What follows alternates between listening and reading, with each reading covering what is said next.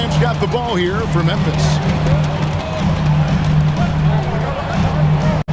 And in this first quarter, about 3 minutes played. 2 minutes remaining in the first. 5 to shoot. There's the lob to Jackson, and out of bounds as the Timberwolves gain possession. That is just a careless turnover. You've got to be smarter in those exchanges. Outside Edwards. Inside, here's Gobert, and he goes big with a dunk right over Jaren Jackson. The Frenchman doesn't mess around down there. Gobert, what a vicious throwdown. Here's Morant. And it's McDaniels with the rebound. And typically he has the touch to finish when he's in tight, but not sure on that possession. Randall finds Conley. And contact on the shot, so he'll be shooting free throws here. And you know, you look at guys like Randall who don't have that eye-popping athleticism or length. The pump fake is a great equalizer. Both free throws good from Randall. Well, he's certainly been on target with the free throws.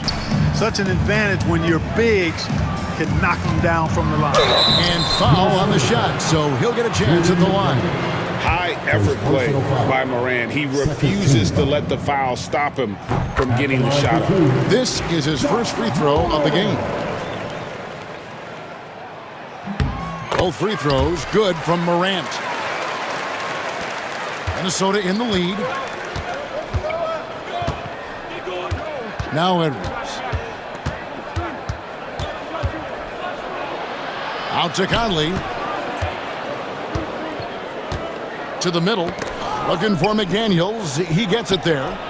And the basket by Gobert. This is Gobert's comfort zone, using his size to capitalize down there. Memphis has gone 1 of 3 from beyond the arc so far in the game. Jackson, a screen on McDaniel. Here's Morant. That ball is in the basket. Now he's shot 6 and made 3 of them. I like the play call. Very solid, making perfect use of the pick to get a great look. Randall, a screen on Bain. Edwards passes to McDaniels. Edwards looking it over.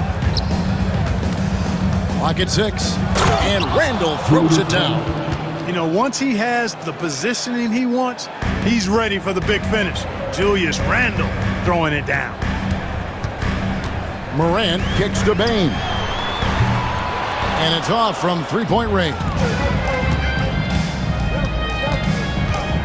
McDaniels passes to Edwards. Takes a 3. No good on the last second attempt there. And that concludes the first quarter of play. Minnesota.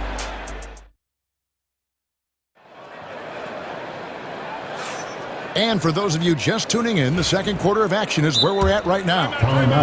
And a moment to look at the scoring approach in terms of where the points are coming from for Minnesota. And guys, I love the movement.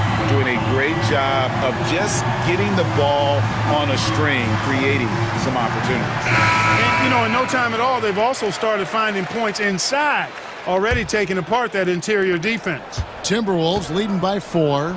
They've got Jackson. Santi Aldama is out there with Brandon Clark. Then there's Desmond Bain.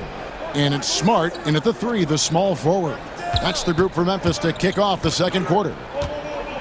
Now here's DiVincenzo.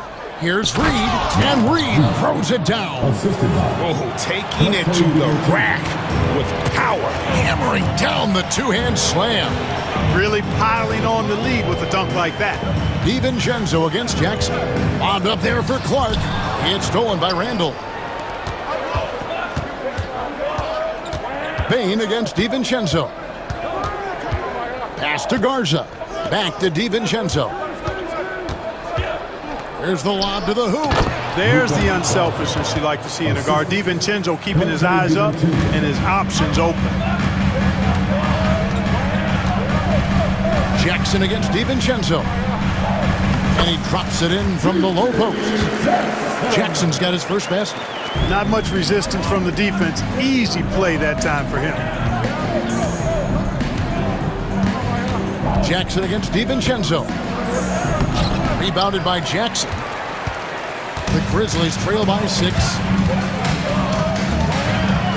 And a wide open look for Payne. Buries it from three-point range. Greg, you know this. Good coaches give their players confidence. But what's the balance there between affirmation and accountability? Well, when you believe in a player, that also comes with expectations. So a coach has to boost them up and also demand that they deliver. And an eye for an eye. Both teams working to stretch the floor. Nothing like answering back. One team gets 3, you fire 3 of your own. Boom. And Clark slams it in. And you can see him give a little nod and then just burst to the rim for the alley-oop slam. A pair of teammates, Greg, with a terrific feel for each other. And I tell you what, guys, that's a big play to make in a close game. Potential momentum builder there. Really well done there. Just confident and composed, never in a hurry. Here's Jackson. A rebound by the Timberwolves. Randall down low. Guarded by Smart. Banked in off the glass. Randall's got the lead up to 8 now for Minnesota.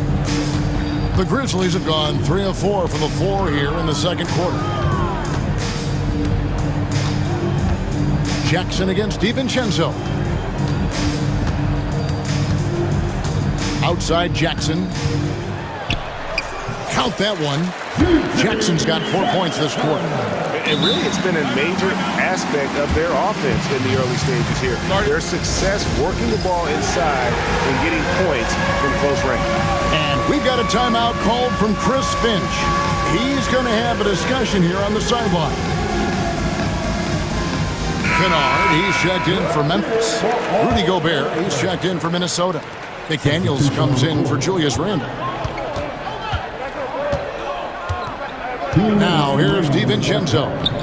Nothing on the board. Gobert, and that's good. I mean, the number of points they've scored in the paint already here is eye-opening. DiVincenzo against Jackson. Here in the second quarter, just under 3.5 minutes played. Good on the triple. Jackson's got 7. Maybe he's not one of the elite sharpshooters, but even still, that's not a shot that D can afford to give him.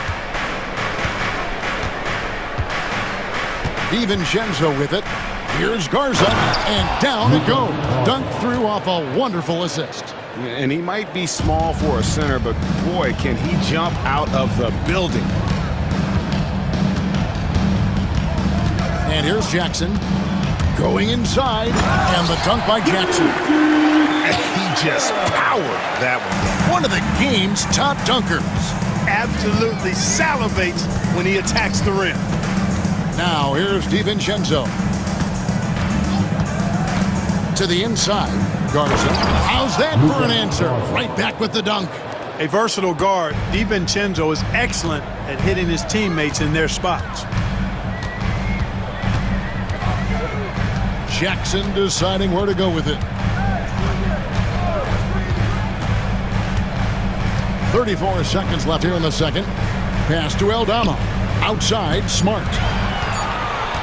Memphis needs to get off a shot here. Aldama can't hit. Very dangerous to leave a guy like that open. Lucky break there for the D. Timeout. We've got a timeout called by Taylor Jenkins. This will give him a chance to discuss some potential alterations.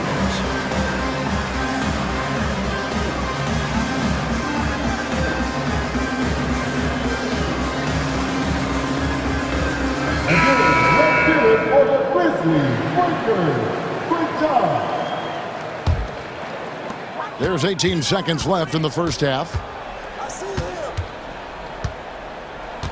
Morant against McDaniel. And that one's good. Morant using that quickness to his advantage. That time he gets that one to fall. Here's DiVincenzo. Now McDaniels.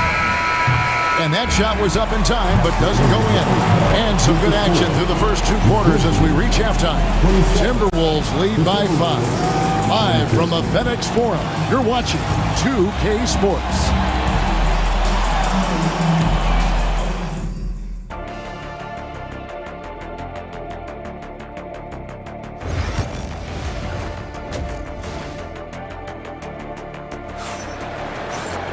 And we're halfway through this one. Plenty of basketball left in a game that's been fairly even so far. You have to like what you're seeing from Ja Morant. Man, how about the amount he's contributing in the scoring column? Through 2 quarters, he has been terrific. And you know what? They've come at him a few different ways defensively, and nothing has slowed him down. And on the floor for Chris Finch as we get into the second half. We've got Randall. Jaden McDaniels is out there with Edwards. And it's Rudy Gobert. And it's Reed in at the power forward. Now here's Morant. And there's the drive. Misses in close. And you can see the defenders afraid to kind of get in his way a lot of times when he's on his way to the basket. But on that one, they were there. Showing quickness off the dribble, something that separates Randall from most other power forwards.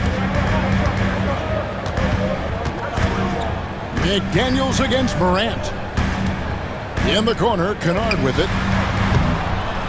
No good on the 3. Timberwolves leading by 9. Here's Randall. And 2 free throws coming up, unable to get that one to go with all the contact. Just an attacker is Randall. Always seems like he's being sent to the line. He's gone 2 for 2 at the line so far. A 78% foul shooter a season ago.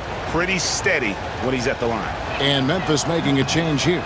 Smart's checked in. He hits one, then misses the second attempt from the free throw line. And he's going to get whistled for that foul, G. That was intentional, but not exactly logical. How about pointless to foul there? I mean, I don't know where his head is, but it's not in the game. And we've got a timeout called from Chris Finch. And coach has decided they need a moment to talk things over. Williams, he's checked in for Kennard. And the Timberwolves also making a change. Alexander Walker, he's checked in for Randall.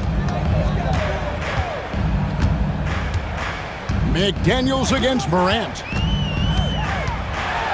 And Morant throws it down. We all know Ja's capability to fill it up, and he is showing it here tonight. Reed with a screen on Morant. Edwards against Morant. Back to Edwards. 6 on the shot clock. Oh, what a physical score from Edwards. Boy, how about the strength of Edwards, confident at taking on defenders and finishing. Morant surveying the D. Driving inside. And finished off by Morant. And one step ahead of the defense with that solid screen. And then, Greg, the monster dunk to finish it off. Boy, picture-perfect teamwork that time, guys. One guy sacrificing for the other. That's how you succeed in this league. Here's Morant after the basket by Minnesota. Lets it go from deep. It's hauled in by Edwards. And so Edwards will bring it up for Minnesota. 10-point lead. This is their biggest. Oh, the lob to Gobert. And finished off by Gobert. One of the best lob partners in the business, Rudy Gobert. Now here's Morant. He's got 15. Pass to Huff. Here's Williams. Cranes the three-pointer. That's a textbook example of how to move the ball. Boy, you gotta love that action. Edwards inside. Guarded by Morant. Edwards, that's good. Boy, you love to see Edwards shine on offense like this. I know it's got to be making his coach happy, too. Right now, let's send it over to the sidelines and get a report from David Aldridge. Kevin, Rudy Gobert has tied for the most Defensive Player of the Year awards all time, but he's challenging himself to do more offensively. He said it's all about just being okay with missing or making mistakes, freeing my mind and doing the things that I work on to get out of this shell that I was being put in. Kevin, back to you. All right, David Aldridge, we thank you for that report. Edwards kicks to Gobert. McDaniels against Smart. And they'll turn it over. They knocked it off a shot. 24-second violation.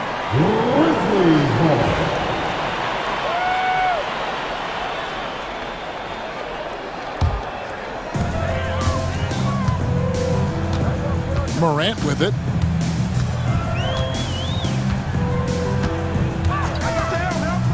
Pass to Huff. Memphis moving it around. Morant left side. 6 to shoot. And foul on the shot. He'll shoot 2 at the free throw line. That's on Jaden McDaniels. And going up strong inside demonstrates confidence. Morant not afraid to get physical. And we've got a timeout called from Chris Finch.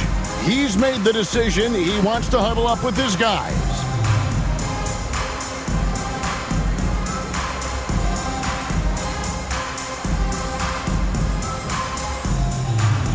Edie's checked in for Memphis. Bain comes in for Smart. Big group substitution now for Minnesota. Garza's checked in. Miller comes in for Naz Reid. Randall's checked in for McDaniels. And it's Dante DiVincenzo in for Edwards. Take a break. 2 shots.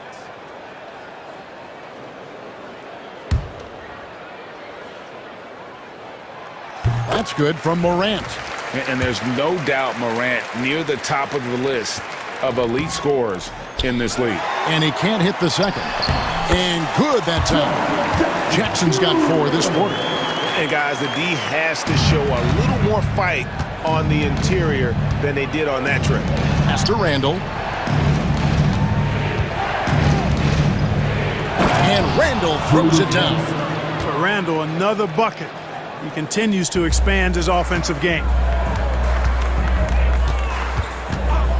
DiVincenzo against Morant. A kick out to Bain. Back to Morant.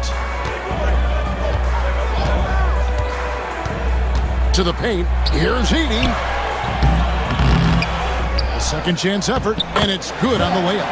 Second chance points always hurt. Just not enough effort to block out. Hey, guys standing around spectating, I mean, you got to get in there and get tough. Stolen by Jackson. Morant against Randall. Morant left side. Over Randall. 2 free throws coming up, and they call the shooting foul. Oh, the officials are all over that one. Clearly a foul. I mean, didn't give him any choice but to blow the whistle. I mean, you got to play without fouling. Off on that one, so he goes 1 for 2 at the line. Shots continuing to fall as we conclude the third quarter. Both teams putting up points. Minnesota. And let's take this opportunity now to show you our State Farm assist of the game. Yeah, an easy choice tonight. Look at the precision on this pass. Put it on a platter for him. Served him up a tasty room service dime right there, boy. Well, what a terrific game it's been so far, with this fourth quarter sure to bring more pressure-packed basketball. We've got a timeout called by Taylor Jenkins. He's very aware of the timing here and the significance of getting things squared away with his team. Time now to turn to our sideline reporter, David Aldridge. David. Thanks, Kevin. Well, Coach Taylor Jenkins talked to his team during the break. His emphasis was for more effort on the defensive end. He said, we have to do a better job of communicating and helping each other out. They're getting too many easy looks. Let's make it hard on them. Kevin, they're going to have to if they're going to slow down the hot shooting of their opponent. Thank you, David. Jaren Jackson is out there with Marcus Smart. Then it's Morant. Then it's Williams. And it's Huff in at the center position. That's the lineup out there for the Grizzlies. Timberwolves leading by 5. Randall with the ball. Guarded now by Jackson. And the foul on Marcus Smart. That's his first foul. First team foul. Here's Randall. And Randall throws it down. Oh, inflicting some punishment with the two-hand flush. They're going for the throat. Now's the time to do it. Keep attacking that rim. Morant with a wide-open look. And another miss by Memphis. The Timberwolves have gone 1 of 4 since the end of the third quarter. Offensive rebound. Randall slides through for his 7th basket in 11 tries. Randall's got an unorthodox game, but he's got a good, strong upper body, which makes him a very consistent scorer inside. And Morant throws it down. That should give him a nice little jolt. Yeah, it has to. They need a jolt, GA. And, you know, that's exactly what happens when you don't settle. That's the result. Tremendous effort and a big-time finish there. It's Edwards on the wing. Gets an open look and hits. Edwards got 10 points here in the second half. I tell you what, Edwards has a really nice, smooth release, and that shot looked in the moment it left his hand. Jackson setting the pick here for Morant. And Morant throws it down. He just punched the ticket on that one. That'll get the job done. Powerful two-hand jam. I tell you what, if he's got a few more of those in him, this lead will really start shrinking. Randall a screen on Morant. Edwards passes to Reed.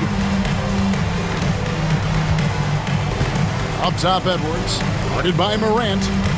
5 on the clock. Beyond the arc. Rebounded by Jackson. And close to making the defense pay for the lax coverage that time. Morant against McDaniel. There's the lob to Jackson. Stolen by Reed. Gobert with it. Guarded now by Jackson. Here's Reed. And the Timberwolves tack on 2 more. And that's a nice possession. Did a good job to get that open shot. Here's Morant. And Morant throws it down. This is how athletic Morant is. A point guard who possesses incredible athleticism. Morant against Edwards. And guys, let's get your take on the scoring breakdown for the Timberwolves. Well, I've been impressed with the ball movement all game long. They're really looking to just make that extra pass. They brought the hard hats and the lunch pails with them, too. Done some great work down inside. The Grizzlies trail by 9. 1:41 left in the fourth quarter. Pass to Huff. Jacks up a 3. Good. And a nice assist from Morant. Well, Morant's acrobatics often get the attention, but his passing is also elite. Outside Edwards. Reed with a screen for Edwards. Another miss by Minnesota. Hey, you know, I like the competitive spirit, but when you look at it, I think he rushed that 3 a little bit because he was trying to get back at his opponent. A true leader. You can tell Morant takes pride in stepping up when it matters most.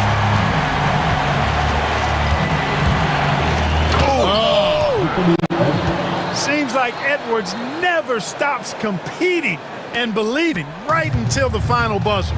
This is a do-or-die possession. They have got to get points. It really does come down to this. I mean, come up empty and it's over. Here's Morant. Yes! A huge shot from Morant. Wow, you see why they put the ball in his hands in those situations. Gobert with a screen on Morant. Edwards dishes to Randall. And Randall throws it down. Yeah, nice, strong finish on the inside. But Greg, that's what he does. He's got the dunker mentality. An absolutely tremendous athlete, able to go up and finish over the biggest of defenders. Outside for Jackson. A 3-pointer off the mark. And they are in the driver's seat. Yes, they are. If they come away with points on this trip, Katie bar the door. Just 1 second between the shot clock and game clock. And here's Edwards. Shot clock at 6. Puts up a deep 3. That one doesn't drop. And so the Timberwolves take the win. This was a hard... Thanks so much, David. Thank you for joining us. That'll do it for now. For Greg Anthony, Clark Kellogg, and David Aldridge, this is Kevin Harlan. Thanks for watching this presentation of the NBA on 2K Sports. See you next time.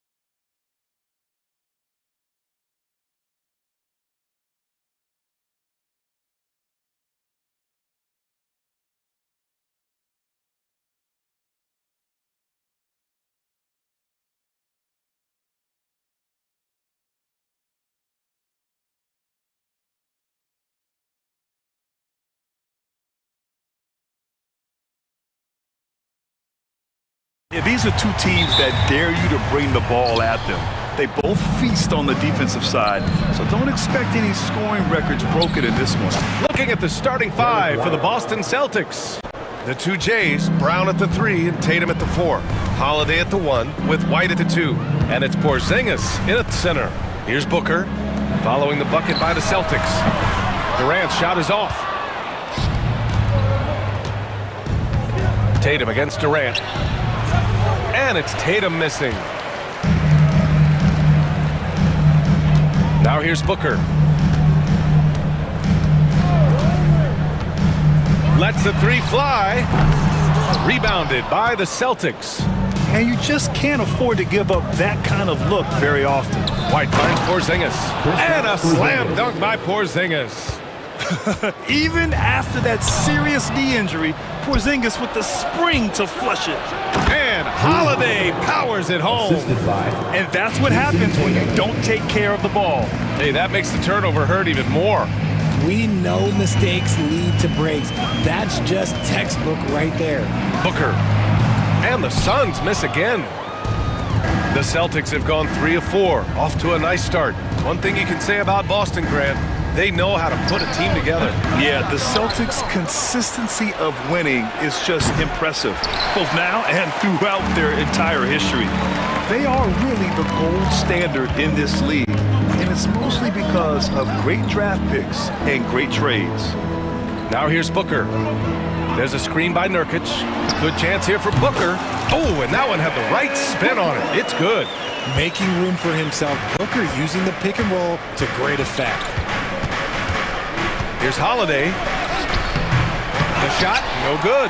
Excellent D there from Booker. Here's Durant.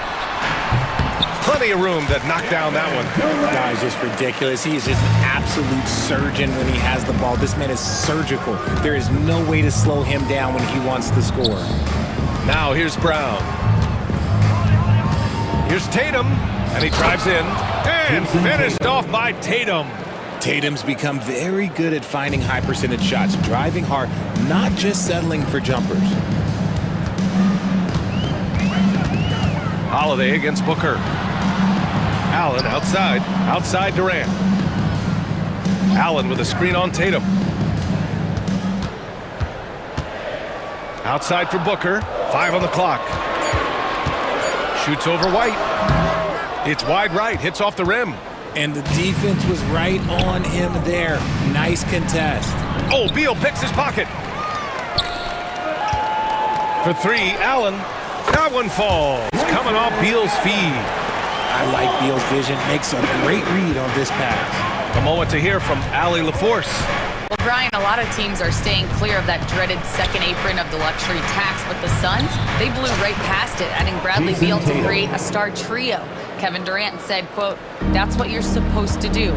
It's about swinging for the fences every year." They're looking to go the distance. Every year, you're right. Talent is there, Allie. And it's the Suns with the ball.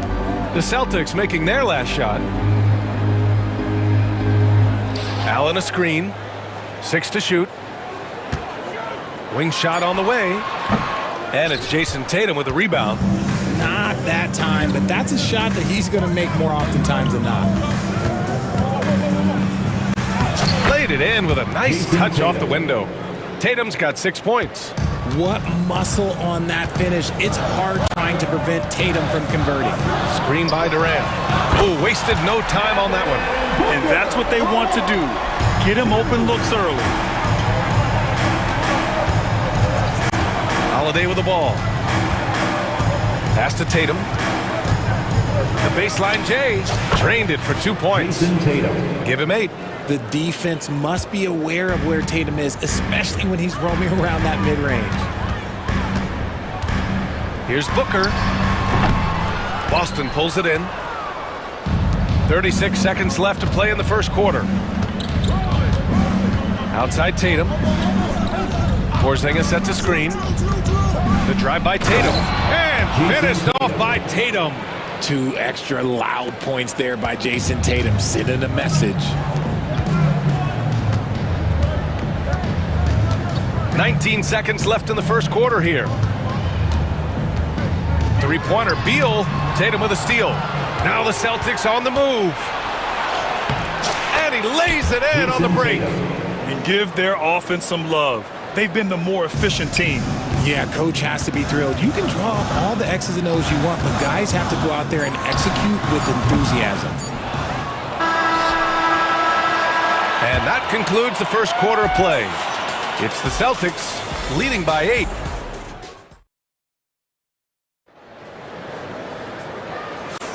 Hope you've enjoyed the broadcast so far. Halfway through the first half in this one. And a moment to look at the scoring approach in terms of where the points are coming from for the Celtics. So far, they've shown a terrific work ethic in transition, pushing the pace whenever possible and getting out ahead of the defense to score. Yeah, we got to talk about how pestering they've been on defense, forcing turnovers and finding ways to score off them. Booker and Beal are the talented backcourt. Allen and KD are the forwards, and it's Plumlee in at the 5. So that's the lineup on the floor for the Suns. And Joe Mazzulla has called timeout. He's going to talk it over with his guys. All right, Suns fans, here come your Suns answer. The Suns making a switch here. Bowles checked in.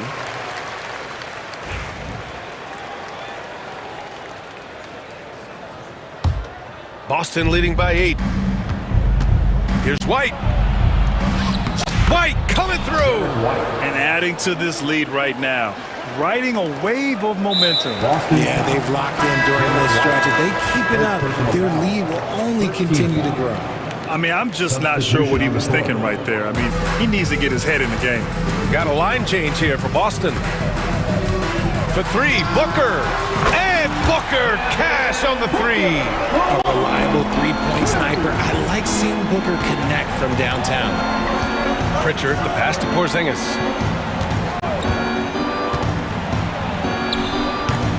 Can't get it to go. Solid defense from Bowles. Suns trail by 7. And when Porzingis can be a third option on a team, he is deadly and efficient, RJ. We've always seen Porzingis as the guy or as a second option. But when he has elite teammates around him, he really flourishes. And here's Holiday. Bowles grabs the board. Phoenix has gone 3 of 5 from the perimeter in this game. And he buries his first look. Good work from Beal. He gets inside and finishes the play. Outside Holiday. Pass to Porzingis. Operating inside. Porzingis. Credit their discipline. They've been working for high percentage shots. Booker against Holiday. Booker, pass to Beal. Plumlee a screen. Here's Bull. Outside for Booker. 4 on the clock. Over Holiday. And there's Booker. That one's good. On the assist from Bull. So lethal from the mid-range. Booker's just one of those guys that can hit you at all 3 levels. And so they choose to intentionally foul. Jones, he's checked in for Devin Booker. Number 21. Porzingis in the post. Pull on him. Porzingis in the post. Bull covering. Beal surveying the D. Pass to Plumlee. Back to Beal. Plumlee a screen. Now here's Beal. Defense is right there. And the shot's off. 1 for 2 in this one. Here's Holiday. Solid defense from Bowles. Ooh, old school right there. No easy buckets. And Allen gets it to go. And now just a 1-point Boston lead. Grant, there are such intense rivalries at the college level. Do any of those carry over to the NBA? Oh, BA, they sure do.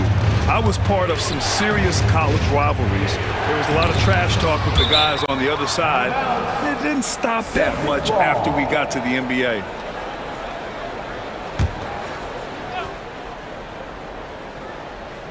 And about 3 minutes played now in the second quarter. Goes up at the stripe. Hits the front of the rim and out. No defender in sight. He tries to take initiative, but ultimately comes away empty-handed. Let's check in with our reporter, Allie LaForce. Jaylen Brown is playing with so much confidence. He said, quote, "I feel like I'm a different player. My body has changed. Athletically, I'm entering my prime. I'm more aware on defense and offense. I feel like on both sides of the ball, I'm playing the best basketball of my life." Well, it shows, Allie, for sure. Nice ball movement there. That's how you break down the defense. Boston trailing. Closing in on 4 minutes played here in the second quarter. Boston, no good that time either. Phoenix with the ball. They've got a 13-2 run going. Pass to Beal.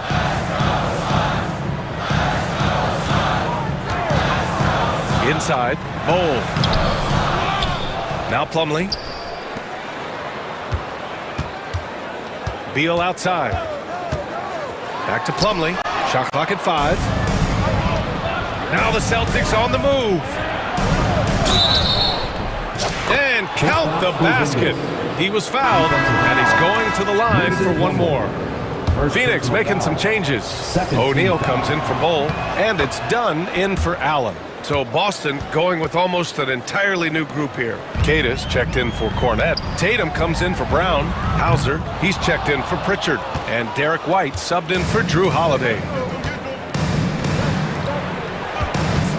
Right side Tatum. It's crazy. He's growing taller. He's adding more muscle. Tatum just becomes harder to defend in there. Boston shooting their second and third free throws tonight.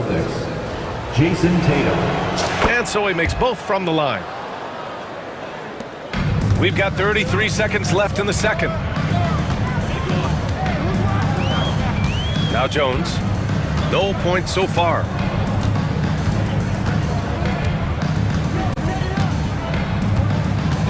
Pass to O'Neal. Shot clock at 6. Fires the 3. After missing his first attempt, now 1 for 2. Here's White.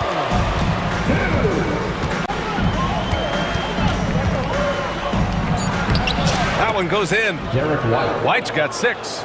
Got it in deep, and that's how you do it. Beal from outside. And that's not gonna go. And so a close game as we wrap up the first half of play. Celtics Alley as always, thank you. We'll be right back to begin the third quarter right after this.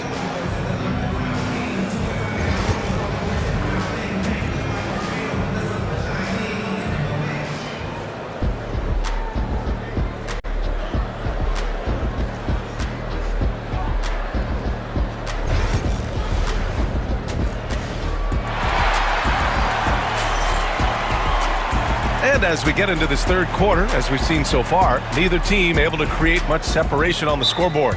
And you know, Jason Tatum, he's been really making it happen, guys. Yeah, they've done an amazing job of creating room to operate for him. And then, of course, executing.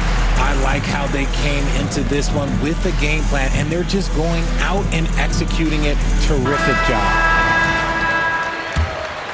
Here's Booker. On the court right now for the Celtics. Tatum and Horford, the duo at forward. Then it's Derek White, and it's Kata in at the 5, roaming the paint. Booker's shot is good. Plays hard in every facet of the game. Nothing that Booker can't do. Back to Tatum. Launches it. It's hauled in by the Suns. And sometimes on defense, you can just get lucky. Outside O'Neal. Outside Durant. And out of bounds. Boston will have it. Well, Richard, I know you had the pleasure of guarding Kevin Durant. Not an easy assignment. What was that like? You're right, B.A. I had the pleasure of guarding him in the NBA Finals. And let's say it was not the easiest of tasks. He's become such a complete player, there's no way to stop him. He takes what you give him, and he kills you with it. I love seeing Tatum exhibit the passion that he has shown us tonight. Such a motivated performance by him. Yep, that one's good. A great move. I mean, the defense has no response. Yeah, taking it right to the rim. One imagines that might be discussed at halftime. That's going to be on the film. White, the pass to Kata. There's Tatum with the 3. And Tatum drills the 3. You can't give up these corner three balls to Tatum. That is a recipe for disaster. Here's Booker. He's got 12. Pass to Durant. Back to Booker.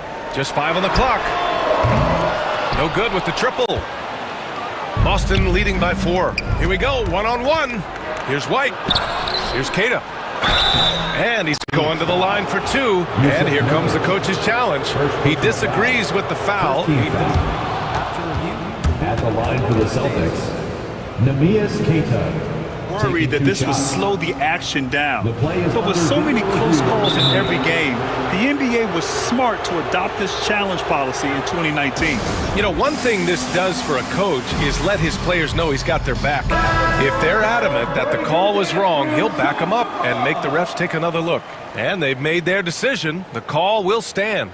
And as much as it hurts to lose a challenge, I think Coach would challenge that call again if he could. He really disagreed with the foul, and he's still peeved. And the first one at the line is good. And he makes both free throws. And Booker has got the ball here for the Phoenix Suns. They trail by 6. Durant with a screen on White. Booker no good. The Celtics have got 2 of 3 from the floor in this third quarter. And the call will be against Derek White. That'll be a second foul of the game. I love great defense. Just quick to establish his feet, and he takes the hit. Here's Booker. Ooh, cans the tough leaner from the outside. Booker's got 4 points now in the quarter. Celtics lead by 4. Outside Tatum. Tatum on the drive. No, misses that one. 8 for 11 now. For Phoenix, they've gone 3 of 5 from the field in this third quarter. Tatum against Durant. Nurkic, a screen on Tatum. Here's Durant. Oh, big finish! Wow! Okay, I see you. He's not even a near 7-footer. He is a 7-footer. Durant handles it like a guard, just unguardable at times. Tatum against Nurkic. Horford passes to White. Oh, through contact. White gets the finish. When it's this close, every bucket matters. You need good looks. For 3, Booker. Boston pulls it in. Tatum's got 5 rebounds in the game. And an intentional foul right there. And the timeout called by Mike Budenholzer. He's going to gather the troops and talk it over. Hard to find a season in his career where Horford didn't make an impact, RJ. One way or another, he's going to help his team win. Still out there doing it and doing it at a high level. He's kind of an ageless wonder.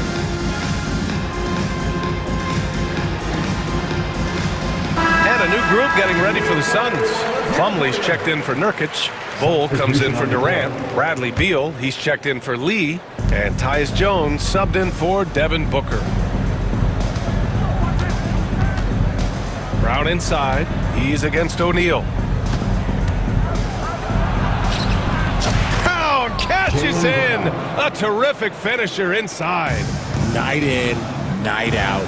Brown just makes plays. To the paint. Here's Bull. Porzingis grabs the board. You often expect him to convert these types of shots, but the D must have made their presence felt to prevent that one. Pritchard, the pass to Holiday. And he banks in the layup. And it's an 8-point Boston lead. He's such a gritty player. Holiday fights for 2 there inside. Beal outside. The 3 is up. And once again, off the mark by Phoenix. The Celtics have gotten 5 of 7 attempts in the third quarter. Here's Holiday. Solid defense from Bull. Phoenix has got nothing to fall here in the third. 0 for 4. And that's out of bounds. It was last touched by Beal. A classic breakdown with the ball, sending it right out of bounds and giving the defense a freebie. Boston leading by 8. There's 39 seconds left in the third quarter. Here's Pritchard. And just wasn't able to set up in time. And you look at Jaylen Brown, Graham. Not many wings have the strength he has. Yeah, Jaylen Brown could dunk over a brick wall. And he could dunk through a brick wall, too. It's just so hard to move him off his path when he's on his way to the rim.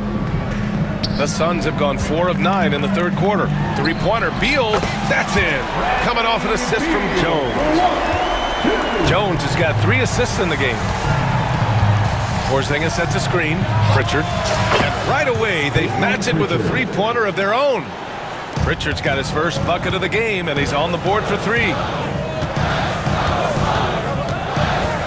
Now here's Beal.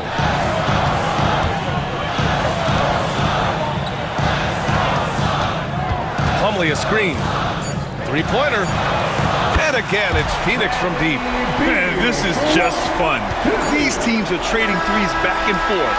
This is today's NBA. Hey, we see this kind of exchange more often than not. And so it's Boston closing out this quarter with a 7-point lead.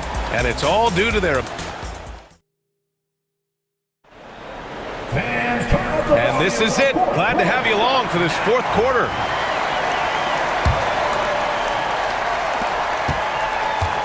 Beal and Allen are out on the wing. KD and Nurkic are the big men for him. And it's Booker in at the point. That's who's out there for Phoenix. Beal against White. Kick out to Brown. Clock at 4. And he lobs off the lob. Jason Tatum. Terrific lob, and Tatum takes care of the rest. This is how it's done. Those passes dunk themselves. It's Beal on the wing. He's guarded by White. Back to Beal. Booker against Holiday. Now here's Booker. Guarded closely. Allen outside. Pass to Durant. Here's Booker. And that comes off the assist by Durant. That's the kind of shot this offensive scheme is meant to produce. We're just over a minute into this final quarter of play. Porzingis with a screen on Durant. Outside Tatum. Oh, look at Tatum going to work inside. Now, what hard work from Tatum inside. Doing what it takes to find his shot. Allen finds Booker. First minute and a half of basketball played here in the fourth. Can't get it to drop. And it's Tatum with the ball for the Boston Celtics. White, the pass to Tatum.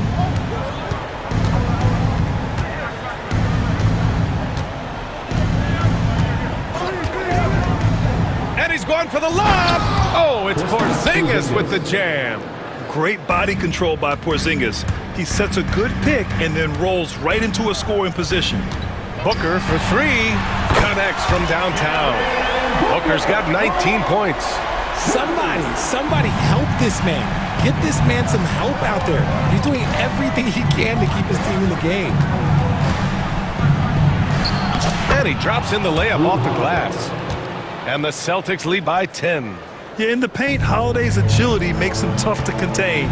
He just needs a little space to go to work. Pass to Durant. Here's the floater. Outside for Booker. And here's Beal. Allen outside. And stolen by Brown. Fast break. Here come the Celtics. Here's White. And White finishes off the break. Well done. All right, guys, what do you think about the hustle stats for Boston? They've been defending with excellent anticipation all game long. Just look at how many times they've managed to get their hands on the ball. Yeah, one thing I think they should continue doing is attacking the break. Because right now, this defense has no answer for them when they do this. Stolen by Booker. Beal from outside. Porzingis grabs the board. Porzingis has got 7 rebounds in the game. Tatum a screen on Allen. 1:36 left in the fourth. And here's Brown for 3. The offensive rebound. Pass to White. To the inside. Porzingis. Count that one. He's now 5 for 8. Check out Porzingis' energy. He's just relentless on both ends of the court. Durant for 3. Yes, sir! The smooth stroke of Kevin Durant. This is that modern big man play. Tall guys who are comfortable draining shots from deep. White looking it over. 1:02 left in the final quarter. And he comes up with a bucket. Barring a miracle comeback, this one is wrapped up. They were able to control the tempo and flow of the game, and it will end in a victory for the Celtics. When you look at their assist totals, you can see why it was easier for them to score. The ball was really popping tonight. And good things seem to happen when you're patient and willing to make the next pass. Their offense has flowed really well. And what a huge performance it was for Jason Tatum. And he's been a well-oiled machine on offense, keeping things simple on this end, getting the looks that he wanted, knocking them down. About 7 seconds separating the shot and game clocks. Booker on the take, banked it in off the glass. Boston on offense. They lead by 11. Tatum with it.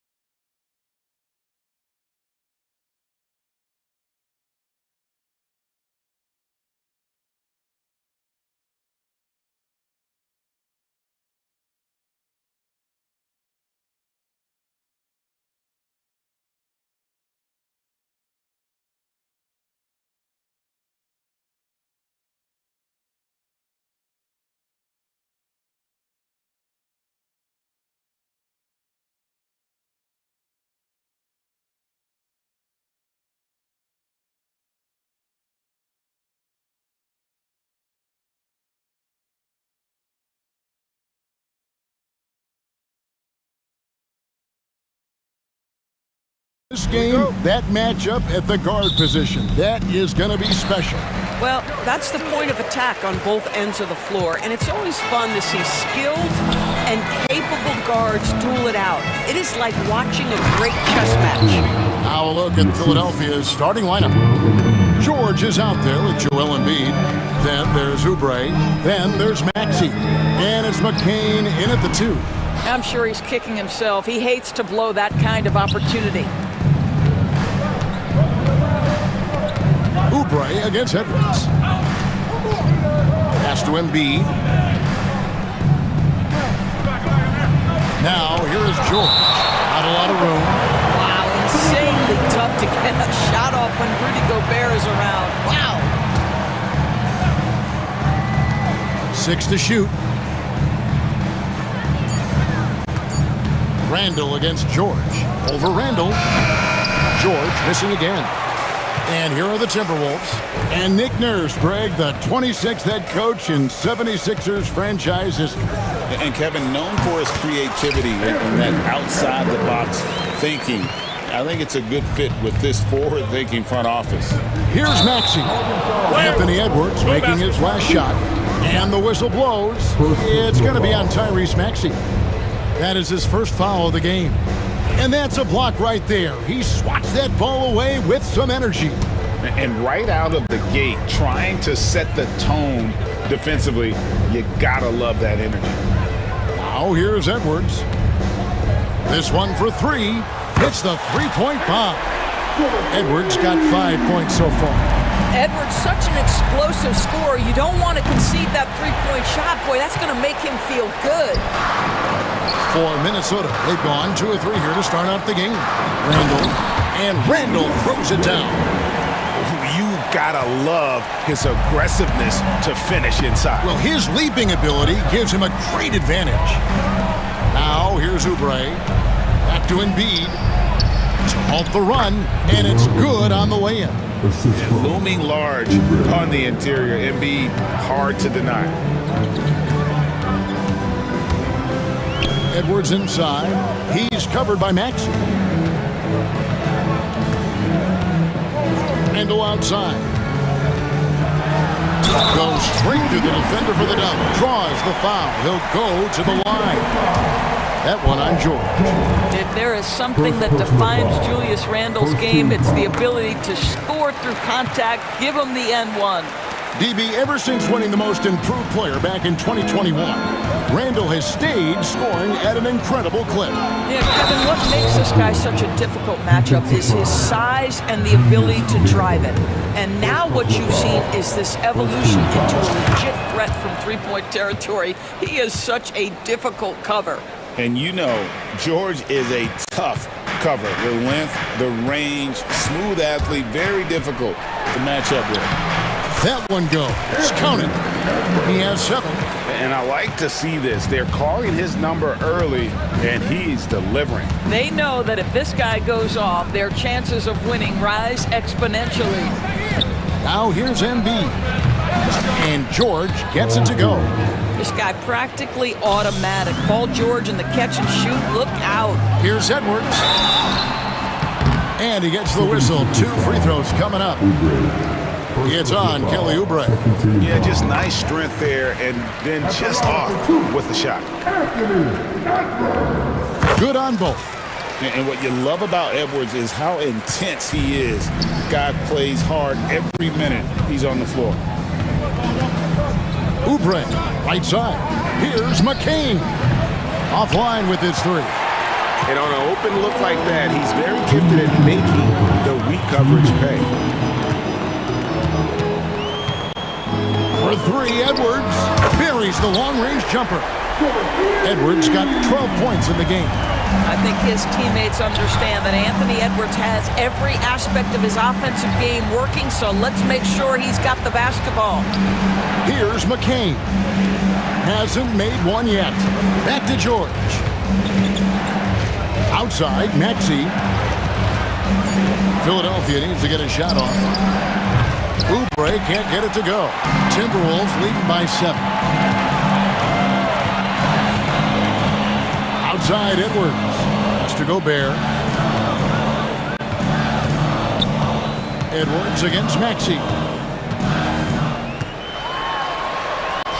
And he banks in the layup. Well, Anthony Edwards with that frame on the interior, such a tough check. The 76ers trail by 9. Oubre outside.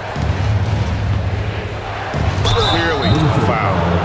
76ers have gone 1 for 1, making their previous attempt at the line. First free throw is good. Shooting for Philadelphia, Paul George. At the line. And both free throws good for Paul George. The Timberwolves have gone 7 of 8 from the field to start the game. Very hot shooting. Randall outside. And Randall throws it down. Well, if the basket is within reach, Julius Randle understands how to finish. And George kicks to Oubre. The putback, he hangs in there and cashes in on the second chance points.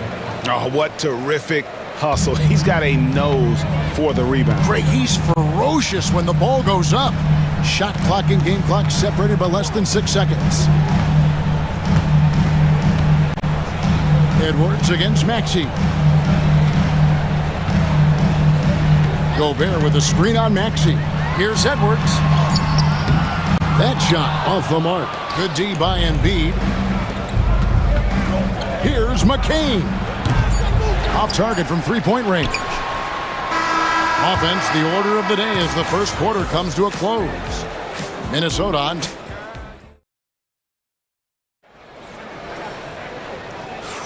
And if you're just joining us, we've played through 1 quarter in this one. And let's get your take, guys, on the scoring breakdown for Minnesota. A lot of high motor play from them in this one, allowing them to kind of charge through the defense and find good looks. I think the other thing they've done a great job of is making their presence felt inside, converting tons of paint opportunities. So to begin the second quarter for the Philadelphia 76ers, they've got Martin, Abusele out there with Andre Drummond. Then there's Maxey, and it's McCain in at the 2-guard. And they've done well at taking advantage of some late defensive rotations and getting the ball in the paint. This team has handed a lot of responsibility to Tyrese Maxey, but Greg, he's lived up to it. And has grown very well into his role with the team, shown that he can be a scorer all over the floor. Amazing to think how far he's come in such a short amount of time. Now, here's Maxey. He has yet to score. Clock at 6. Here's McCain. Rebound by Alexander Walker. Timberwolves leading by 7. DiVincenzo passes to Alexander Walker. Drops in the tray. Have to love the ball distribution. Keep everyone involved. Here's Maxey. The shot goes in. First shot, first basket. And with how explosive Maxey is, he's not your average guard in the paint. Reed in the post. And there's the whistle. 3-second violation.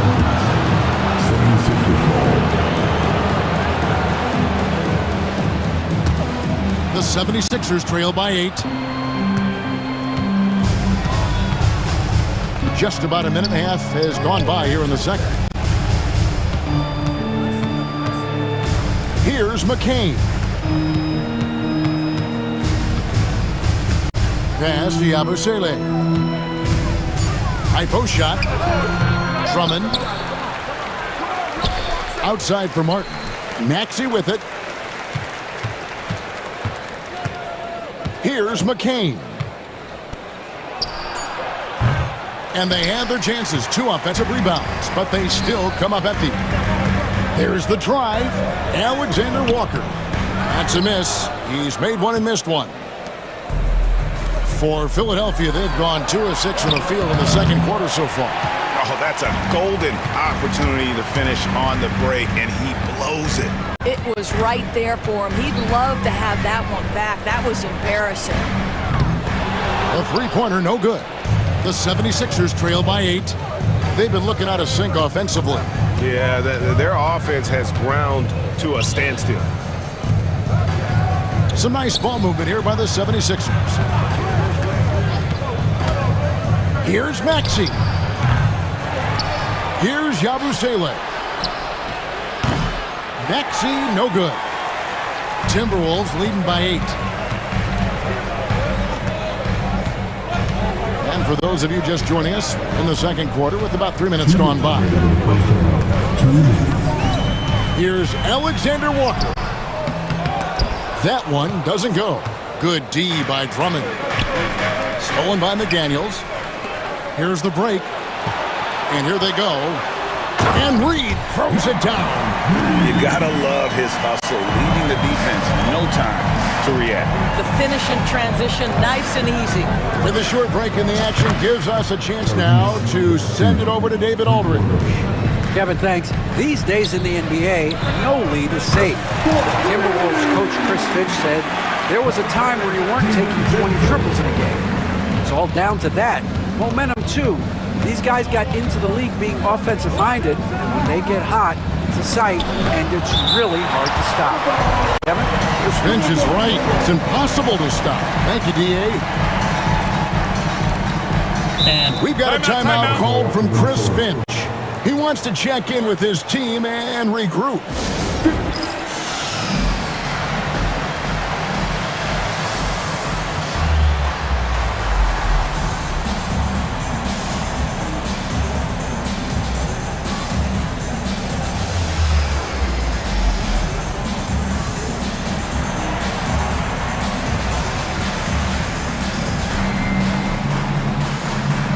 Some changes for Minnesota. Gobert, he's checked in for Reed. Julius Randle comes in for McDaniels. And Dillingham subbed in for Nickeil Alexander-Walker. Gordon's checked in for Philadelphia. Reggie Jackson comes in for Maxey.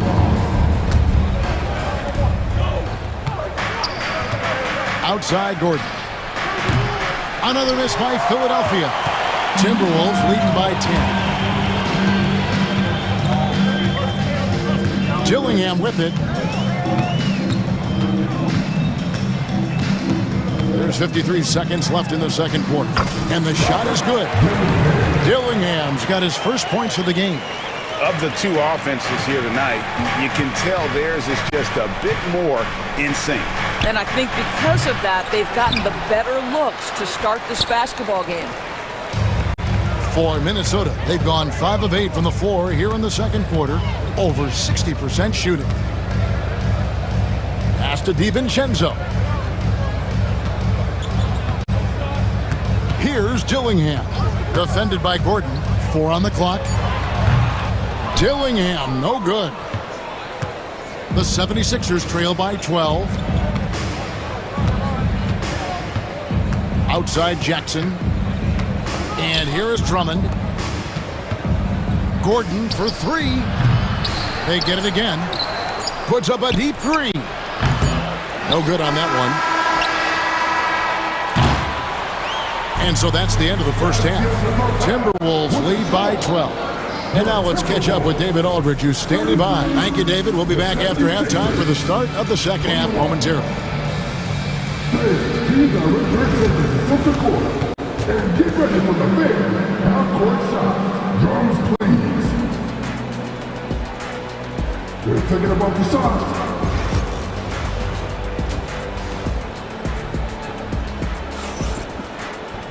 And with the second half upon us, we'll find out if this game becomes the route that it's threatening to be.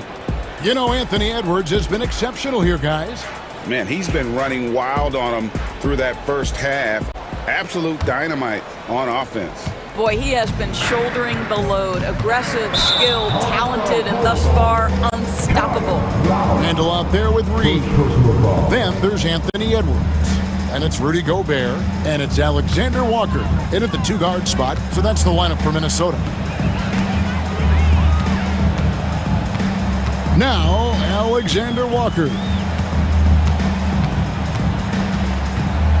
Greg, you've been a part of some great contending teams over the years, but what's it like being on a team at the bottom of the standings with not a lot of hope for the regular season?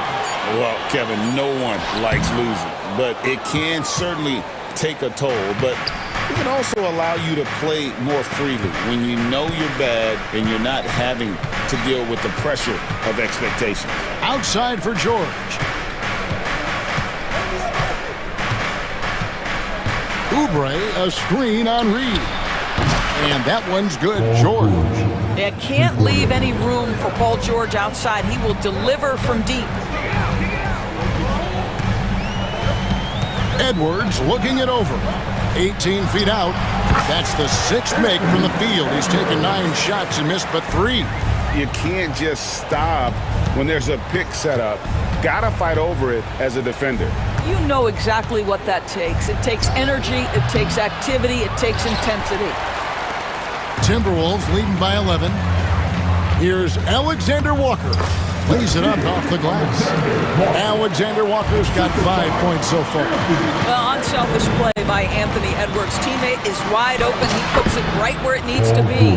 An extremely efficient and productive game for him. But again, he's not going to be able to do it all by himself. Now here's Edwards. 16 points for him.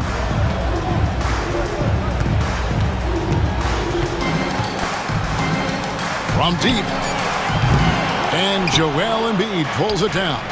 And you know, guys, with Embiid on the floor, it's not just about his individual play. He changes everything for everyone on that team. That's how dominant he is. It's not just statistics. His presence alone propels him. Now, here is George. D right on him. Oubre kicks to George. His three-pointers off the mark. And here's Edwards. He'll bring it up for Minnesota. A little under 2.5 minutes gone by here in the third. The 76ers trail by 11. Lowry finds Oubre. Outside for Martin. Philadelphia moving the ball around. George with no one around. Good on the three-point shot. He's got 18. You've allowed Paul George to lock in and get his rhythm. Now you better start to stop him. Edwards, he sinks the 11-footer. And the Timberwolves lead by 10. And with the lead, I like the strategy here. Continue to get the ball to guys who can do something with it. One thing we've learned in the NBA, the game is never over. So you've got to continue to score, continue to build your lead. 1:46 left in the third quarter of the game. Edwards, and the rejection by Embiid. Here's Martin, and the 76ers tack on 2 more. Timberwolves leading by 6. Gobert with a screen for Edwards.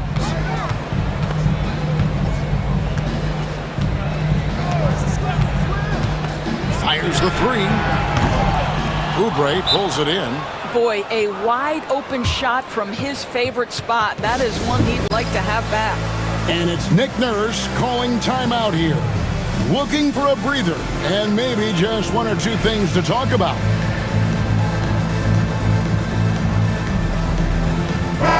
And we've got a timeout called from Chris Finch.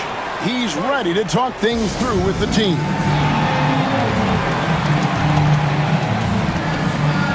Dante DiVincenzo, he's checked in for the Timberwolves. The 76ers trail by 6. Drummond with a screen on Randall. Pass to McCain. Back to Lowry. Fires it up. Rebound, Minnesota. Randall outside. There's 48 seconds left here in the third quarter. Great D that time from Martin. Here's McCain. And the call on the shot that sends him to the line. Philadelphia shooting their 4th and 5th shots at the foul line in the game. And one of the highlights last year for this group was the fact that they were so efficient from the charity stripe. That's a huge factor. You want to contest this guy's shot, but you absolutely don't want to send him to the line. He will make you pay. Here's Randall, puts the move on, and the layup is up and in. Randall's got 9 points. Well, that's Randall working in his comfort zone. You can see how confident he is on his ability to score inside. 8-second difference between the shot clock and the game clock. Here's McCain, defended by Alexander Walker. They grab their own miss, outside for Lowry. Sinks the three-pointer. 5 points in the game. Boy, you love to see this level of awareness from a big like Drummond. How about that feed to his teammate? Randall passes to Garza. Now DiVincenzo. From past the arc. That shot, no good. We're at the end of the third, and we've still got a close one. The Timberwolves. And now let's go back to a play from earlier as we show you our State Farm assist of the game. It's just true artistry right there. I mean, great decision on where to go with the ball, and how about the perfect delivery? We call that putting it right in the pocket, and he knew what to do with it once it was there. And I know I speak for all of us when I say I can't wait to see what kind of finish awaits us here in the fourth quarter. And so Chris Finch calls for the timeout. He's not taking any chances and wants to huddle him up right away. It's time now to hear from our Hall of Fame reporter, David Aldridge. What's the latest, David? Hey, guys, I listened in on what Chris Finch was talking about with his players. Now, he wants his team to stop playing it safe. He said, we've got this lead by doing what we do, and we can keep it if we don't get too cautious. Play our game. Kevin? Thank you, David. On the court for Philadelphia to start the fourth. Maxey and Oubre, they have the guard duties.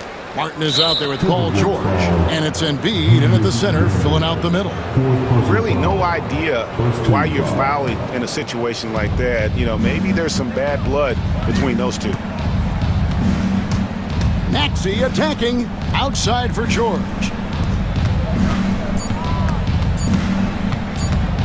Goes back up, and they force the shot clock violation. Great team.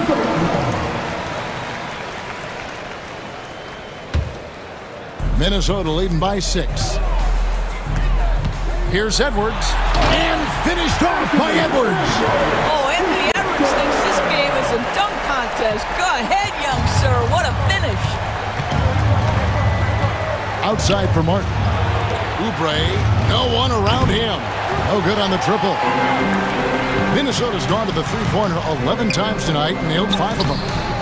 Snatched up. Reed, and Reed throws it down. That's what he gives you, a big-time presence on the glass. And you know what, Greg? Once he gets his hands on it, he's not even thinking about kicking it out. No reason to do so there. He was going to leave, no doubt.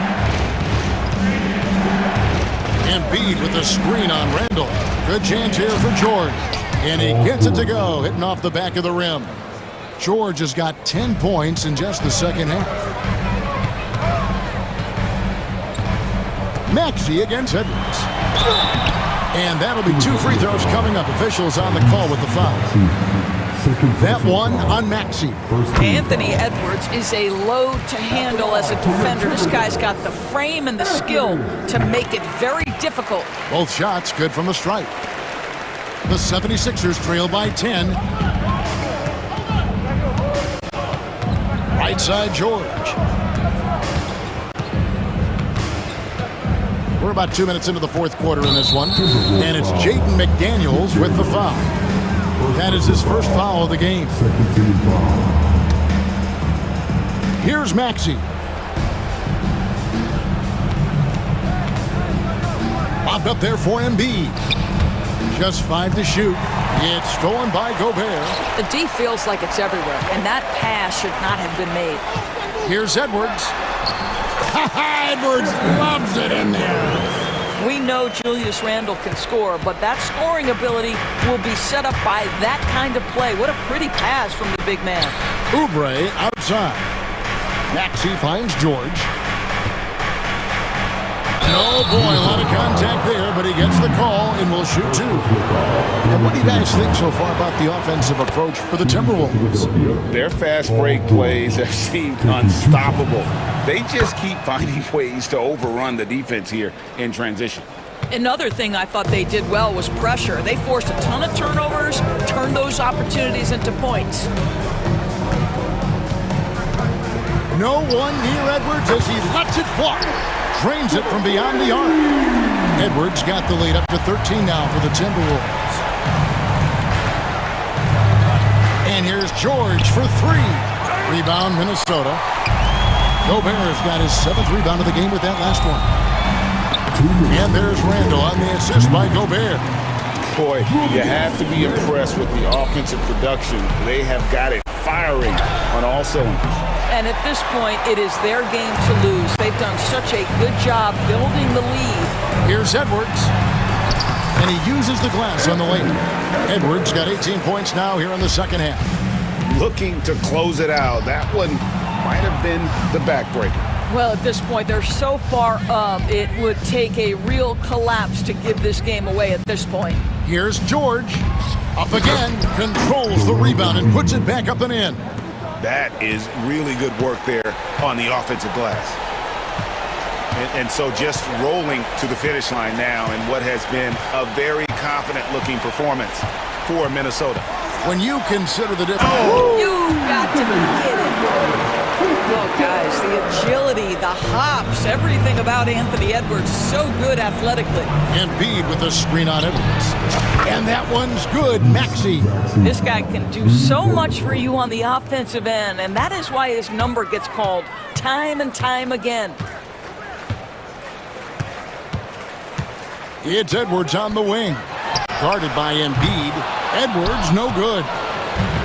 The 76ers have gone 3 of 8 here in the fourth quarter. Maxey against Randall. Here's the 3. Another 3 for Philadelphia. 46 seconds left in the fourth quarter. Outside Edwards. And they come right back with their own three-pointer. Edwards got 37. George with the screen on Edwards. Down low, shoots it. George dishes to Embiid. Philadelphia moving the ball around. Martin wide open. He fires. Off target from outside. So it's the Timberwolves now. Well, for the Timberwolves, they can just run out the clock here. Maxey against Edwards.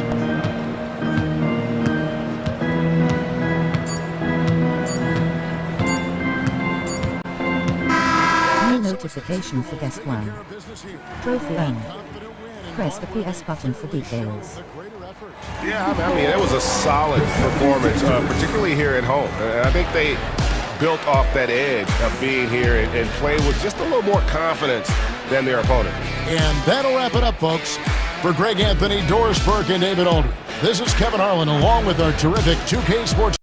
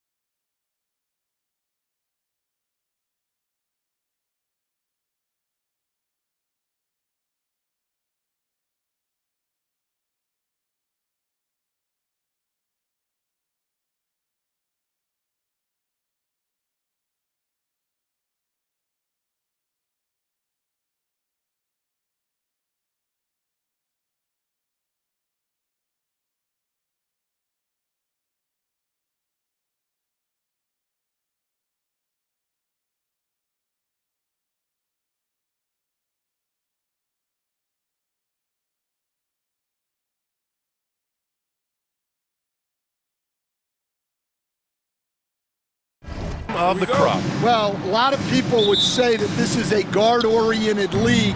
I think it's a league of all the positions, but tonight, certainly, whoever can win that guard... Oh! Wow! Oh, putting on a show for the fans. Morant's skills making it look like a circus in here. And the whistle blows. It's going to be on Desmond Bain. That's his first foul. These calls can be so difficult for officials to make. Here's Brown. Hits the layup after the sweet pump fake to freeze the D. That's just Jaylen Brown putting in the work in close. And it's Morant off the drive. Chalk up two there. And setting the tempo with an assertive move. Like, where was the defense on that play? Well, when you are the aggressor this early, it is intimidating. We don't always get to see this from Tatum, adding the sizzle to the steak. And coach, a perennial all-defense performer, Drew Holiday. Fearsome at that end of the floor in particular. Yeah, Brian, he's as good a defensive guard as there is. Great size and strength at the point guard spot. You combine that with his IQ and his competitive will, he is a problem on a nightly basis. And then Morant with the dunk! And you know you're always going to see some highlights when Morant is on the court. I mean, he loves to use that incredible 44-inch vertical. Count the basket. And they may have talked about shot selection coming into this. For Memphis, they've gone 3 of 4, off to a nice start.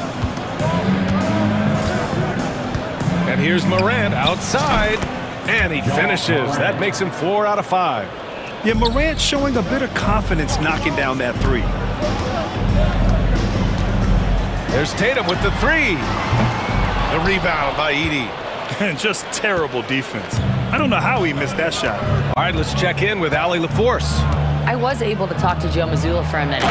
He said John Morant is so good and so entertaining that some guys on both teams just stand around and watch him. He told his players, if you let him get to the rim and do something spectacular, you're not only giving up points, you're energizing the guys around him. Coach wants to prevent the highlight reel kind of plays. Okay, thank you, Allie. Morant against Porzingis. Shot's good by Morant. Morant's got 13 now. Once Ja Morant gets rolling, there is no stopping him. Ja is feeling it tonight. Well, it shows you how crucial communication is. They clearly weren't on the same page there. And the Grizzlies with possession here. It's a 5-point game. And it's Jason Tatum with a rebound. Oh, this is exactly the kind of opportunity you don't want to waste. And one thing you can say about the Memphis Grizzlies, they are disruptive defensively, Stan. Yeah, Brian, they've been in the top 5 in the league in steals, blocks, turnovers forced over the last few years. And let's face it, they're aggressive offensively as well. This team attacks at both ends of the court. Morant not afraid to get in there and play big, showing his toughness in close. Oh, he muscles it in through the contact. They call the foul, and he's on his way to the line. Good execution. They're getting some short-range looks here. And a moment now to quickly take a look at the offensive approach for Memphis.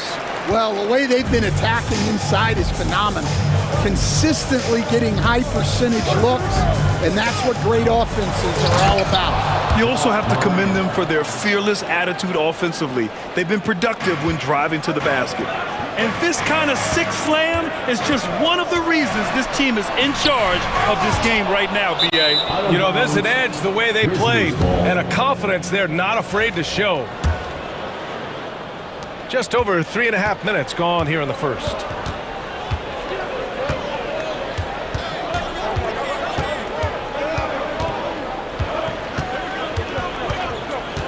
For 3. He can't get that one to fall. And so it's Porzingis with it. He brings it up for the Celtics.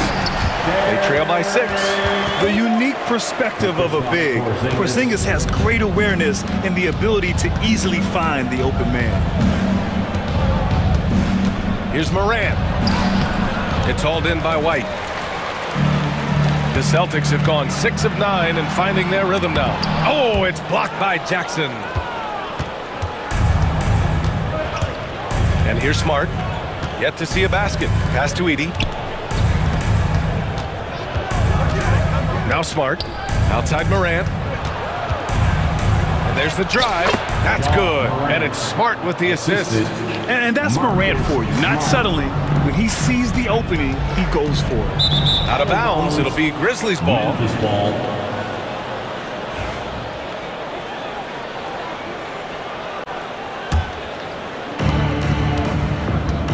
About 3 seconds between the shot clock and the game clock.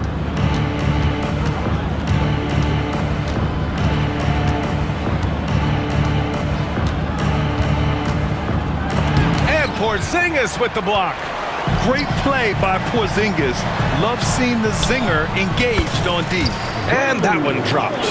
Well, once he gets a step to the rim like that, it's going to take more of a defensive effort to force the miss. Slams it down with 2 hands. Man, they're really getting aggressive now. Memphis shooting their first free throw of the contest. First team foul. The free throw drops for Morant. And it goes out of bounds. That one off Porzingis. I don't know what the heck happened there. That's just a careless turnover.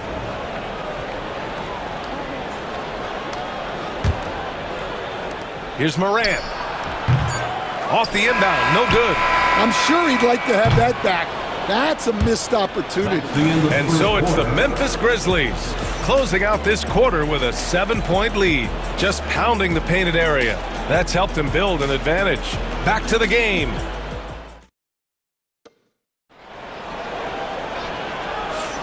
And thanks again for tuning in. If you're just joining us, we played through 1 quarter of action so far. And looking at what we've seen from the Grizzlies, what do you think, guys? You know, they've been relentless in how they attack the paint. Well, if they're going to be that ferocious inside, this defense is in for a long night. And we've got a timeout from Taylor Jenkins. Coach wants to speak to his guys, maybe alter some of the game plan.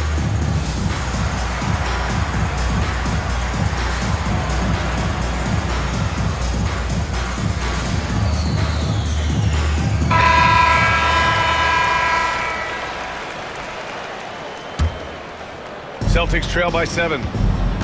On the court for the Grizzlies, we've got Jackson. G.G. Jackson is out there with Desmond Bane. Then it's Brandon Clark, and it's Smart in at the small forward position. In the paint, Holiday's agility makes him tough to contain. He just needs a little space to go to work. Jackson outside. Pass to Jackson. And so he draws the foul, headed to the line to shoot a pair. And how about Jaren Jackson Jr., another second-generation player that we have here in the NBA?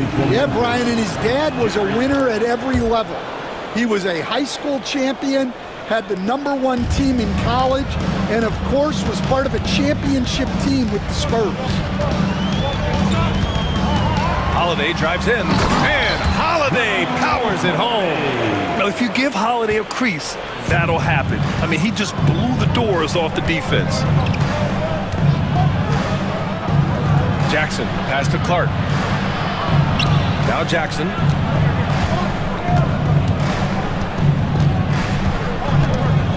Five to shoot. And the dunk by Jackson. There you go. He's a monster at the rim. So athletic. Obviously, he plays on the attack. Tatum with it, and Clark picks him up defensively. They get it again. Jackson against Holiday. Spins. Horford outside. Tatum, pass to Holiday. Shoots over Jackson. The shot by Holiday, no good. Grizzlies lead by 7. Jackson outside. Clark with a screen on Holiday. Here's Jackson. And the dunk by Jackson. All he needed was a little separation. So effective. Boy, cleared the path, put him in position for a prime-time dunk. Well, give credit to the screener there. That's how you help free up your teammates. And Jason Tatum was fearless on that finish. Went right through the contact. Here's Jackson. Driving inside. Lays it up and banks it in. Jackson's got 6. See, now that layup isn't possible without the help of the pick. Stan, you look at the Celtics, as high-powered as they come offensively. No question, Brian. They can space the floor at every position, and any one of their starters is able to give you 20 on a given night. Jackson outside. Oh, there's the alley! And the dunk by Jackson. Oh, great body control, good timing. Jackson really works the pick and roll to perfection. Okay! Tatum punching it home! Oh yeah, that'll do it. Wow, an emphatic two-handed slam. Jackson with a screen on Holiday. Jackson gets the bucket. Give him 8. They're punishing those late defensive rotations, getting good looks inside throughout the half. Outside Holiday. Horford outside. Over Smart. Horford can't hit. Well, that one should be in his wheelhouse, but just off the mark. And timeout called by Taylor Jenkins. I think right now he must be looking at some adjustments. Well, Grant, with all the parity and competition in the league today, there's still those teams piling up losses. Yeah, BA, and with teams like the Thunder excelling, it's almost like youth is no longer an excuse, but some rebuilds take longer than others. So Boston ends up going with a new group. Aldama's checked in for Memphis. Williams comes in for Smart. Jackson against White, and it's Jackson on the take. And Porzingis with the block. Into the lane. Pritchard, always a nice way to start, makes his first one. Well, with his skill and confidence with the ball, if you put him in position, he'll reward you. And let's send it over to Allie LaForce. Well, after some down years in Dallas, Kristaps Porzingis said, "I really checked myself. From that point on, I started building my game back up. Sometimes when you're younger, your physical abilities might already be there, but your mental is not. Once that all clicks, that's when you've got something." Well, that's a good way to think of it. Thanks, Allie. 56 seconds left in the first half of this game. Jackson outside. Boston pulls it in. Here's Pritchard. Throws it up high! So it'll be 2 free throws. He was fouled in the act of shooting. That's on Brandon Clark. Heady play to stop that easy layup right there. I mean, make him earn it at the line. And, Coach, you look at Derek White, maybe not the biggest name, but he is a winning player. Yeah, Brian, he's one of the most underrated players in the league. He's got a great feel for the game at both ends of the court. He is tremendously solid across the board. Oh, nice one-handed jam there, B.A. Hey, little exclamation point. And he got the whistle on the way up, so he'll be headed to the line for a pair. Personal foul. And he'll take his 3rd and 4th free throws of the night. The first one falls. Derek White. So hits one and misses one at the line. They grab their own miss. Pass to Pritchard. Here's Brown.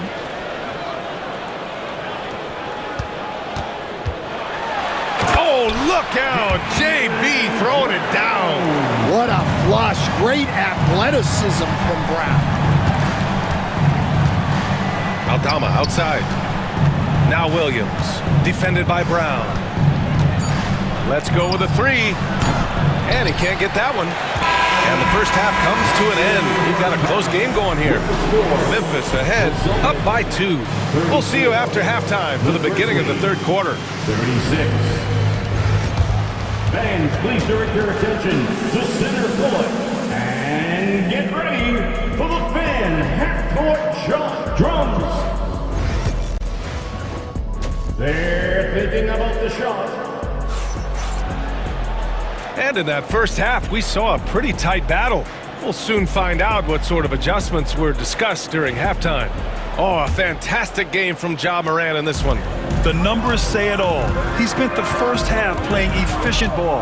Yeah, it's not like he's getting everything at the rim. He's playing smart, and just taking what the defense gives him. Kristaps Porzingis out there with Luke Cornett. Then there's Peyton Pritchard. Then it's Derek White. And it's Brown in at the 3, the small forward. That's the Boston 5. Memphis leading. Now here's Morant.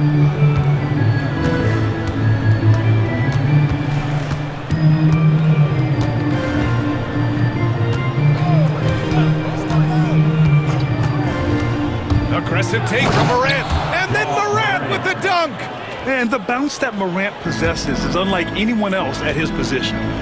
Cornette sets a screen. Here's Pritchard. Offline with a 3. Grizzlies lead by 4. The open shot, Morant, and another basket for Memphis. The name of the game isn't scoring, it's scoring efficiency. Morant against White. White coming through! Probably a play they drew up in the locker room at half.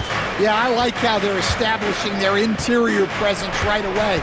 That's going to collapse the defense and create other opportunities. And one thing that Morant has always been a lead at, finding a seam in a defense and getting to the rim, Grant. Yeah, any crack allows him to get inside. And as good as anyone at splitting a double, which he sees a lot of.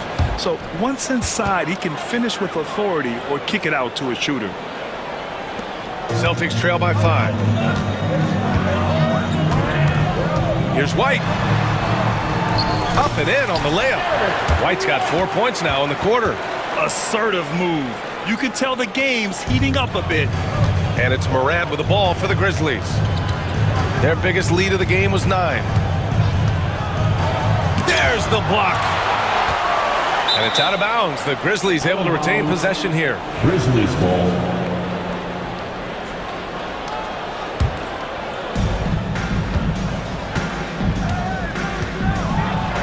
Morant with the slam! Wow, that type of finish is just deflating right now for a team that's trying to make a comeback. Ouch. That's certainly a big-time finish right there. It was one big exclamation point, or maybe even a question mark. Jackson, pass to Morant. Here's Edey with his first shot attempt. And it's Cornette with a rebound. Cornette's got a rebound number 5 here tonight. Here's White. And he'll draw the foul. He'll head to the line for 2. And Stan, you got into coaching right after college. When did you know you wanted to be a coach? Brian, that's easy. As soon as I figured out that I didn't have much of a future as a player, I knew I wanted to stay involved in the game. I wanted to coach. Aldama's checked in for Jaren Jackson Jr. Outside Morant.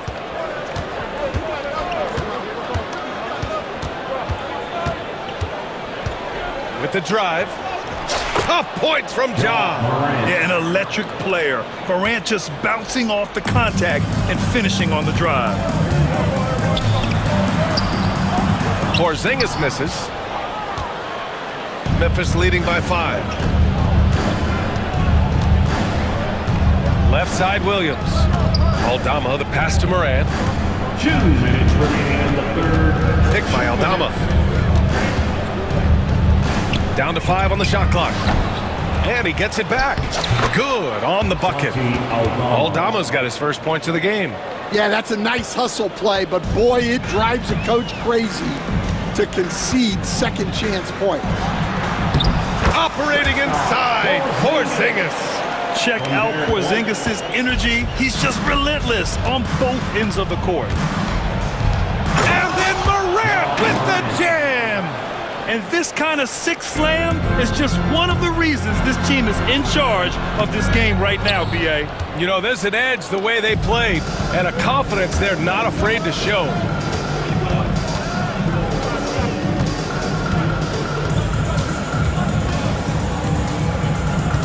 We've got 1:08 left in the third quarter. It's hauled in by White. Wow, he doesn't miss many of those. He's such a strong finisher and tight.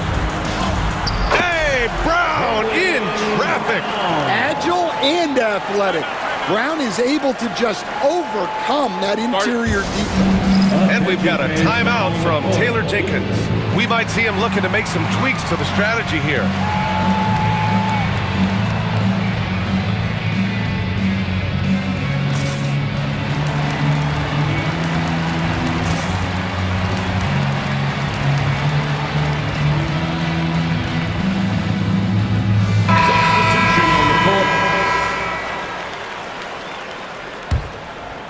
Here's Jackson. 10 points for him.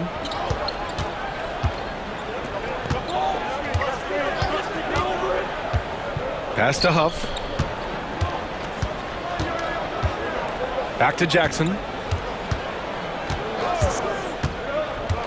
6 on the shot clock. Buries it from 3. Jackson's got 13. Well, it's a three-point shooting league. Guys like him are so important for spacing. And the Grizzlies pushing it up now. Here's Williams. Kicks it out to Smart. Fires for 3. Rebounded by the Celtics. There's 21 seconds left to play in the third quarter of basketball. Here's Holiday. And he drains it. A solid 5 for 6 now. Well, that's easy pickings for him. Unless the defense is all over him, he'll take that all day long. Jackson outside. Pass to Huff. Williams from long range. No good. Misses at the buzzer. Ja Morant. He's feeling it tonight and has been the... And a moment now as we take a look at our State Farm assist of the game. And I'll tell you what, this was a no-brainer tonight. Take a look at the precision on this feed. Couldn't place it any better. Yeah, that's high-level playmaking. He makes it look easy, but it's not. Man, I know I speak for all of us when I say I can't wait to see what kind of finish awaits us here in the fourth quarter. On the court for Memphis to start the fourth. We've got Jackson. Jaren Jackson out there with Marcus Smart. Then there's Vince Williams. And it's Huff in at the 5. The kick to Tatum. Pass to Keita. Outside Holiday. Here's Hauser. Here he goes. And he jams it home with authority. All he needed was a little separation. So effective. Boy, cleared the path, put him in position for a prime-time dunk. Well, give credit to the screener there. That's how you help free up your teammates. And some changes here for the Celtics. Porzingis is checked in for Keita. Jaylen Brown comes in for Horford. And it's White in for Hauser. Payne is checked in for Memphis. Morant comes in for Jackson. Gives us a chance to catch up with Allie LaForce. Hey guys, I had a chance to find out what Taylor Jenkins was discussing with his players. He told his guys to stay after it, to not get complacent and lazy with this lead. He wants them to keep adding to it. We'll see if they're able to do it. Guys? Great work, Allie. Thanks.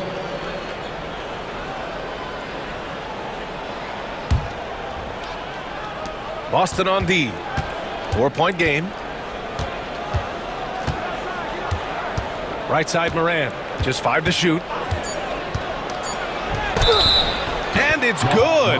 Fought through contact. Hit the shot and will go to the line. All right, guys, let's get your take on the scoring breakdown for the Grizzlies. Well, you've got to like that they're not settling. They're attacking the defense on the drive and creating great looks. Yeah, they've also worked at pounding the ball inside. It gave them high percentage looks all game, and it's paid off. Morant surveying the floor. Jackson down low. Tatum's there. Smart passes to Morant.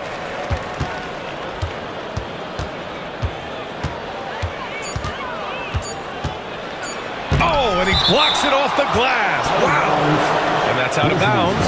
Last touch by White. And so it's Memphis with it. Their biggest lead of the game was 9. Outside Morant. They shoot again. Here's Jackson.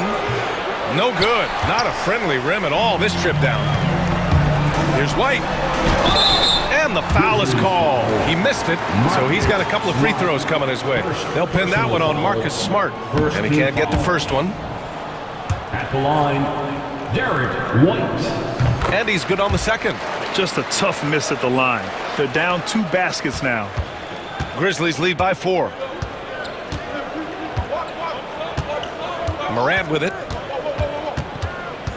Pass to Huff. Back to Morant. They set the pick. Here's Huff, defended by Porzingis. And that one's good. Huff's gotten his first points in this one. Getting better at reading defenses. You see Morant's willingness to give up the ball to his teammates. Here's Tatum. Look at Tatum using his length. And this is just typical of him. Always making an impact at crucial moments in the game. Well, you know this is when they lean on him, and he delivers with a much-needed score. And we've got a timeout from Taylor Jenkins.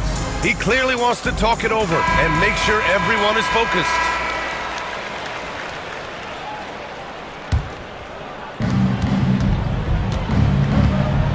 And here's Morant. Fourth quarter keeps moving along. 3 minutes gone by now. Pass to Jackson. 2 minutes remaining in the game. Back to Morant. Oh, Morant from close range. And coming down the stretch, both teams still playing fantastic offense. Yeah, in hopes that your opponent is just going to go cold. That's not going to happen, it doesn't look like in this one. This might go down to whoever has the last possession. There's Tatum with the 3. And the jam by Brown. Oh, assertive play there by Brown. Rising to the challenge of the moment. Morant against White. Oh, there's Morant with the slam. I'll tell you, those finishes are always extra special when they come from your point guard. Oh, forget about his passing. Can we see more dunking? Wow, that is an impressive vertical for a point guard. My goodness.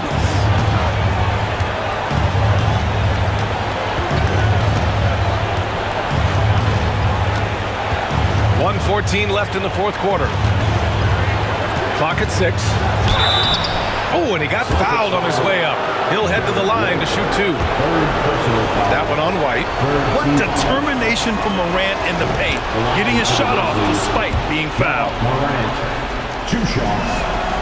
And he hits both free throws here, and it's an 8-point ball game. 1:09 left to play in the fourth. And Brown has got the ball here for the Celtics. And Joe Mazzulla calls timeout here. Coach clearly has something he wants to say to his team right now.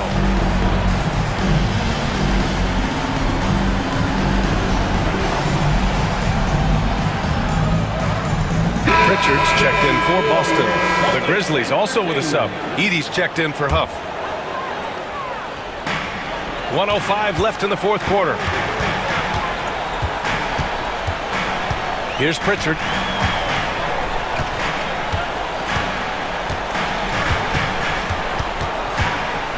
Shot clock at 5. Jason Tatum! Go up and get it! And this guy is made for these moments. Tatum, the big-time shot. White against Morant. 35 seconds left to play in the fourth. Jackson with a screen on White. Here's Morant. There's the... Oh, my goodness! What a dunk! Gotta love how they've just maintained their intensity, even when they're this far up.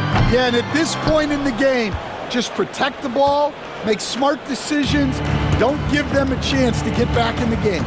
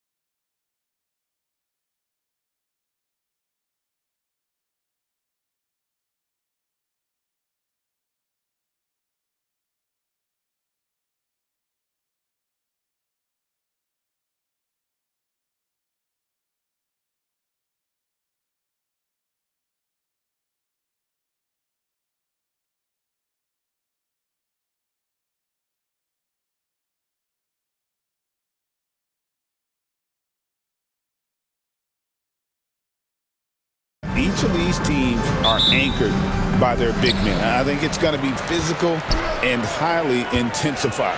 So the opening lineup for the Suns. The forwards, Allen and Durant. Deadly backcourt pair of Booker and Beal. And it's Nurkic in at the center position. And so it's the 76ers getting on the board first. Shot's good by Booker. In textbook mechanics, make it look like it's going in every time. Booker, unreal. And we're going to have a jump ball. It's tied up there. That'll be a jump ball.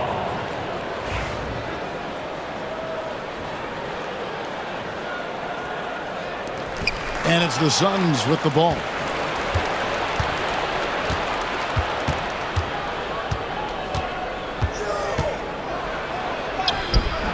He can't get that one to fall.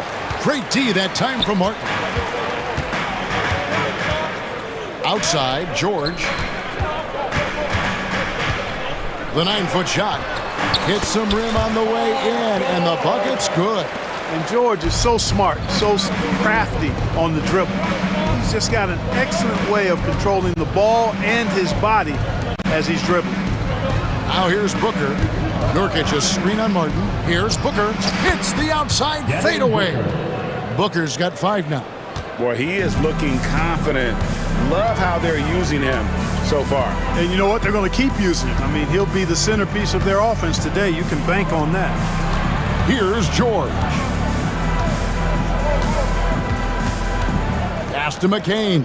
6 on the shot clock. George with a screen on Beal.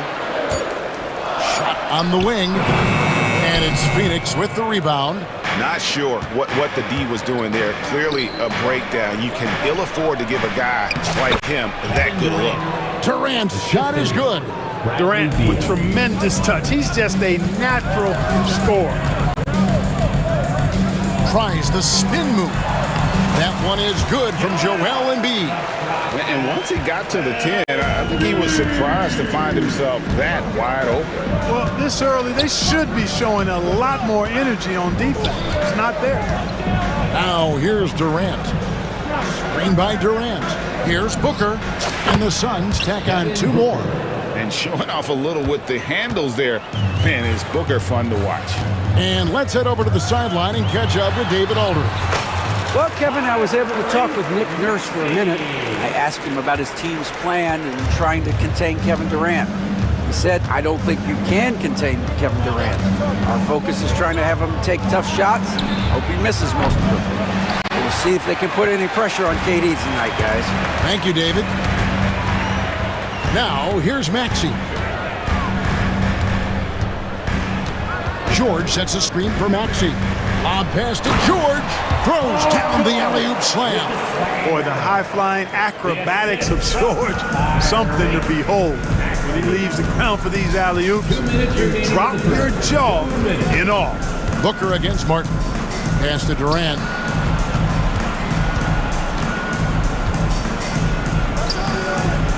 It's hauled in by George. 76ers have gone 5-6 so far from the field to start out the game. And slam dunk by Maxey. Check out Maxey with the throwdown. Boy, he can get off the ground quick. Suns trail by 3. Special K, you've seen Tyrese Halliburton a lot. He's as good as anyone in this league offensively. What does he do best? I think his best basketball attribute is probably his passing, his vision, the way he can set other people up. But the intangible that makes him, he's a Pied Piper. He is a galvanizer.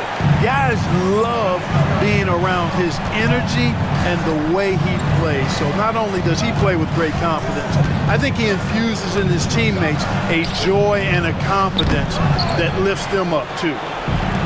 The 76ers have gone 7 of 8 from the field to start the game. Very hot shooting. Good on the shot. George has got 10 points. One of the things that separates George from other wings is willingness to go inside and do work, to play near the goal. Durant, no good. Philadelphia leading by 4. Outside, George. Pass to McCain. 32 seconds left in the first quarter. Outside, Martin.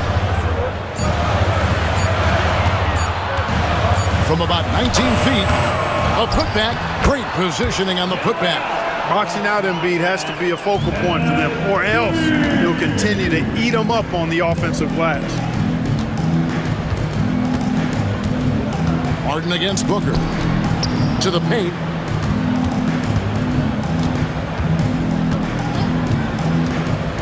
Pass to Durant. And it's, wow, he nails the buzzer beater. Resourceful move there, ending. Paul George, he's been the guy making things happen for the Philadelphia 76ers. He got into double digits for the quarter with 10 points total. We've got more in store for you right after this. And hope you've enjoyed the broadcast so far, halfway through the first half in this one. And let's get your take, guys, on the scoring breakdown for the 76ers. And right from the jump, they've been working hard to establish themselves inside, using agility and power to get shots in the paint.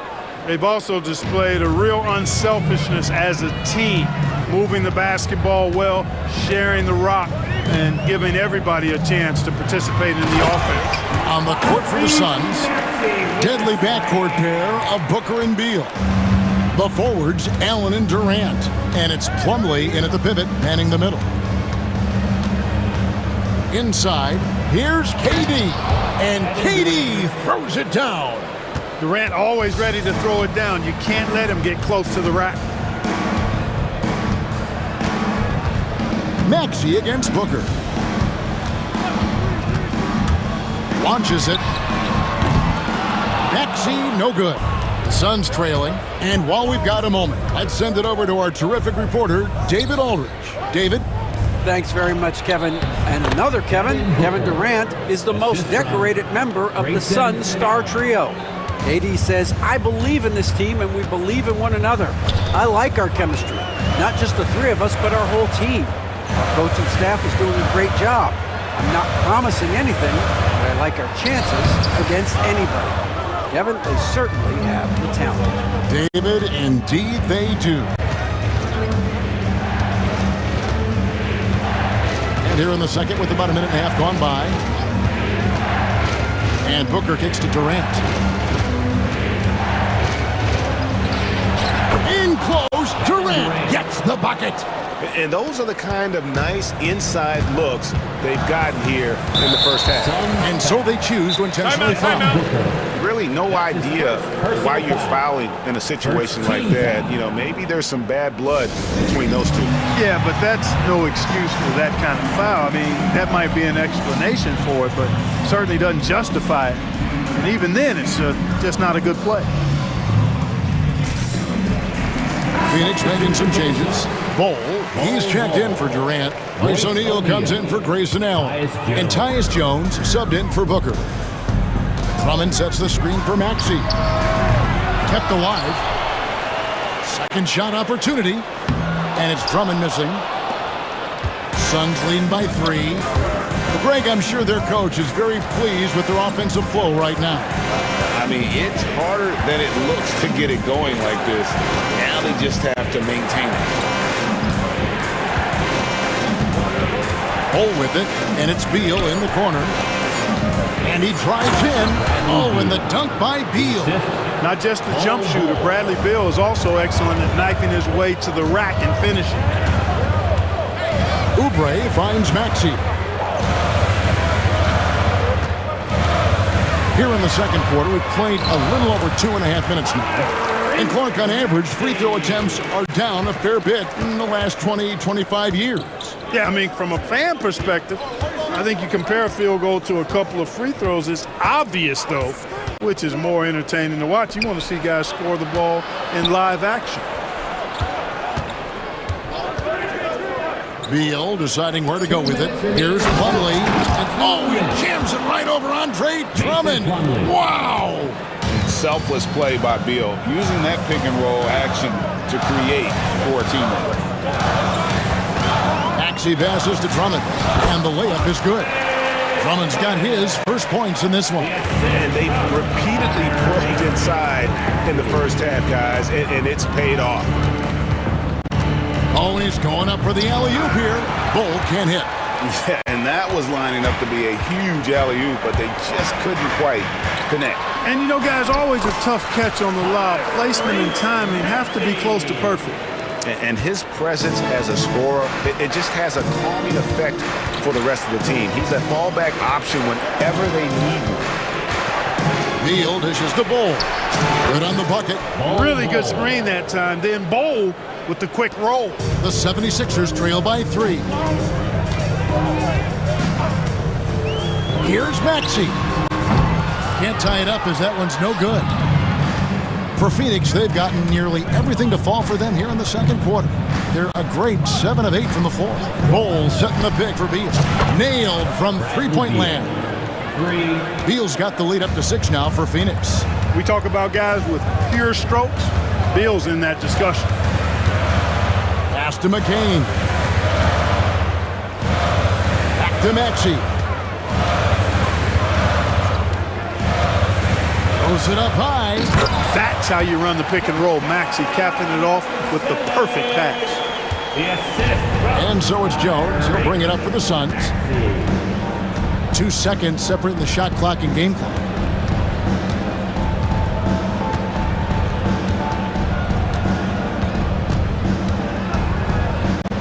With some arc, Maxey grabs the miss. Well, you will not see that from him very often, especially right at the rim. McCain, and a close game so far through the first 2 quarters as we reach halftime. Suns ahead, up by 4. And now we'll send it over to David Aldridge, who is standing by courtside. David, thank you, David, for that interview, and we'll see you back here after the break for third quarter basketball. And get ready for the fan half-court shot from line. They're thinking about the shot.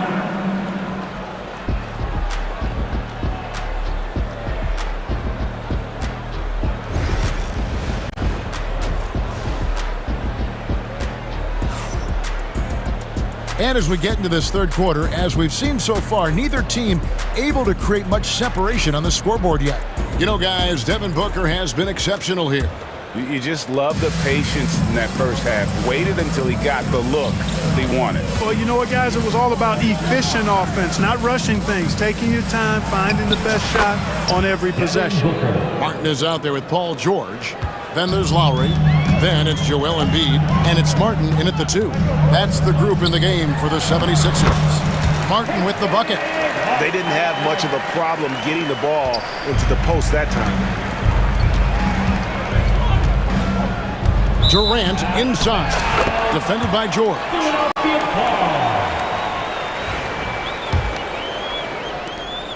The 76ers trail by 4. Now Lowry. To the middle. And it's George finishing it off. There is no slowing down Paul George. A volcanic eruption from PG tonight. Booker inside, working on Martin. Yeah, just nice strength there, and then just off with the shot. Boy, with all the contact he drew there, that would have been a heck of a bucket. He nearly got it to go. Anytime Devin Booker is sent to the line, it's a win for his offense. He's pretty much automatic, and it's been that way since he entered the league. And that's another area where he is just a superb player, excellent at the free throw line. Lowry kicks to George.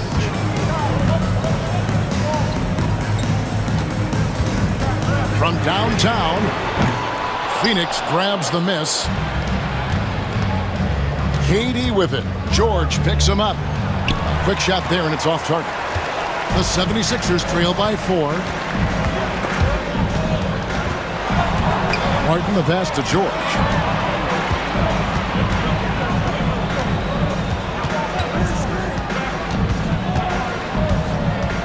Shot clock at 5. Joel goes up and brings it down. I tell you, Embiid's teammates absolutely love setting him up. I mean, they know he's going to finish strong every time. Booker with no one around. Phoenix no good that time either. And you don't want to give up that kind of look too often. Allen against Lowry. Stolen by Allen. And now here's Durant, the fast break opportunity. Booker outside. KD a screen on Embiid, and Booker kicks to KD. Releases. Phoenix no good that time either. The 76ers have gone 3 of 4 so far in the third quarter from the field. Pretty good start to the half. And here's George. He's got 12 for the lead. Count that as his 7th field goal, 9 tries. He's shooting 78%. Smooth and consistent. That's how I describe George's three-point shooting. To the inside. Here's Booker. And it's out of bounds. Last touch by Booker. Philadelphia ball.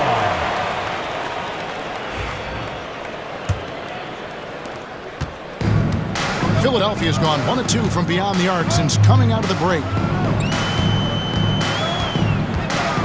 Here's Lowry, and he makes good on the layup. Lowry is a fearless scorer despite his lack of size, and he's never one to back away from the trees inside. Nurkic finds Allen. Nurkic setting the pick for Allen. With the drive, no good, unable to end this run. And we will have a timeout called by Nick Nurse. Wants to talk some things over, might be seeing some things to adjust.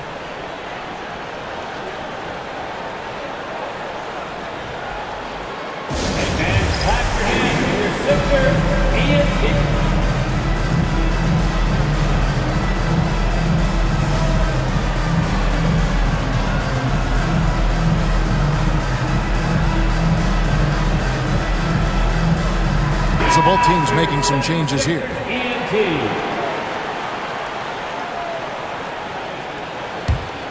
Here's Philadelphia. Big run right now going for him, 11-2. Pass to McCain.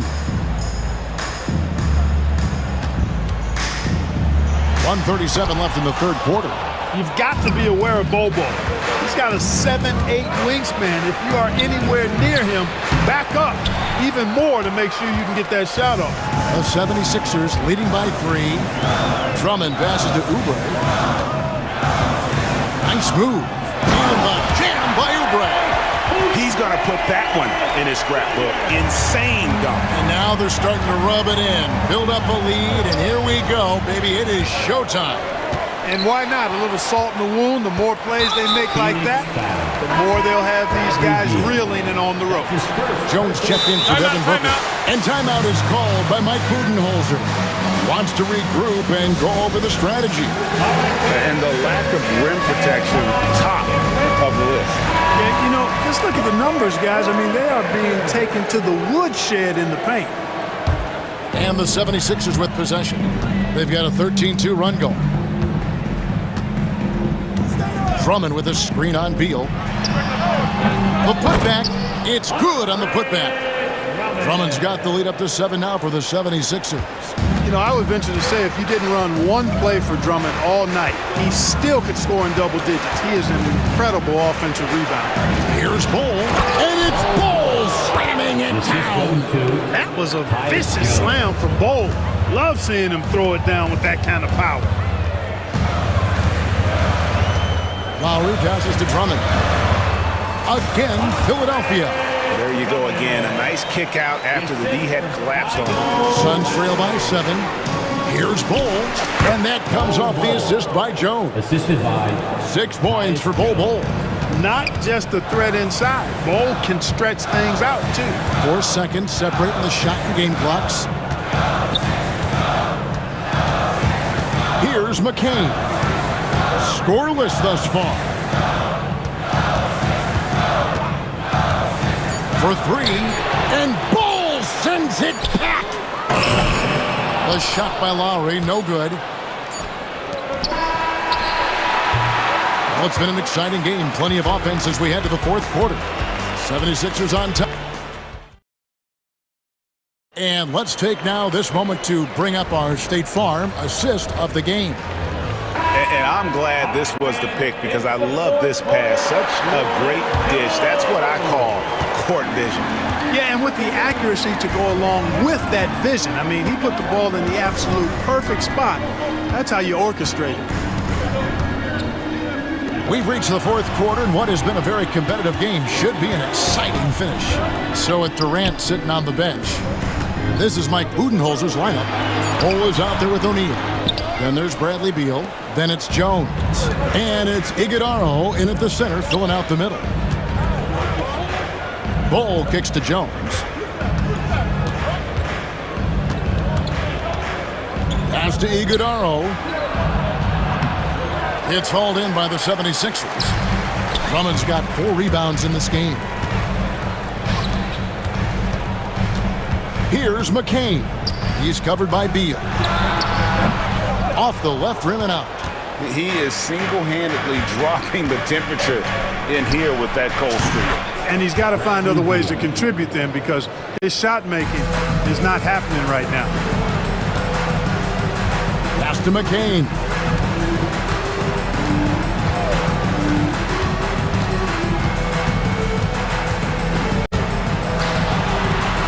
Clocks in the layup for 2. And the 76ers lead by 4. And you don't want to allow too many of those short ones with the game right now in the balance. And timeout is called by Mike Budenholzer. And clearly an important juncture. He's going to have some choice words with his team. And the Suns here with a different look. A moment now to hear from our sideline reporter, Hall of Famer David Aldridge. David. Hey guys, well, Mike Budenholzer had some advice for the team during the timeout. They were asking the team to play faster, push the ball. Coach told their players, hey look, in this league, fast break points are the easiest. We need more of them. Can't argue with that. Kevin? Thanks so much, David. Maxey makes things happen with his hard work and determination as a scorer. And guys, let's get your take on the scoring breakdown so far for Philadelphia. I love the way they're finishing, penetrating, getting downhill, taking the game to their opponents.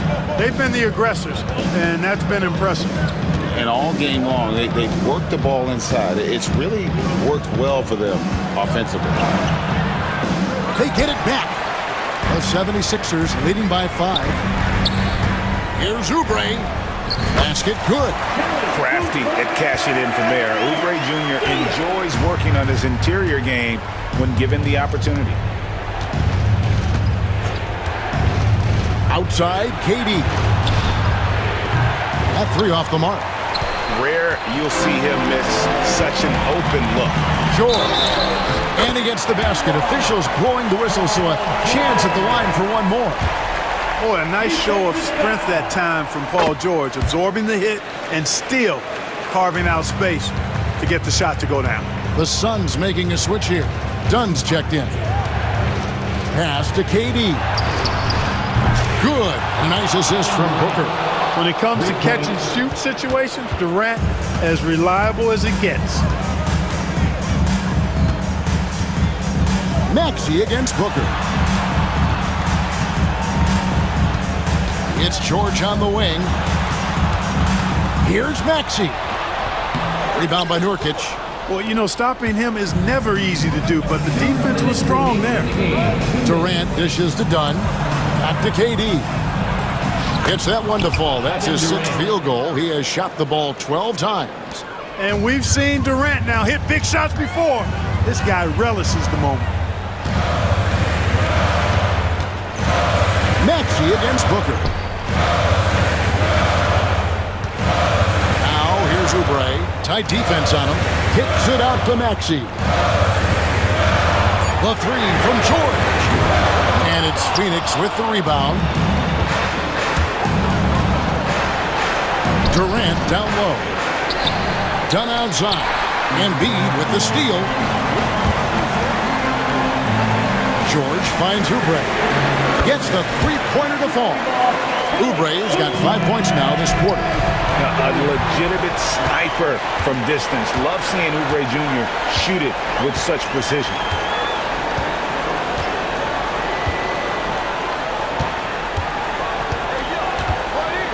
Driving in. Outside, George. The 76ers need to get off a shot. And it's Martin missing.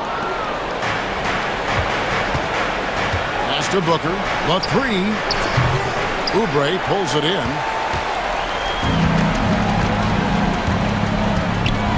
There's 39 seconds left in the game.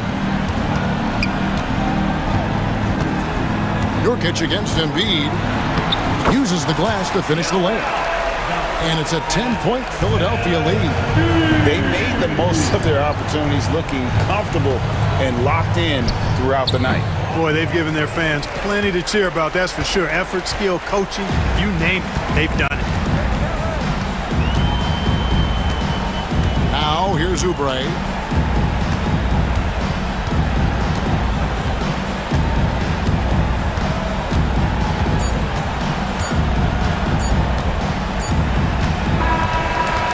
So it's the 76ers winning this one easily. Some good competition, but the hometown advantage and their ability to stay focused, I think, made the difference. Yeah, and thank you, David. And that about wraps it up. For Greg Anthony, Clark Kellogg, and David Aldridge.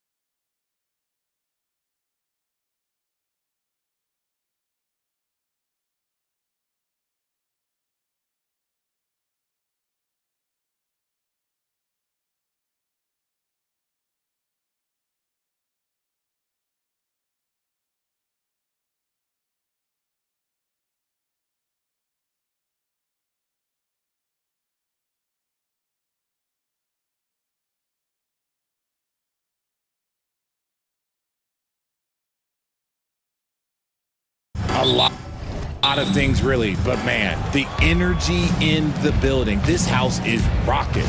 These fans are so pumped up and optimistic about their team right now. And the starting lineup for the Grizzlies. Manning the backcourt, we'll see Moran and Bain. Jackson out there with Marcus Smart. And it's Edey in at the center, locking down the middle. The more time Jackson spins at the rim, the better. His length is a deciding factor in this game. And Minnesota with possession here. After the basket by Memphis on the other end. Gets the three to fall. He's consistent from out there, especially when you give him that kind of room. Here's Morant, takes the three. Count it, 1 for 1 to start the game. The competitive fire of Morant matching the three on the other end. Edwards again. Okay, knockout! Wow! Oh my, Edwards looking to demoralize the defense a little with that one. Grant, when it comes to Anthony Edwards, fair to say he's meeting expectations so far. Oh, no question, B.A. The first overall pick in the 2020 draft, Edwards has been anything but a bust. Now we are seeing him trying to compete for titles. Starting to find his rhythm. He's cooking, and he knows it. Yeah, when he gets engaged this early in the game, it's bad news for the defense. He could roll this start throughout the rest of the game. He had more than enough room to hit that. Just couldn't make it happen. Pass to Randall. Stolen by Jackson. From deep, Bain. Offensive rebound. It's not going to go for him. Minnesota's gone 2 of 2 at the perimeter. They've been taking care of business. Especially at the offensive end, where they've been totally in sync. And he was fouled while in the act of shooting, so he'll take 2 free throws. For all the adversity Memphis faced last season, Richard, there were some silver linings. BA, they had a lot of talented young players get more minutes than they might have otherwise due to the injuries, and there is nothing more valuable than experience. Well, we know Edwards has an impressive skill set, but what really separates him is the competitive edge that he plays with. McDaniels against Morant. And the dunk by Jackson.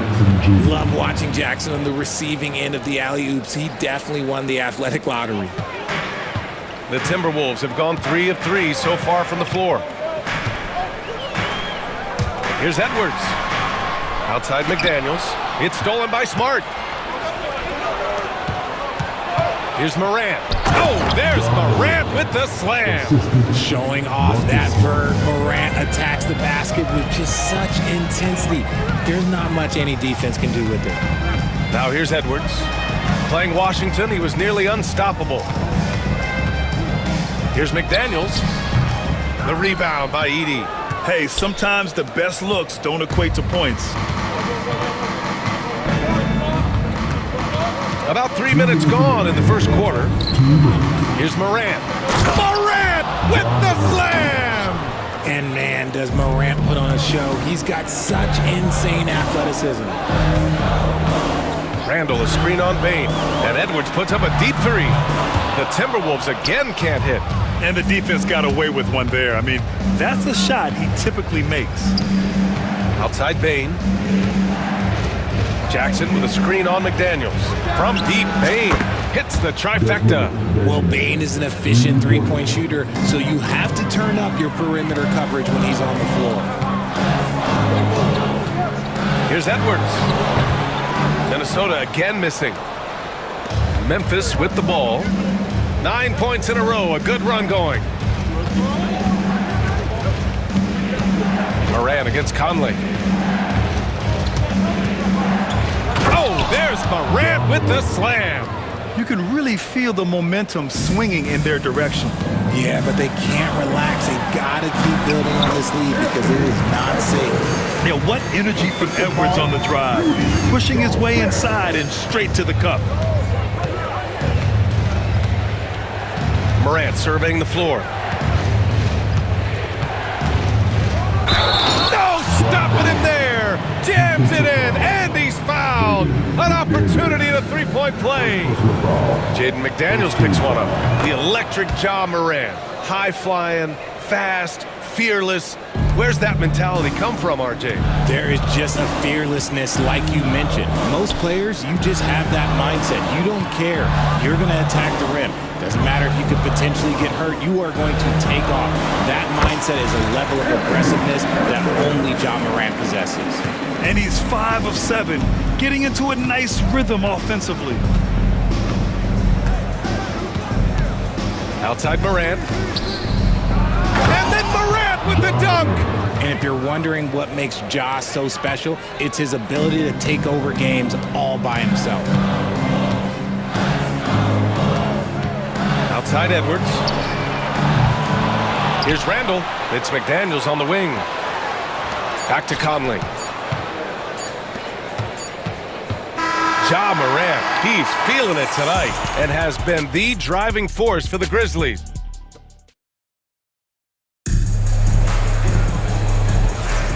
If you're just joining us, we played through 1 quarter in this one. And a chance for just a second to check out the scoring breakdown for Memphis. Well, they're off to a good start getting it inside and scoring at close range. Solid fundamentals so far in this one. Another thing they're doing well early on is moving the ball, playing selfless basketball, and getting everybody involved on the offensive end. So on the floor for Memphis to kick off the second quarter. Manning the backcourt, we'll see Morant and Bain. Marcus Smart out there with Jackson, and it's Clark in at the 5, roaming the paint. Up top, Morant. McDaniels covering. They get to rebound. Clark up top. Pass to Bain. Jack's up at 3. Minnesota with a rebound. Looking ahead, they've got the Warriors coming to town for their next game. That'll be the second and last game of a quick homestand. Here's Garza, hounded by Morant. And the bucket counts, and he is on his way to the line. He'll try to make it a 3-point play. Aldama's checked in for Memphis. RJ displaying at a faster pace, work the same in the regular season as it does in the playoffs? Depends on the opponent. Teams that like to slow it down and can be methodical in the half court can make it a slugfest. You have to be ready for that. Clark with a screen on McDaniels. Outside Bain, 6 to shoot. Puts one up from 19. And it's Gobert with a rebound. Timberwolves trail by 3. Here is DiVincenzo. Last game for him, he picked up 13. And there's the lob. It's stolen by Smart. And the Grizzlies pushing it up now. Just a heads-up play by Smart, pushing the ball ahead. He knows not to hold that ball when someone has a good look ahead. Smart against DiVincenzo. Pass to Garza.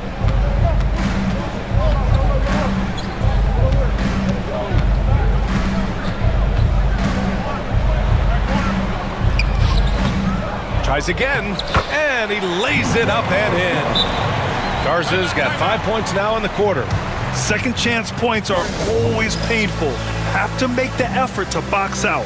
Yeah, I'm going to go out on a limb here and say they need to emphasize rebounding going forward. And timeout called by Taylor Jenkins. And we might see some changes. Coach potentially looking to adjust. Julius Randle's checked in for Minnesota. Williams is checked in for Memphis. Jackson comes in for Ja Morant. Grizzlies lead by 3. Now Jackson.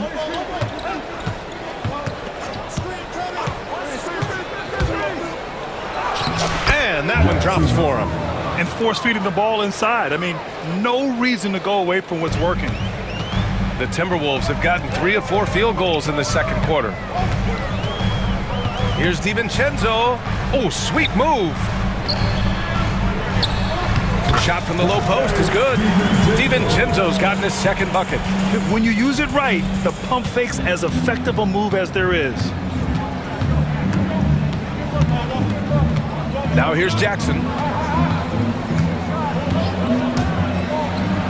Uses the glass on the layup.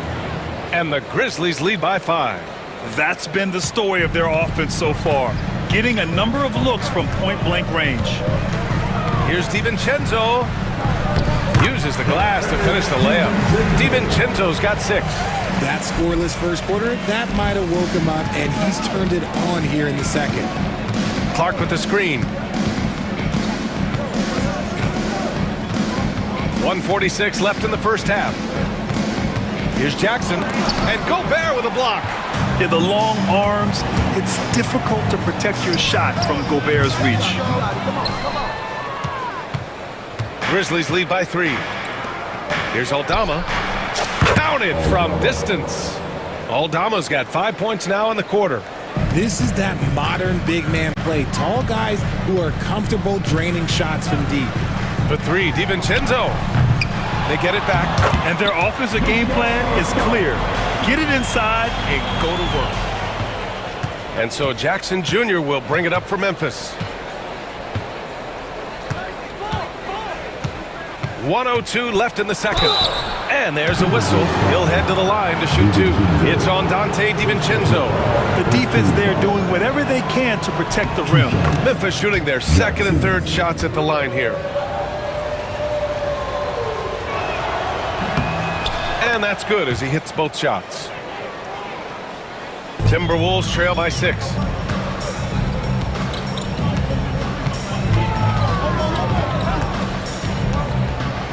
And he goes in for the dunk. Impressive one-hand slam right there, B.A. Man, as long as he's confident about it, I'm good with it. Maybe use 2 hands next time. He knows where he is. Jackson, left side. 6 on the shot clock. Memphis needs to get off a shot. Here's Clark. The 3 from Bain. It's rebounded by Minnesota. Here's DiVincenzo over Bain to the middle. Garza passes to DiVincenzo. Randall inside, working on Williams.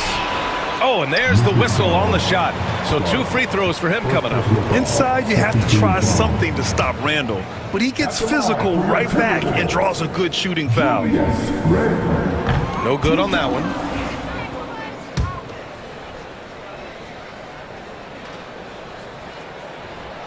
He does not get the second one. Rare sight. How often does he fail to capitalize at the line? Here's Clark. Yep, that one goes. Clark's got his first bucket in this one. Woo! His energy is unmatched. And all of a sudden, that man was just on the other end. Wow. So we conclude the first half. It's the Grizzlies. They lead by 6. And we'll see you back here after the break. Third quarter action in just a bit.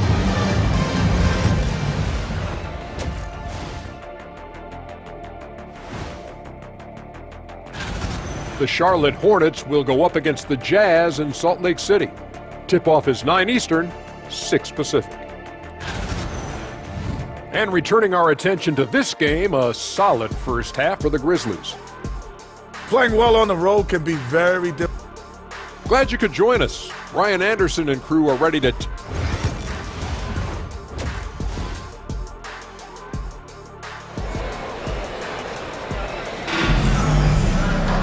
And we're halfway through this one. Plenty of basketball left in a game that's been a fairly even one. Oh, a fantastic game from Ja Morant in this one. Yeah, tonight he's done a great job of slashing through the lane and finishing. And you love that mindset he has going at the rim. He hasn't settled for anything, and he's been the aggressor all game long. Rudy Gobert is out there with Naz Reid. Then it's Julius Randle. Then it's Jaden McDaniels. And it's Edwards in at the point guard position. And that's the group for Chris Finch as we begin the second half. And we've got a timeout from Taylor Jenkins. He wants a few moments to regroup with his players.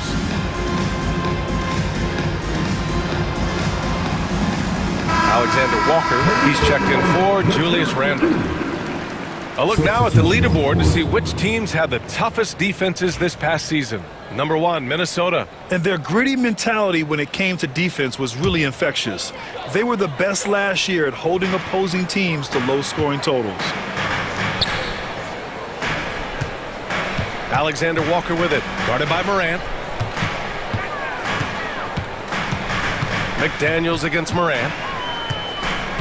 Pass to Edwards. Over Williams.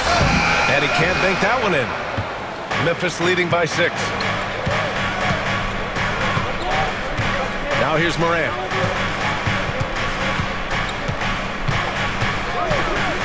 And he's going for the oop here.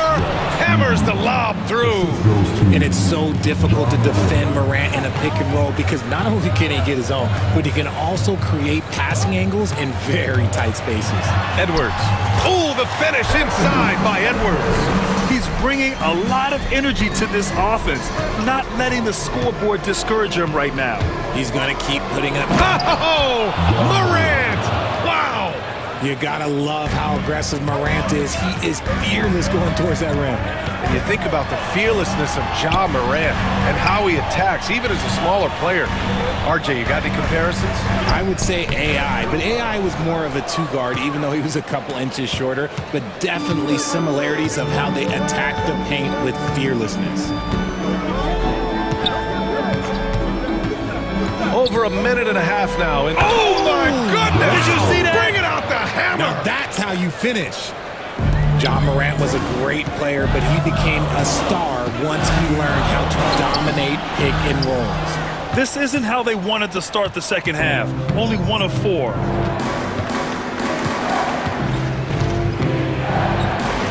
In the paint, Morant puts it in. Man, that's now 10 straight points in the paint. I'm not sure what's happened to their defense, man. Outside Edwards. On the take. Pass to Garza. Back to Edwards.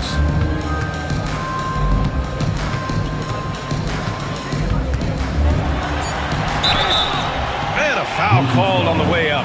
So he'll take 2 from the free throw line. Now see, right there, you see the patience Edwards has developed. Not forcing it, getting the defender to commit. And both free throws good for Edwards. Just under 2.5 minutes into this third quarter now. Morant with it. Give him 20. Aggressive take from Morant. Oh, there's Morant with the slam. A great scorer. Morant showing his poise on that shot. This will be his second trip to the free throw line in this one. And the free throw, no good. And we've got a whistle. He was fouling with a purpose. And in that spot, in that situation, it's got to be a transition take foul. 3 trips to the line so far for him in this one. He did a lot of damage at the free throw line in their last game. Timberwolves trail by 11. Just over 2.5 minutes gone by in the second half. Down low. Garza passes to Edwards. Here's Garza. Back to Edwards.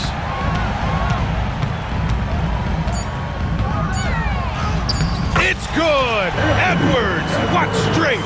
And certain nights, Edwards just goes off. Very tough to stop when he's in the zone. Williams passes to Morant.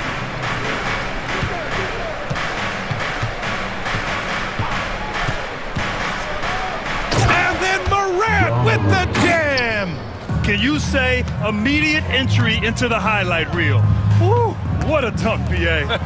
It's showtime now, man. They've built up a lead, and they're starting to rub it in. Just a textbook lead pass right there, putting it right where it needed to be. McDaniels against Morant. Here's Jackson. Oh, and makes it with the kiss. Jackson's got his 3rd basket on the night right there. Big body cleaning the glass. Great awareness by Jackson Jr. Edwards for 3. The rebound by Jackson. Jackson's got his 6th rebound on the night. And so Morant will bring it up for the Memphis Grizzlies.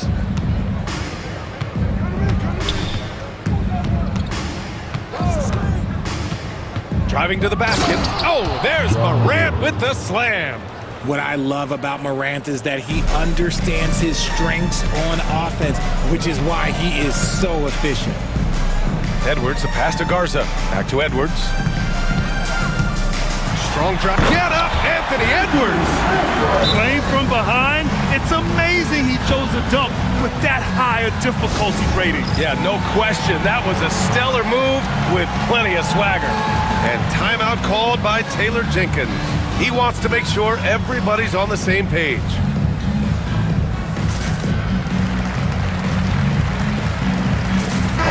Minnesota will go for a different look here. Gobert's checked in for Garza. Julius Randle comes in for Reed. DiVincenzo, he's checked in for McDaniels. And Mike Conley is subbed in for Edwards. And the dunk by Jackson.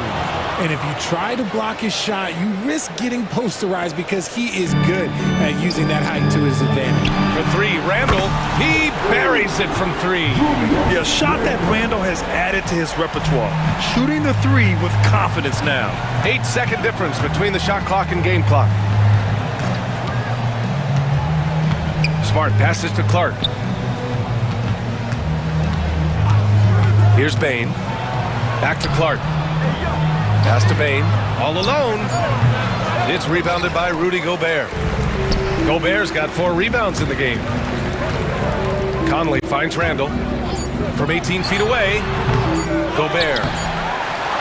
And so it's the Memphis Grizzlies earning this break in the action, up 10.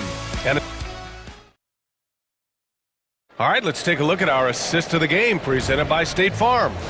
You have to love his unselfishness and ability to make those around him better. He does do a great job steering the ship for them out there and keeping the offense clicking.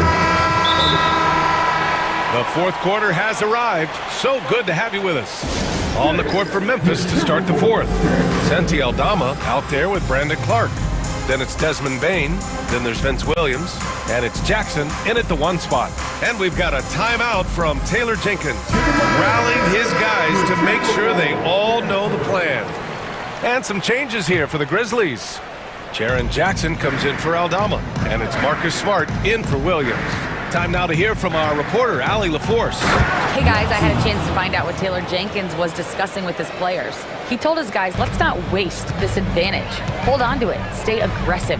Let's not give up ground. Coach wants to see his team staying strong out there, guys. Okay, thanks, Allie. Since hitting 2 triples in the first half, he's been non-existent from out there. Jackson outside. And he lobs it up top. And the dunk by Jackson. And the lead increases on a crazy offensive sequence. Man, the dunk alone would have been incredible, let alone the fact that it came off a pinpoint pass. Oh, I love this guy. Even when they're trailing, he works hard to put on a show. Hey, that might be just what they need right now. And the dunk by Jackson. Ooh, that's a tough spot to be in as a defender. With that height disadvantage, it's very hard to protect the rim. Here's Edwards. Ooh, drains the 19-footer. Edwards has got 13 in the second half. Yeah, Edwards rarely passes on a chance to get his team points. He loves making an offensive impact. Jackson against Edwards. Jackson with a screen on Edwards. Jackson attacking. And the dunk by Jackson.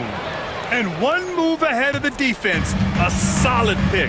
And then the monster dunk to complete the play. Well done. Great chemistry on display. He understood where to put the screen in order to free up his teammate. Oh, another highlight reel play from Anthony Edwards. Oh, this guy is fun. Jackson against Edwards. And the dunk by Jackson.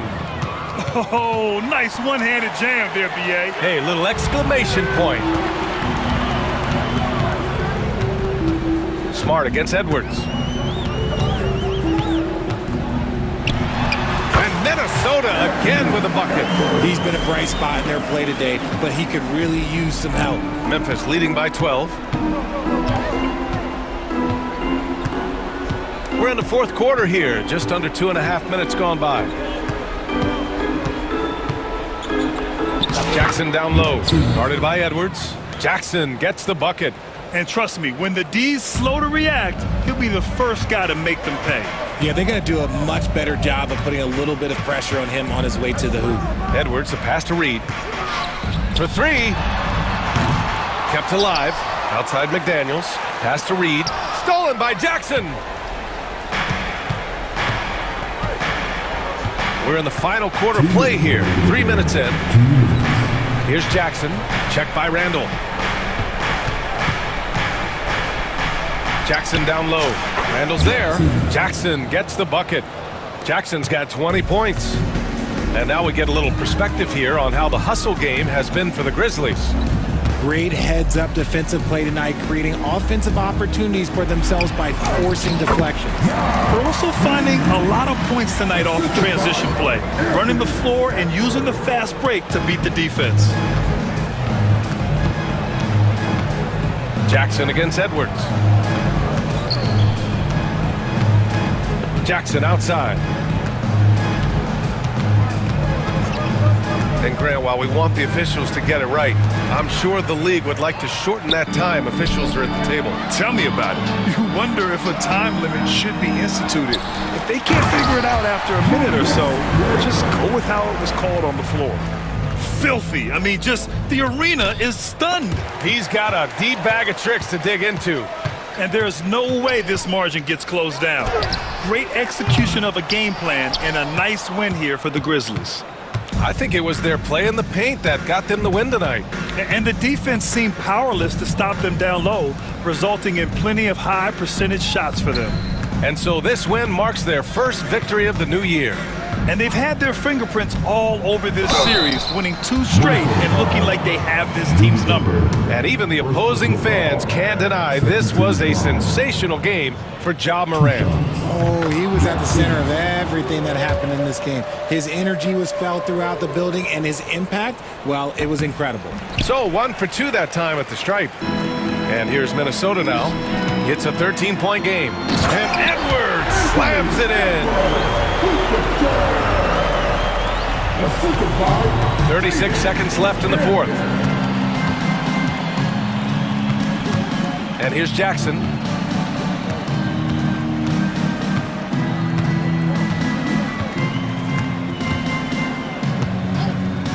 Shot clock at 6. And he lobs it up. And stolen by Gobert.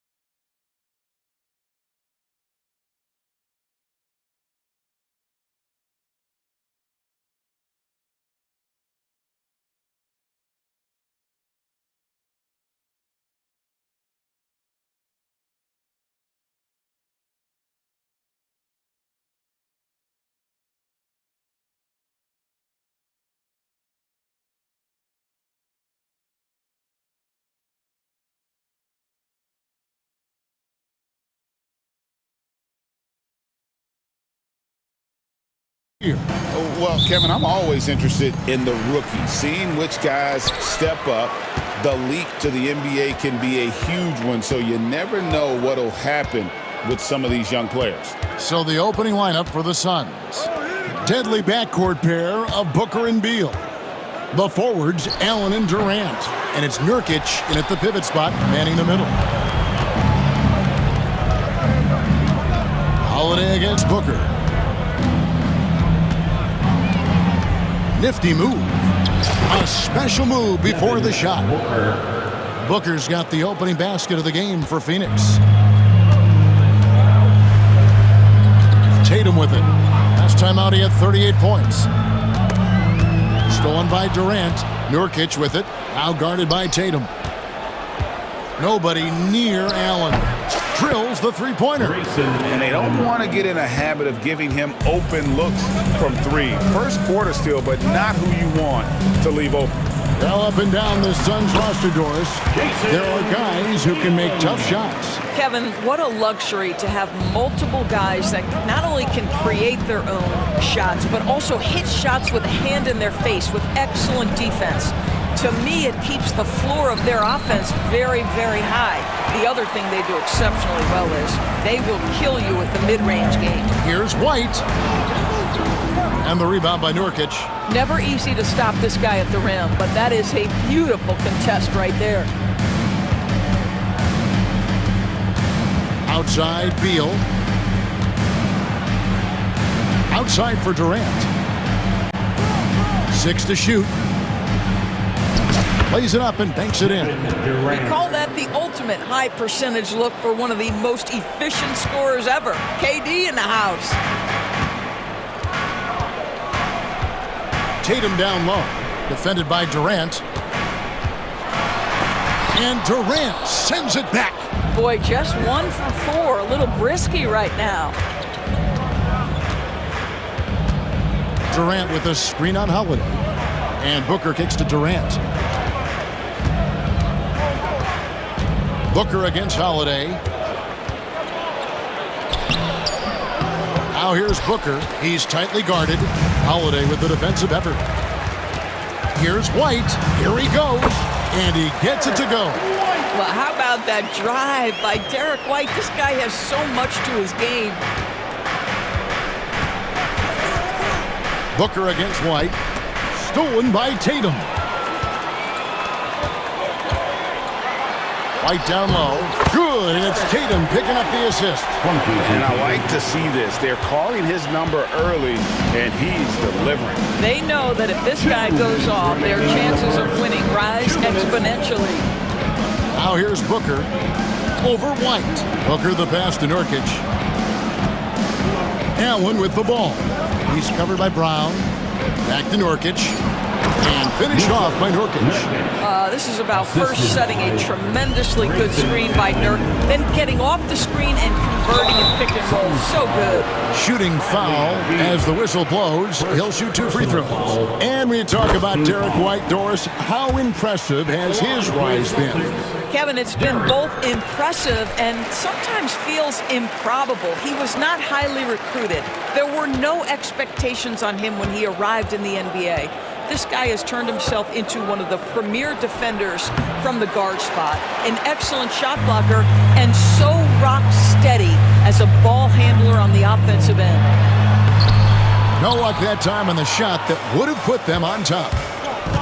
Booker, with no one around, misses the 3. And they had some botched coverage that turned into no coverage. Here's Tatum. Gets a very good look and converts. Tatum's got his second bucket of the night. Well, you love the way Tatum will take the mid-range if it opens up to him. Spins. No good from Booker. And he's been way off the mark this quarter. It's been ugly. Launches a 3, and it's Jason Tatum with a 3. Tatum's got 7. Boy, it seems like every shot he puts up, it's going in. This guy is hot, hot. Here's Booker, drives to the hoop, And contact on the shot, so he'll be shooting free throws here. That one on White. So you can see D-Book fears no one when he gets into the lane on the drive. He's so good creating contact. Both free throws good from Booker. And Doris, one guy who rarely has an off night, Devin Booker. He has been the model of consistent excellence, Kevin. This guy's so efficient, so productive, all about winning. I am not sure Devin Booker gets the credit he deserves for the level he's at every night.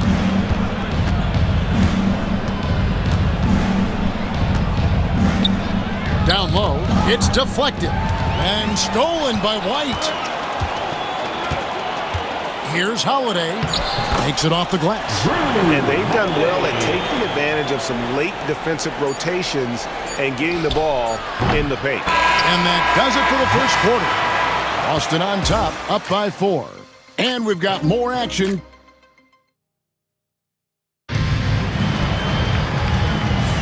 And thanks again for tuning in. If you're just joining us, we've played through one quarter of action so far. And a closer look here at the hustle stats for the Celtics. A huge part of their offense, pushing the ball, looking for fast break opportunities, always a good idea. Another big component of their early game tonight has been points off turnovers. Great job converting on those chances. Kristaps Porzingis is out there with Jaylen Brown. Then it's Holiday, and it's Cornet in at the 5, down low. That's the Boston 5.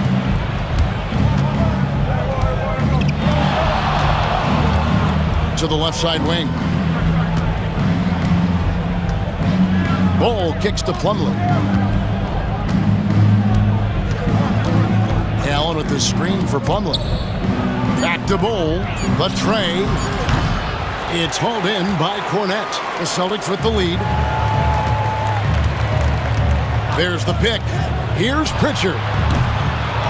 Tries again. And Cornet gets it to go. Cornet's got his first bucket in this one. You're fighting to keep the possession alive, something this guy does so well. Left side, Beal.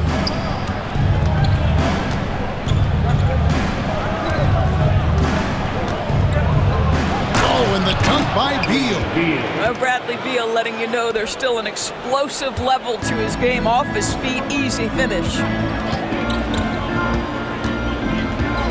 Holiday up top. He's covered by Beal. And the basket is good. Brown's got the lead up to 4 now for the Celtics. They're consistently finding ways to get the ball inside and taking full advantage. And now we've got some time to check in from the sidelines. You got for us, DA? Kevin, well, like a lockdown corner in football, teams just try to keep the ball away from Jrue Holiday. He says, I feel like they're not afraid of me, but like, okay, get him off the ball. To me, that's respect. I don't need other people telling me how good I am. You can see it by their actions. Kevin? So true. He can't be intimidating, David, and we thank you for that report. The Suns making a change here. Dunn's checked in. Every year, Greg, we get a new batch of rookies into the NBA, and sometimes we're all guilty of judging them too early. Oh, absolutely. I think we need probably 3 years to evaluate a player. You know, fans and media can be a little harsh at times, but not everybody develops at the same rate. A 3-ball. Here's Cornet. Phoenix grabs the miss. Well, defensively, if you allow him to get this close, you're playing with fire. He just happened to miss that one. Screen by Bull. Dunn passes to Bull. And the dunk by Bull. That's just too easy for Bull. Once he gets the right position, his focus there is on the finish. Beal against Holiday. Here's Pritchard. From outside, off the mark.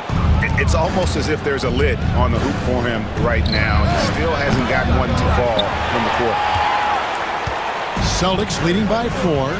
Doors, some great shooters on this Boston team, but at times, do you think they settle from the perimeter? Well, Kevin, obviously, this is a coaching staff that puts a heavy emphasis on three-point shooting. They led the league in makes. They led the league in attempts. But obviously, your two best players, Jason Tatum and Jaylen Brown, with their size and athleticism and driving ability, you want to try to find the right balance. They do a great job of that. And a whole new group out on the floor for the Celtics. Lee's checked in for Phoenix. Tatum deciding where to go with it. Here's the floater, and it's blocked. And so it looks like the Celtics will retain possession here. And in the second quarter, a little under 3.5 minutes played already. Well, that's a blown defensive coverage, but it doesn't matter. He cannot answer the bell. Done. Pass to Jones. Here's Bowl. And here's Jones. Still yet to score. Just 3 to shoot. And he sinks that one in the back of the rim on the way in. Obviously, any coach would be comfortable giving Tyus Jones the ball in pick-and-roll action. He's just so smart, guys. Tatum passes to Keita. Up high to stuff the alley-oop. And how about the incredible timing on that alley-oop? He absolutely hammered it down. Bowl setting the pick for Jones. Shoots over White. Bowl dishes to Jones. Lee outside. Back to Dunn. Three-pointer. That one's in there. The Boston lead is cut to just 1 on the basket from Lee. And he found a perfect spot behind the arc there. Big gap in the D. The 3 from Tatum. Here's Keita. Inside. Stolen by Jones. And up the court come the Suns on the break. Lee finds Jones.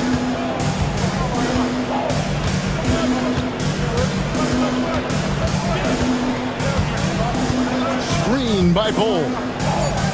And the dunk by Bowl. Those plays can make a difference in a game like this. Well, you know it's going to fire up, Greg, everybody on that bench.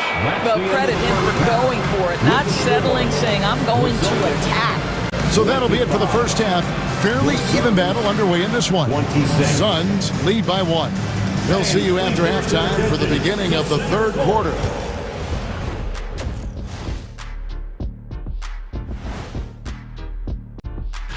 It's the New York Knicks, and still a closely contested game in the third quarter. Both teams playing hard. And time to switch gears. The Suns are in a close one after the first half of play. Total team effort. Instead of 5 starters, it's like they... And that is a wrap. Now let's send you...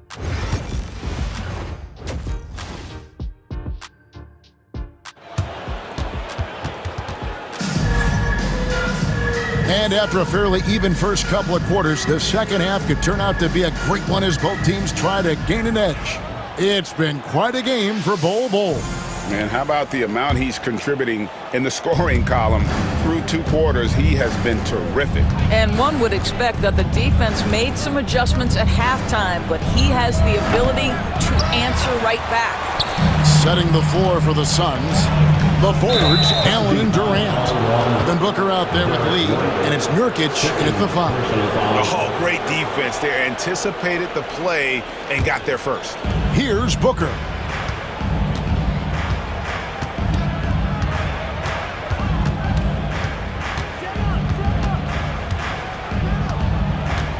Nurkic a screen on White. Near the 3-point line, it's Booker. Rebounded by Hauser. Well, this is the night you look at your teammates and tap them on the back and say, good job, because for him, he's been struggling all night. Here's White. And that one drops for him. That's now 8 points for Derek White. Derek White showing you I can put it on the deck and finish off a pretty drive. Nicely done, Derek. Booker the pass to KD.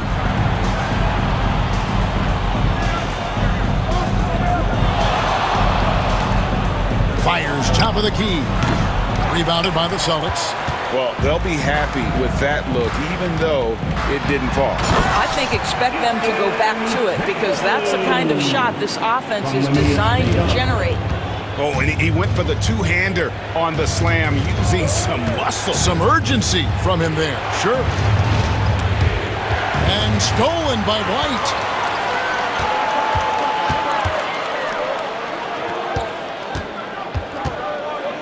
Cada, the pass to Tatum. Tatum gets it inside.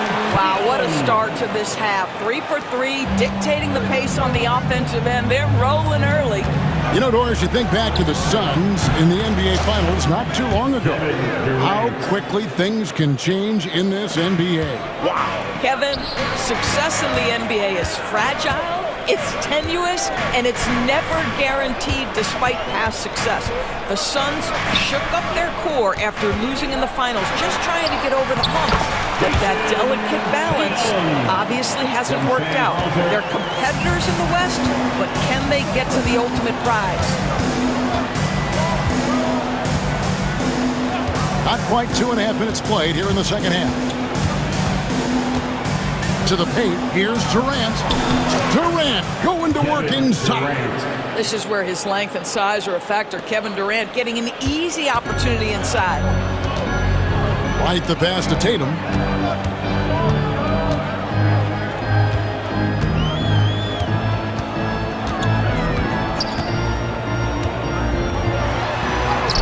Oh, Tatum finds a way. Well, the increasing strength of Jason Tatum is making it harder to knock him off his path. That is nice. Booker dishes to Durant. Kicks it out to Booker. Durant sets a screen for Booker. Shoots over White. Pulled the shot a little left, but the bounce goes his way. Booker's got his second bucket of the night. And they go to the intentional foul. You're not sure what that was about. I mean, talk about a brain cramp. So Boston ends up going with the new group.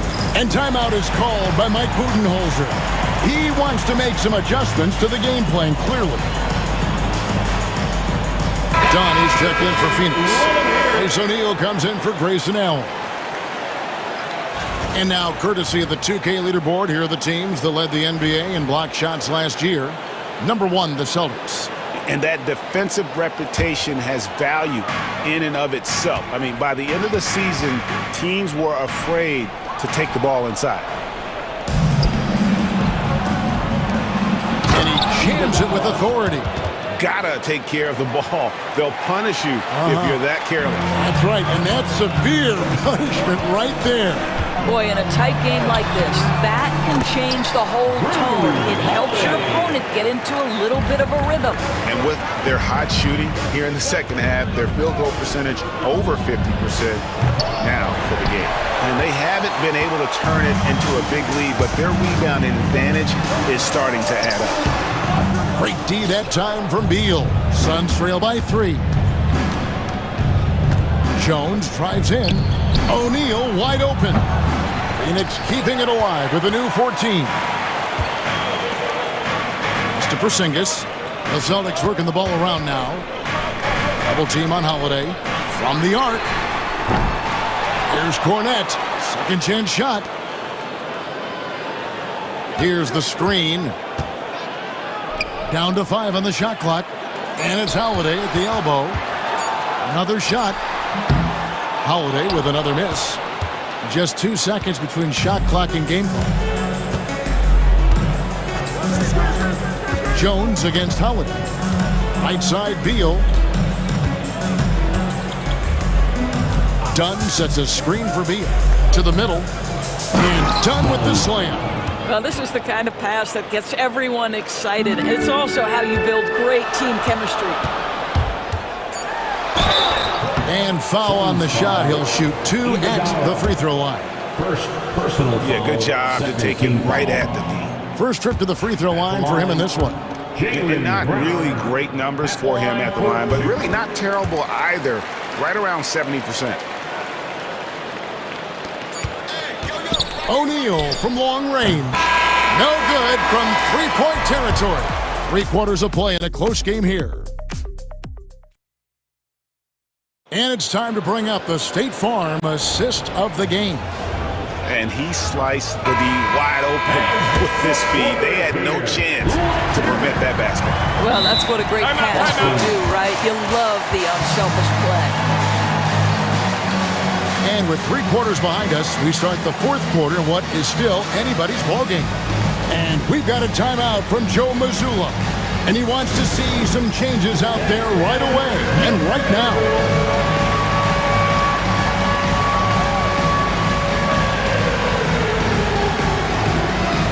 And some changes here for the Celtics.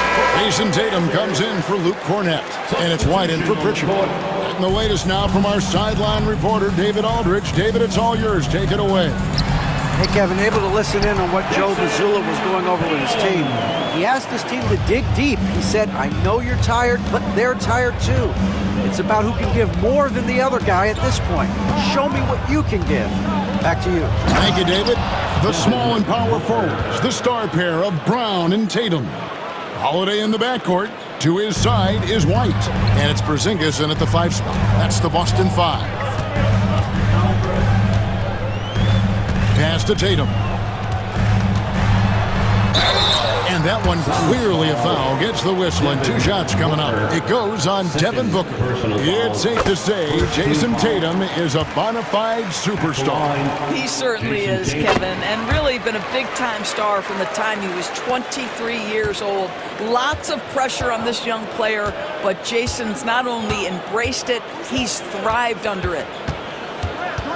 Outside for Durant.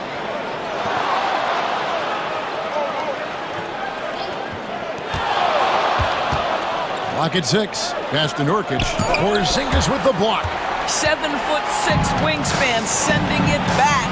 Kristaps Porzingis with the rejection. Brown the pass to Porzingis. Here's Tatum. Outside Holiday. Second shot opportunity, and he could not get that one to go. A lot of contact, and yep, we thought we might see it. And the coach's challenge has been triggered on the personal foul call. And I think Holiday at the line for 2 shots. Can be tough. The action is so fast that it's really tough to catch everything in real time. The wonders of technology. We've seen replay reviews so effectively, and involving the coaches by being able to make a challenge like this is something a lot of people have been hoping for. And so the word is in. They've decided that the call stands as it was made on the floor. And you know, even if a coach still feels this wasn't the right call, you got to acknowledge the effort being put in to reviewing it. The double checking, and the game continues on.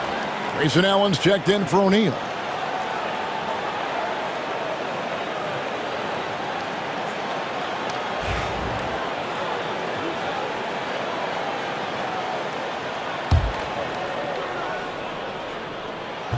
That free throw good from Drew Holiday. And the way the Celtics can attack teams' doors with their 5-out set, it's impossible to fully defend it.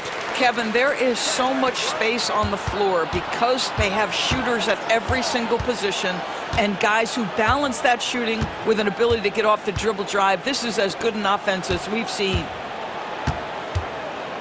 Durant just inside the line. It goes straight through with the swish. Kevin Durant does such a good job of reading the defense and attacking any weakness he might anticipate. Tatum with a screen on Booker. White the pass to Tatum. And the rebound by Nurkic. Suns trail by 4. Beal gets a wide open look. That's good, and a nice assist from Durant. Such a clutch shooter. This guy lives for these kinds of moments and delivers. Here's Tatum. Oh, and a fantastic play by Tatum. Oh, sizzling from the field this half, and that's after a shaky start. The Suns have gone 3 of 4 in field goal attempts since getting things started here in the 4th. Nurkic setting the pick for Booker. And the call on the shot that sends him to the line. That one on White. Well, free throw attempt numbers indicate just how difficult someone is to guard. Booker's certainly in the hard-to-check category. Both free throws good from Booker. An efficient night from the line. This is a guy who puts in the work, and it pays dividends. Holiday, the pass to Porzingis. Beal with the steal. Down low. Nurkic kicks to Beal. Nurkic a screen on Holiday to take the lead. And there's the basket. Whistle blows and a chance for a three-point play. Going to the line for one.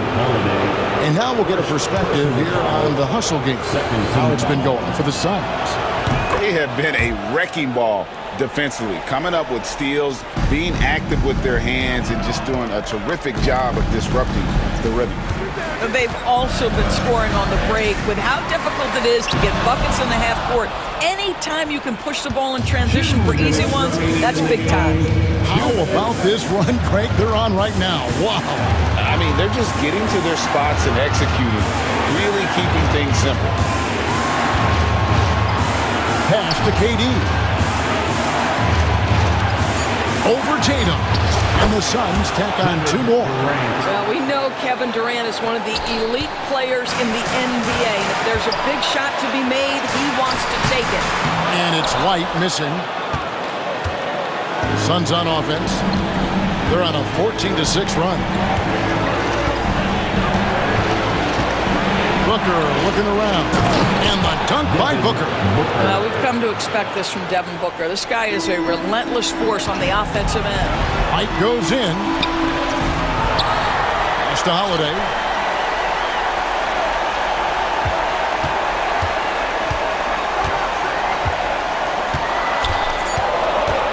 Boston needs to get off a shot. Porzingis can't hit. Suns lead by 6.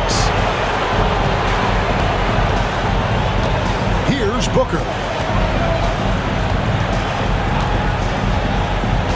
50 seconds left to play in the final quarter.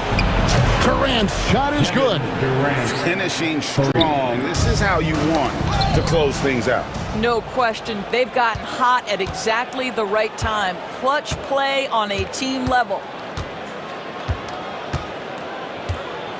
Booker outside.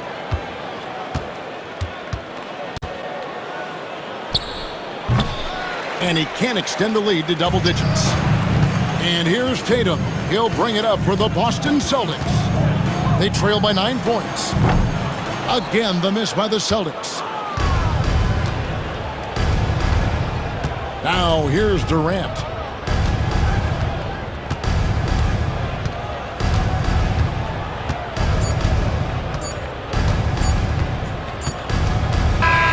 So the Suns win it. A solid win on the road for them. This building was dead silent by the time GA this one wound down. And that's what you want to do. Take the crowd out of it by crunch time. Don't give them any chance to lift their team up at the finish. All right, David, thanks so much.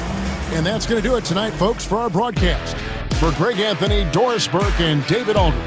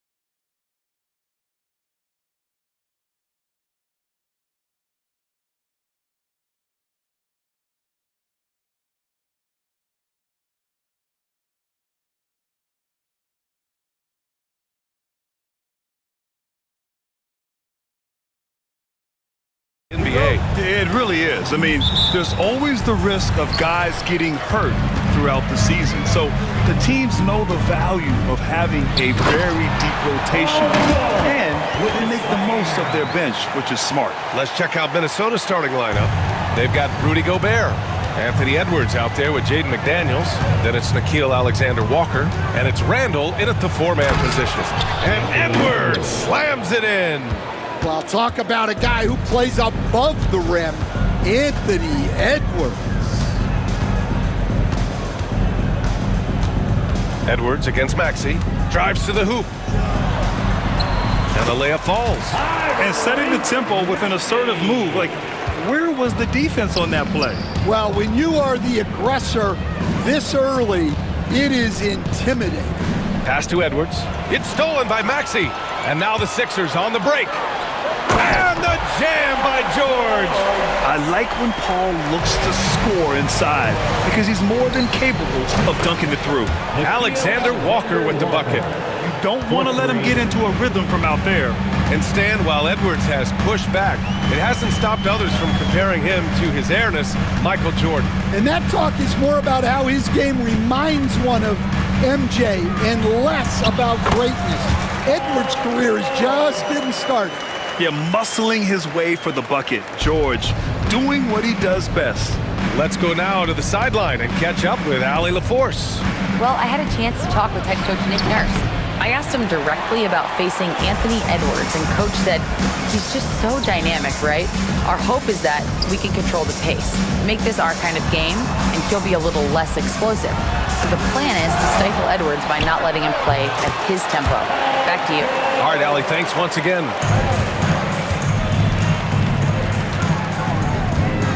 About 2 minutes gone by in the first quarter. Ooh, took him no time at all to get that one. Edwards has got his second basket of the game. Effective use of the mid-range there by Edwards. He's a true three-level scorer. Maxey passes to George. Pass to Embiid. 6 to shoot. From about 16, and it's good. 2 points. Yeah, the big man Embiid just capable of sticking it from these in-between spots. Randall on the screen. Here's Edwards. It's rebounded by George. That was a good look from the mid-range. He'd like to have that one back. Embiid against Gobert. And then Embiid with the dunk. At 7 feet tall, Embiid looks to dunk often, especially when he's got good position. The open shot, Randall. And he didn't get quite enough under that one. The Sixers lead by 7. Outside Oubre. A minute 42 left to play in the first. Here's George. And George with the jam. There's the athleticism from George, getting loose out there. Here's Edwards. With nobody on him, he buries that jumper. Edwards has got 6. I love this approach. Getting him involved early, and it's already paying off. Yeah, well, his offensive contributions are going to be very important in this game. So it's good they've already got him in a rhythm. Here's George. And the jam by George. Yeah, it seems like George could do this all night. He just keeps finding shots. And the whistle blows. It's going to be on Anthony Edwards. That's his first foul of the game. And this kind of selflessness is great to see. Textbook positioning to draw the charge. So it's Philadelphia now. They've got a 9-point lead. Maxey surveys. Going inside. There's 49 seconds left in the first quarter of the game. Here's McCain, 6 on the shot clock. It's blocked by Gobert. Well, Rudy loves erasing shots. Every chance he gets, he'll take a swipe at you. Well, I'm surprised that didn't fall for him. We know that's a shot he can hit, and there wasn't much resistance either. Now here's George. 12 points for him. There's 21 seconds left in the first quarter. Hey, one heck of a crossover there. 14 points for him. And early on, they've been on a tear, just getting whatever they want offensively. Yeah, I mean, this is exactly how you want to start a game, with a big offensive push. Oubre with it. Here's Embiid. And so it's the Philadelphia 76ers. They lead by 11 as the quarter comes.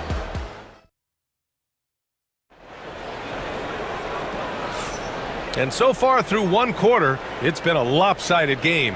We'll see if that changes here in the second. And let's take a moment to get your take, guys, on the scoring so far for the 76ers. Well, a lot of times you'll hear coaches yell, "Get the ball inside," and you can see why. Good things happen when you get the ball into the paint. Another area they've excelled in is the points in the paint. They've been able to gouge the interior defense so far in this one. We've got Caleb Barton. Andre Drummond is out there with Tyrese Maxey. And it's McCain in at the 2 spot. That's the group on the floor for Philadelphia. And the whistle blows. It's going to be on Naz Reid. That's his first foul of the game. For 3, Maxey. And that one makes him 2 for 2. He's in his rhythm. I mean, talk about spacing out a defense. Maxey can get to the cup at will and can also hit from well beyond the arc. DiVincenzo and Gobert with the stuff. I mean, that was just terrific work to stay in control and finish. Defensive Player of the Year 4 times over, Stan. Rudy Gobert tied for the record. Yeah, Brian, alongside Dikembe Mutombo and Ben Wallace, and Gobert's capable of getting another one too, assuming his countryman Victor Wembanyama doesn't start taking the reins. Oh, not the defensive effort they need to cut into the lead. Boy, good call. You have to at least try to protect the rim. Yeah, I'd consider calling timeout right away after that one. The defense has to be better there. And let's swing it over to the sideline and hear from Allie. When you have an MVP talent in his prime, the focus has to be on winning a title. The Sixers' Joel Embiid said, quote, "The only thing I care about is winning. That takes a lot, and everybody has to contribute.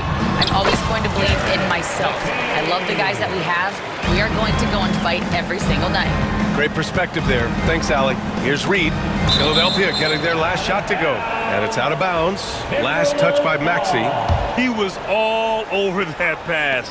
That's a cautionary tale. Yeah, and you know they're tracking the tips and deflections because that tells you who's affecting the game. Yabusele, look that. This team trusts Maxey to make good decisions with the ball. Boy, they'd love if anyone could get a bucket. Yeah, their offense has been grinding to a halt. Here's Edwards. And that one's good. Now 4 for 10. The defense getting out-hustled on the putback. Can't let that happen.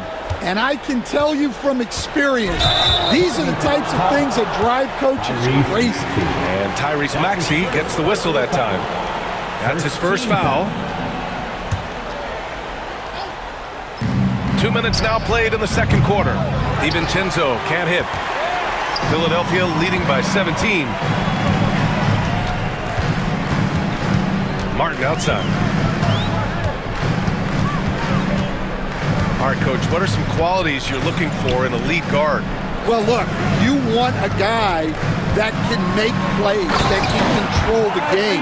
When I first got into the league, people thought about point guards as traditional pass-first guys. But now it means more than that.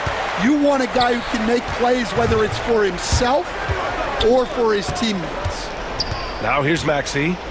19-point lead, which is the largest margin of the game. Here's McCain. Rudy Gobert with a rebound.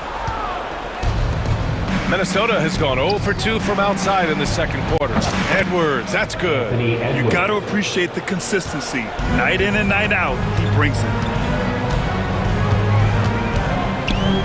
Here's McCain, guarded by Edwards. Maxey passes to Drummond.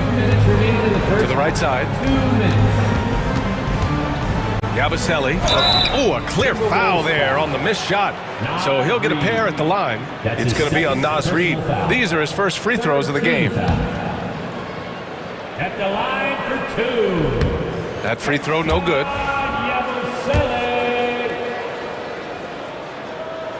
He hits the second from the line. And Chris Finch calls timeout here. A moment to rest and confer on the game plan. Coach definitely wants to talk about their interior defense, which has not been impressive. Yeah, it's basically a layup line. You're not going to win many games if you can't offer more resistance than that. Gordon, he's checked in for the Sixers. Jackson comes in for Maxey. And Minnesota will go for a different look here. Garza's checked in for Rudy Gobert. Miller comes in for Reed. Randall, he's checked in for McDaniels. And it's Alexander Walker in for Edwards. Yeah, and anytime there's contact in there with Randall, he usually gets the best of it. Jackson against DiVincenzo. Jackson gets the bucket. And the 76ers lead by 18. They're punishing those late defensive rotations, getting good looks inside throughout the half. And Reggie Jackson's had quite a ride in the NBA. You coached him, Stan, from the KD Russ Thunder to the Jokic Nuggets and everywhere in between. Yeah, I had him in Detroit, Brian, where he really had his best years.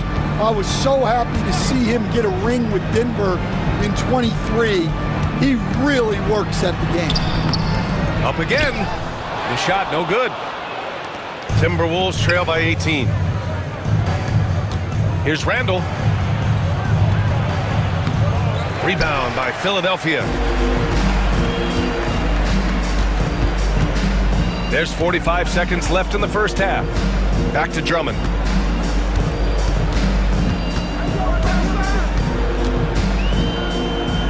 Back to Jackson. Clock at 6. Here's Yabusele. No good there. Randall with some nice D. Here's Alexander Walker.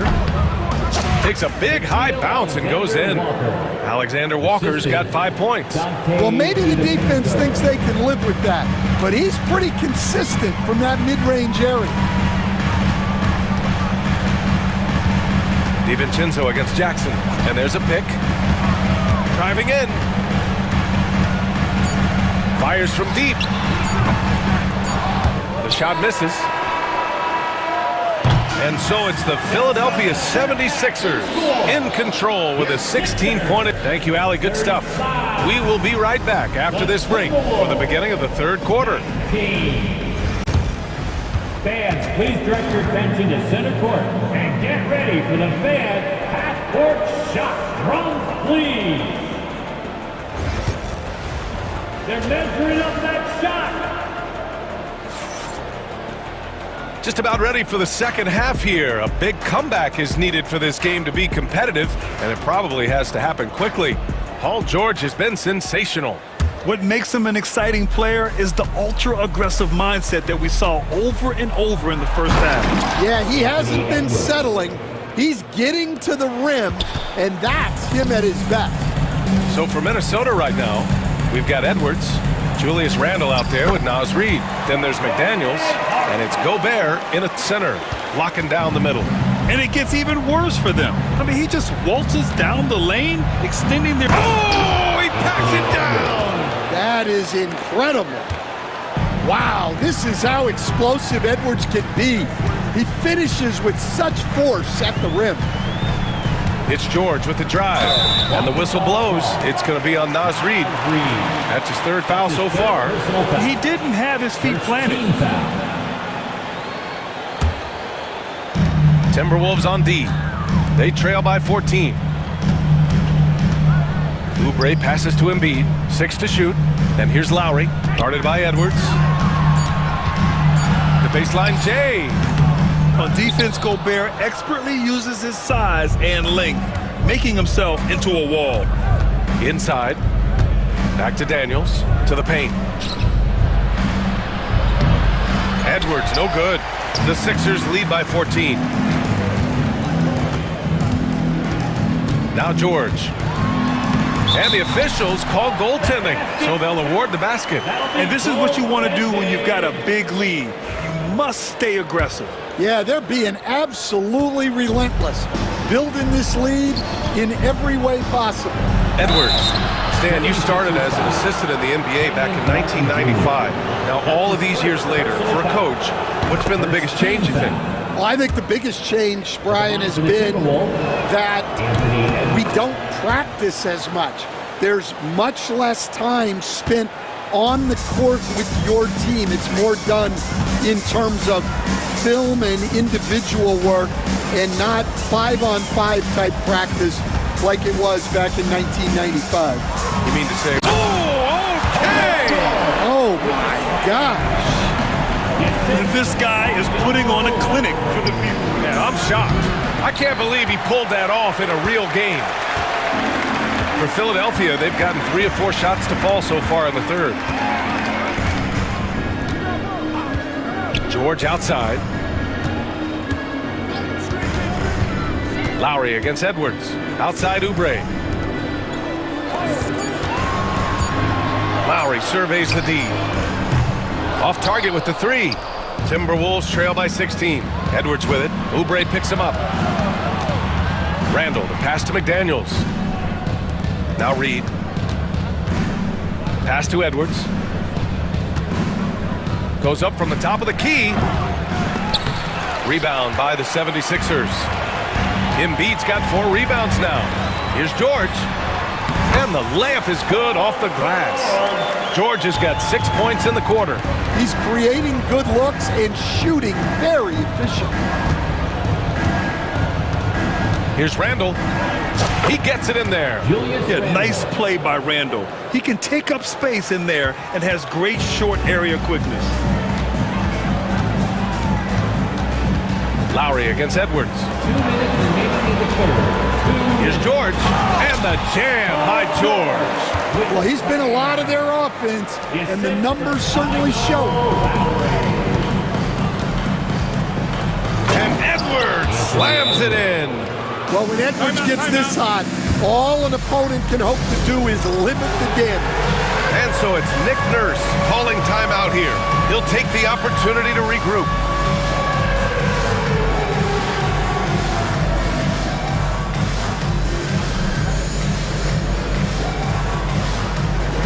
Garza's checked in for Minnesota. 1:46 left to play in the third quarter here. Pass to McCain.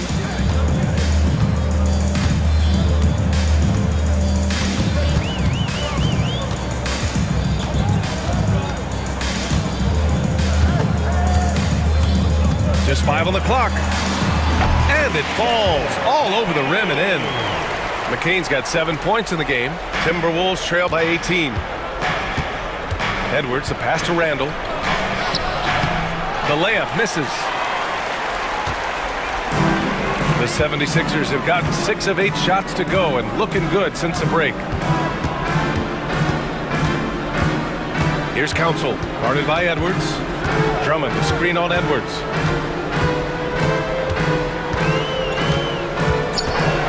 Here's Council. Reed with the rebound. The Timberwolves have gone 4 of 8 in the third. For 3, Randall. Drummond grabs the miss. Drummond's got 6 rebounds here tonight. Pass to McCain. Here's Council.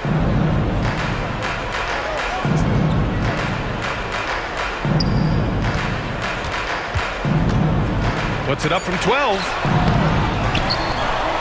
Oh, got a piece of it. Now 8 seconds separating the 2 clocks. Drummond, the screen on Reed. Lowry, the pass to Drummond. Reed with the rebound. Despite the miss, those are the kind of looks coaches hope to create. It's those kind of passes that bring up the entire team's confidence. 5 ticks left to play in the third quarter. Here's Drummond. No good. Would have counted had it gone. And here at the end of the third, it's a double-digit. And it's time now to bring you our State Farm assist to the game. You know, I'm kind of stoked that this was a choice because I love this pass. A remarkable find. He put his court vision on full display. Yeah, he puts that pass right on the money and made things look easy for his teammates. And 1 quarter to go in a game that, to this point, has not been an evenly fought contest. They've got Andre Drummond, and it's Lowry in at the 1 spot. That's the group in the game for the 76ers. Here's Edwards. Soft touch off the glass. Edwards has got 10 points in just the second half. Well, I love when guys like Edwards work inside. Don't settle for jumpers. Get a solid look close to the rim. Here's Council. Check by Randall. Shot clock at 6. Here's Yabusele. Pass to McCain. Over McDaniels. McCain's shot is off. And they're on the break. And he dunks it down. Well, excellent read there by Edwards. He saw someone had a better shot, and he got them the ball.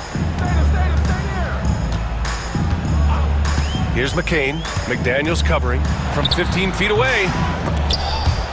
And it's out of bounds. The Sixers able to retain possession here. And it's a completely new group for the 76ers.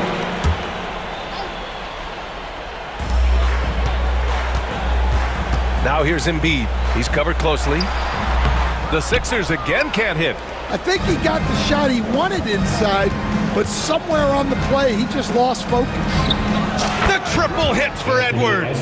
And look, Edwards has a lethal pull-up game. It's one of the things that makes him so difficult to guard. Sends it home with some passion. I think he's rubbing it in a little bit here, hanging up there like that. Edwards, a pass to McDaniels. Randall with it. There's the three. Rebound by Philadelphia. Embiid's got his 5th rebound in this one.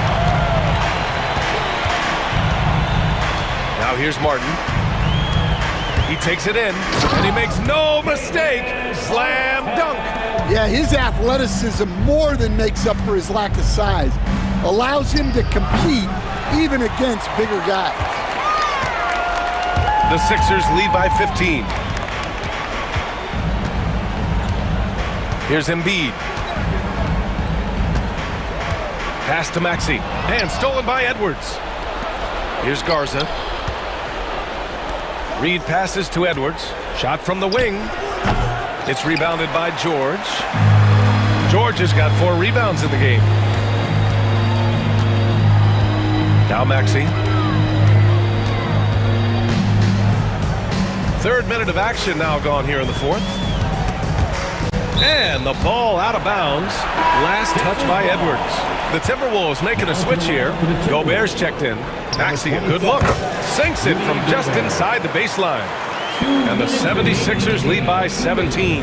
Edwards for 3. Ooh, once again off the mark by Minnesota. And so it's Embiid with it. He brings it up for the 76ers. And we all know about Stan the analyst and Stan the coach. But when you played in college, what was your game like, Stan? Hey, Brian, I had the game that would get you beat as a coach. I will say my greatest strength was this. I was never once accused of overpassing. The black hole. That is Stan Van Gundy. And the distance between the point totals for these teams tells the whole story. Just a fantastic effort, and you have to give it up for the 76ers. They made the most of the extra rebounds tonight. Helped them out a lot. Yeah, when you look at these teams, they're both great rebounding clubs. And any night, either one could have the advantage on the boards. And when you look at the game, the one thing that helped fuel this team to victory was the efficiency for Paul George. Well, he was the catalyst for them tonight. Played a great all-around game, and you could see his teammates feeding off his energy. Philadelphia leading by 14. And here is Maxey. 50 seconds left in the final quarter. Down to 5 on the shot clock. Here's Embiid. The shot no good. It's Edwards on the wing. Again, the Timberwolves score. We've got 33 seconds left in the game. Well, Grant, this game looks just about over. BA, all they really need to do is just work that clock, don't turn it over, and this game is a wrap. Maxey against Edwards. Now here's Maxey, tightly guarded. Minnesota with the rebound.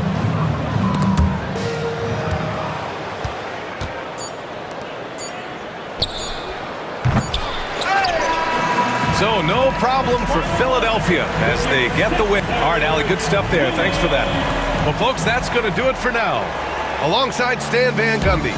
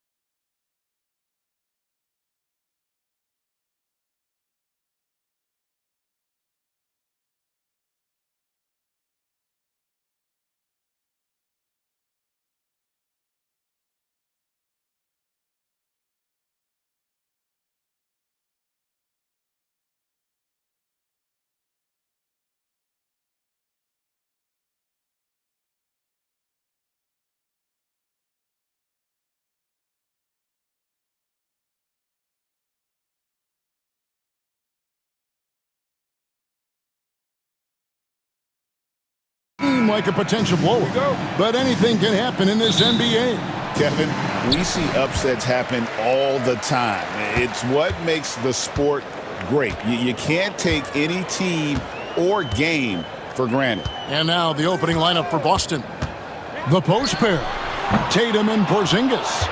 Holiday in the backcourt. To his side is White. And it's Brown in at the small forward position.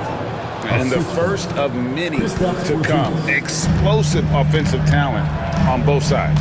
And if everything goes to plan, this could be a very fun matchup to watch. Now here's Morant for three. Still looking for his first make after that miss. He's 0 for 2. Now let's go to Hall of Famer David Aldridge, who had a chance to talk with head coach Taylor Jenkins. He noted how much extra film they're watching heading into this, and one guy that jumped out at them was Kristaps Porzingis. He said scoring over that guy is a challenge. It's not just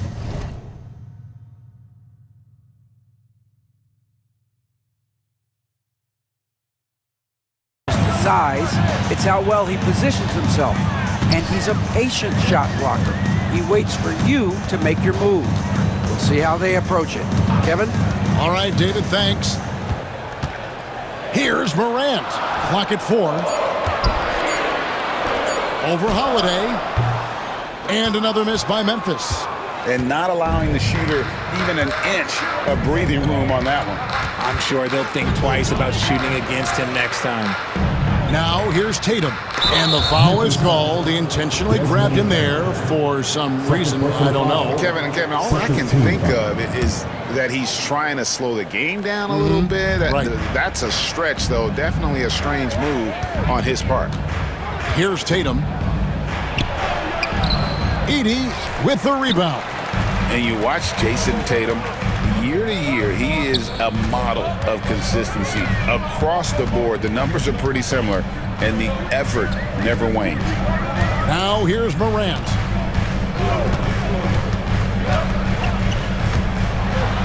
There we go. Now in the scoring column with that make, he is 1 for 4. That play is Morant's ball handling talents pretty much in a nutshell. Fast, smooth, and very effective.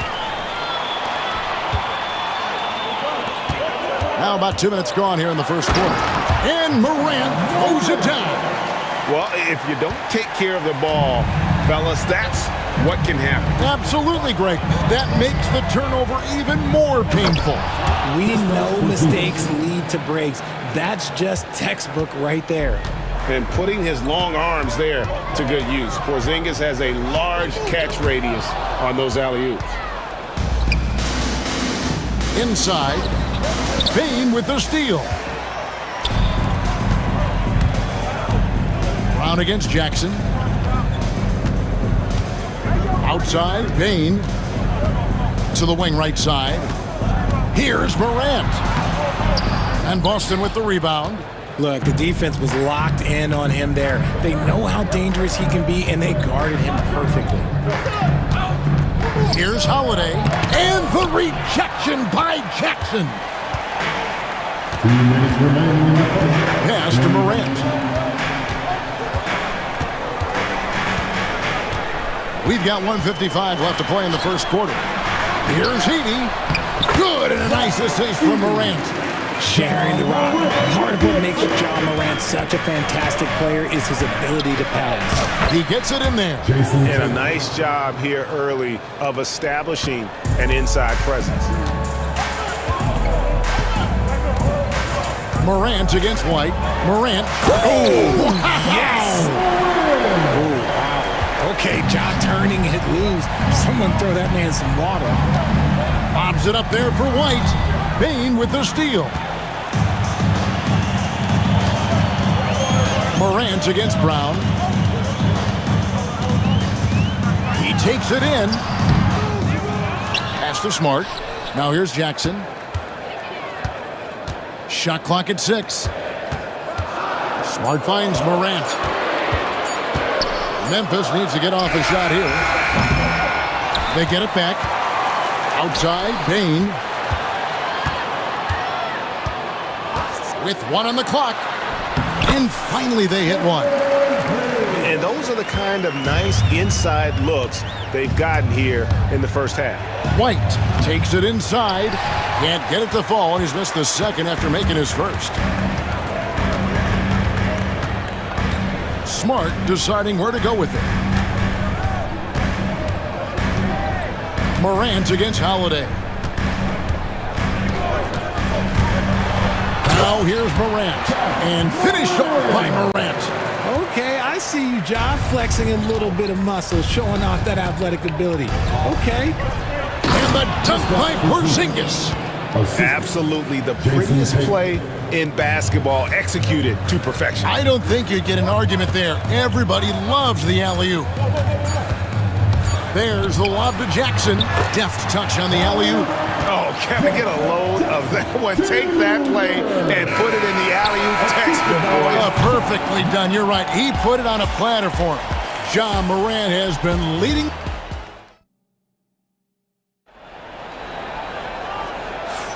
And hope you've enjoyed the broadcast so far. Halfway through the first half in this one. And guys, let's get your take on the hustle stats for the Grizzlies. From the tip, they are not making things easy on them. Lots of steals, playing disruptive basketball. And so far, just a great job forcing turnovers and creating opportunities in the open floor. The defense at the heart of that.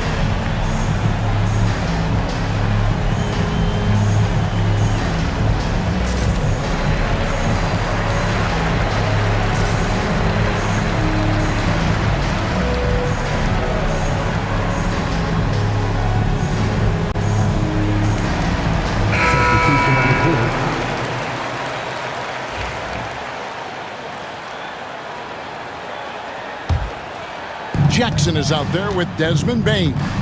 Then there's Jaren Jackson. Then it's Marcus Smart. And it's Clark in at the 5 down low. That's the lineup in the game for Memphis.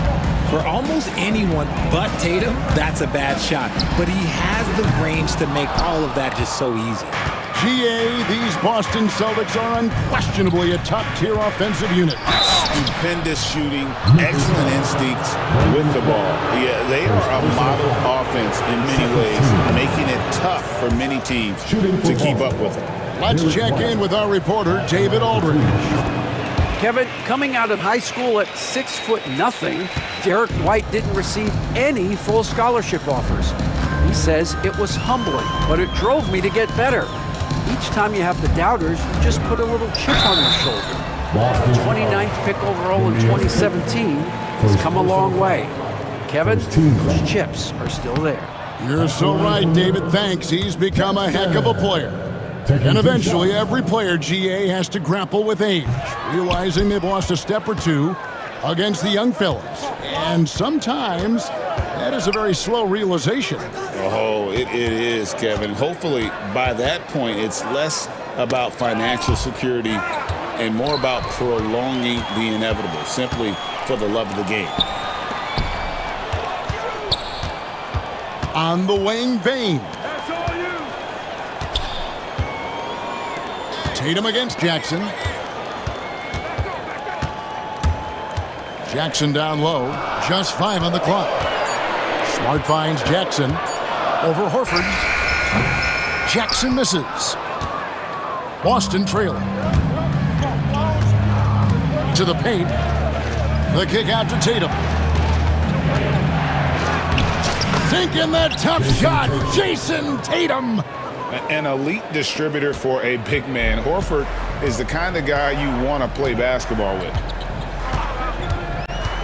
Here's Jackson, and the layup's good off the glass. And they keep hammering away at him inside, forcing the ball into the paint. Here's White. It's Clark with the rebound. Those are chances. Almost always you can rely on him to get you 2 points, but the D just enough to keep him out of rhythm. Outside Jackson. Pass to Clark. That's good, and it's Jackson with the assist that time. And now a 4-point Grizzly lead. Tatum against Jackson. Tatum dishes to Horford.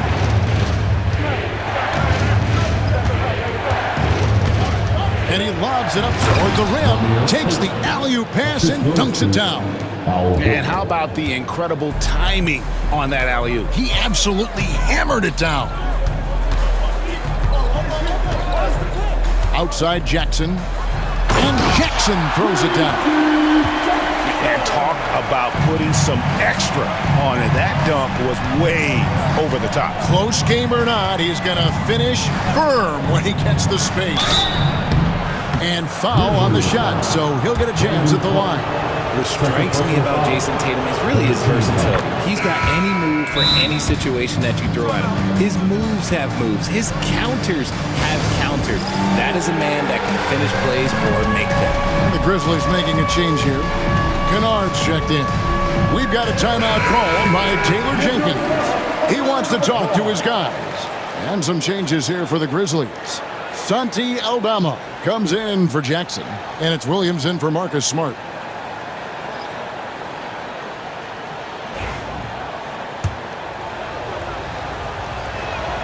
And so Tatum nails them both.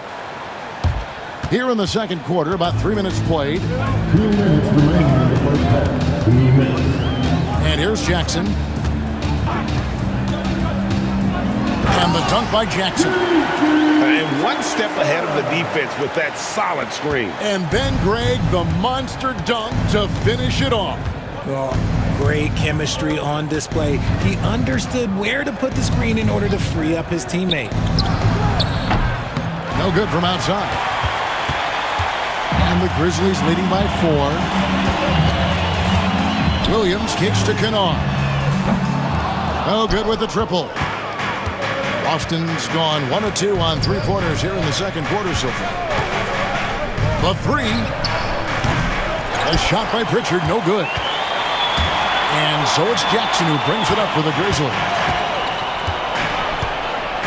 Aldama passes to Jackson. And 1:01 left to play here in the second quarter. Looks good, is good. Bucket number 4 from the field. He's taken only 6 shots. And he found the soft spot in the D on that possession. Here's Tatum. Tatum using his size inside. Now, what hard work from Tatum inside. Doing what it takes to find his shot. There's a screen by Aldama. And the dunk by Jackson. Yeah, I mean, maybe could have tried for a more memorable. New notification for Alexei Viskrebensev. DualSense wireless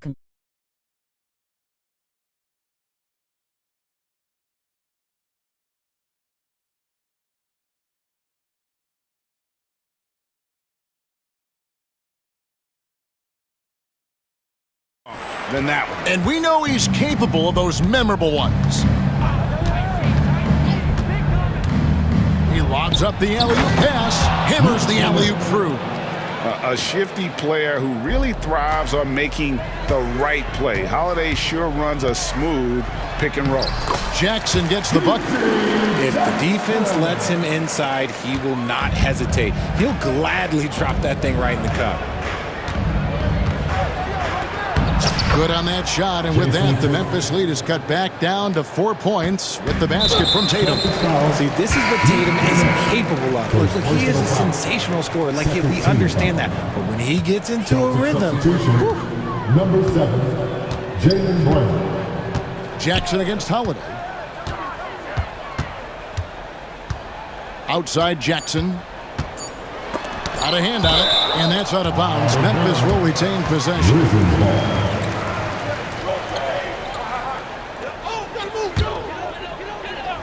Here's Aldama.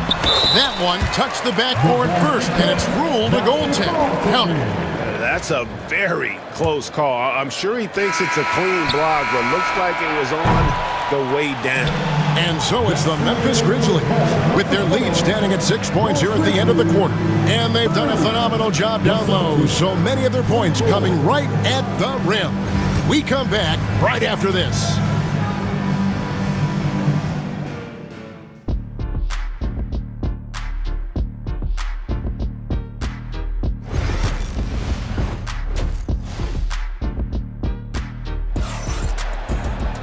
And we've got second half action for you. Thus far, a pretty evenly contested game.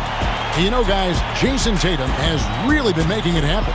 The way he was able to finish on the block was incredible there in that first half. The question now is, will the defense keep letting him punish them inside? Or did Coach have some new ideas for them? On the court for the Celtics, they've got Jaylen Brown. He's out there with Porzingis, and it's Pritchard in at the two-guard position. And that tells the tale here today, guys. Throughout this game, they've been able to get the ball in tight and finish. Morant looking around. Pass to Aldama. Puts up a three. Rebound Boston. And even without that three-ball dropping for him, the defense should have done more on that last play.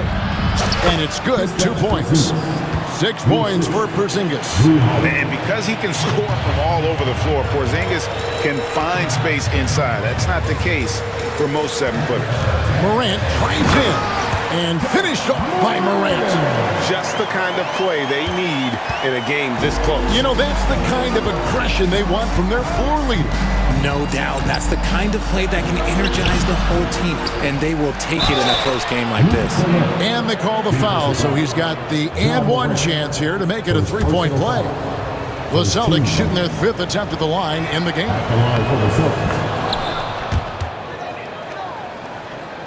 Memphis leading. Here's Morant. And he gets the whistle. 2 free throws coming up. That one is on Holiday. So good at staying in attack mode. When Morant is going at defenses, he forces them to foul him. Both free throws good from Morant. Celtics trail by 3. Here's Porzingis. Yes, and it's Holiday with the assist that time. Porzingis has got 8. Savvy play from Holiday. Quick thinking helps him get the ball to the wide-open man. Morant with a wide-open look. The long-distance three is buried. And the Grizzlies lead by 4. Obviously, this guy has a talent for scoring. Able to problem solve for whatever the defense tosses at him. Pritchard passes to Porzingis. Great pass to set up the lay-in. Porzingis has got 6 here in this quarter. And you gotta love the big bucket in the paint in this sort of a grinded-out game. Morant against Holiday, and Morant throws it down. You gotta love how aggressive Morant is. He is fearless going towards that rim. Holiday finds Brown. And he converts the layup. This team really feeds off of one another in terms of their energy. Yeah, the second half in stark contrast with the first. Coach must have gotten on them a little bit at halftime. Morant outside. Into the lane. Ooh, what a slam! What a slam! Gracious. I don't know, but it seems like Morant's got springs or something in his shoes. Richard, so many things about Drew Holiday's game we love, but what impresses you most about his game? Well, I know it's an easy answer, but it's his defense. It's hard to be a feared defender in the modern NBA, Kevin. But Holiday is such a pest at all times on that end of the floor. And just no excuse, guys, for leaving a shooter like him open beyond the arc. Here's Morant. It's deflected, and they recover it.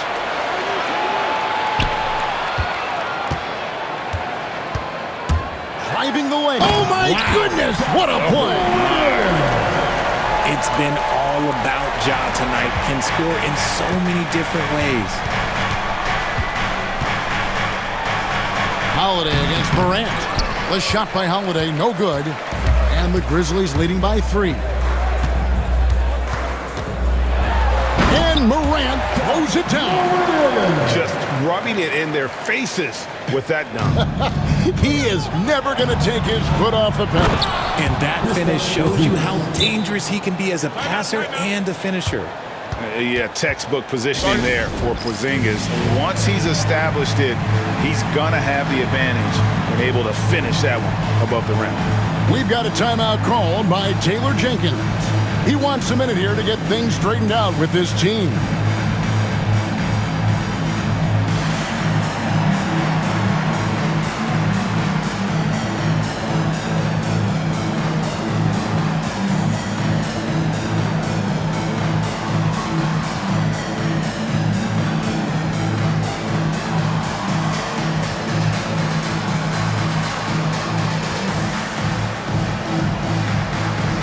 So Memphis ends up going with the new group. For Memphis, they've gone 6 of 8 on field goal attempts in the third, a 75% clip. Here's Jackson. He's got 12. Clark inside. Clark sets a screen for Bain. And again, Memphis no good. And usually that's a bucket for him, but look, nobody's perfect in the mid-range. Hauser the pass to Horford. White against Jackson.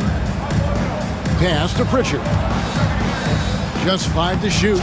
Laid in with a nice touch off the glass. Now just a 1-point Grizzly lead. Nice ball movement there. Delivered the pass right on time. Jackson has the open look. And the 3 off target. The way, Greg, they're sharing the ball tonight, mesmerizing. Everyone's getting to touch it, and everyone's contributing.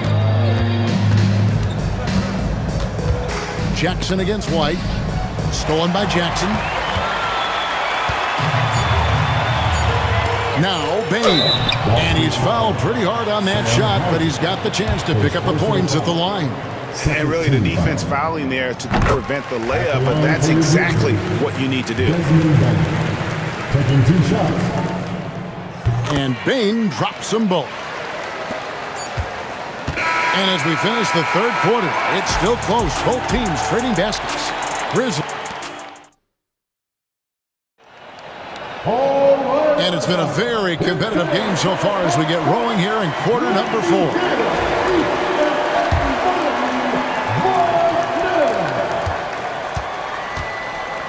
Morant with it. Morant is the point with Bain out on the wing. Smart is out there with Jackson, and it's Clark in at the center. That's the lineup in the game for Memphis. This is what teams try to do with Morant. Get physical, make it difficult, but he just continues to figure it out. Porzingis kicks to Tatum. Porzingis inside. Started by Morant. Shot is good, and the Memphis lead's cut down now to just 3 on the bucket from Kristaps Porzingis. And Morant's got the ball here for Memphis. And the layup falls. Morant's got 4 points in the quarter. Working through the lane, Morant, he's got such a great change of speed to keep the defense off. Porzingis can't hit. Memphis leading by 5. On the wing, Bain. White covering.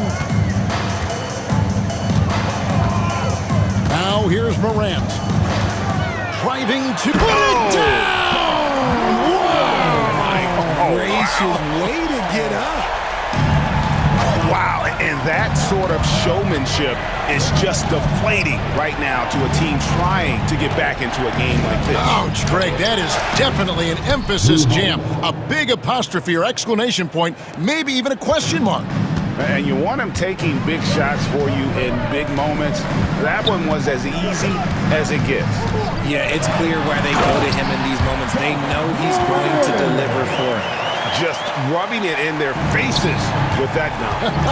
He is never going to take his foot off the pedal. And that finish shows you how dangerous he can be as a passer and a finisher. And that one, good. And now a 9-point Grizzly lead. It's been like this all night for both teams. The offenses having their way. Yeah, but I think it's going to come down to who can get the stops down the stretch, because that's who's going to come away with this win. Morant. Whoa, look out! Goodness. Look out! Okay, I see you. He gets a lot of defensive attention, but Morant, he can expect this type of rough scene anytime he takes it inside. Here's Porzingis, and they convert it last on attempt number 3. Second chance points always hurt. Just not enough effort to block out. Yeah, I'm going to go out on a limb here and say they need to emphasize rebounding going forward. And Derek White picks up the foul. That's his first foul. Edey's checked in for Memphis and taken away by Brown. Whoa! Tatum capping off the alley-oop. I do not care what kind of game he is having. In these moments, Tatum is just different. Jackson a screen on White. And Morant gets it to go. Morant's got 35. Well, he's been doing it all night. Why not go back to it? Yeah, just keep feeding him. That guy is a man on a mission. And the defense, well, they don't have much of an answer. Fast break, here we go. And Jackson throws it down hard. Nice job completing the break. Triple J gets the points. On pass to Porzingis. An emphatic alley-oop jam. Chemistry at its best. An unreal alley-oop. Now, though, you're right. The pass, the catch, the dunk, all of it perfect. Here's Morant finishing with force. Whoa! That's what I'm talking about. Ooh, that's an old-fashioned wrap. Just a remarkable gem. These fans' jaws are on the ground right now. Night in, night out, Brown just makes plays. And the Grizzlies leading by 7. Here's Morant. And then Morant slams it in. Puts the D in a tough spot when you have a point guard who can throw it down. He really does, GA. He really does put pressure on you. Yeah, hard to strategize for a guy who can make a pass or a play like this right in your face. Tatum passes to Porzingis. And the rebound goes to the Grizzlies. It's stolen by White. Not watching the line there. That'll be a backcourt violation. And just a little too lax with that possession, and it cost them. And if they want to come back in this game, look, they got to clean up those mistakes. And here's Morant. 41 seconds left here in the fourth quarter. Clock at 6 to the inside. Jackson, and it's sent back by White. Greg, nothing short of some once-in-a-lifetime plays are going to save them now. Yeah, the door is just about to close on this one. But hey, never say never. Here's Morant.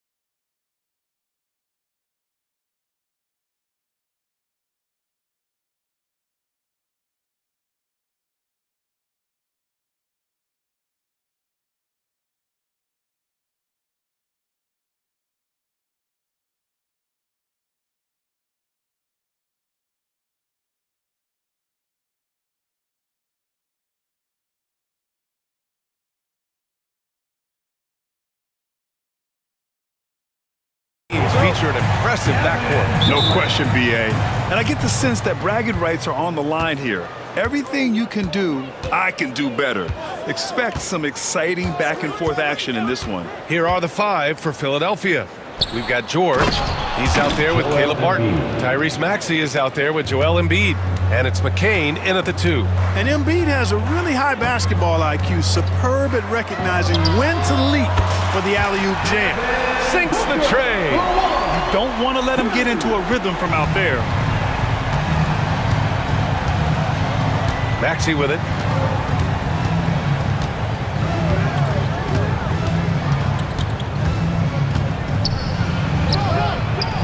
And he lays it up and in. That's where Maxey's at his best. He wants to get the ball inside. And Booker's got the ball here for Phoenix.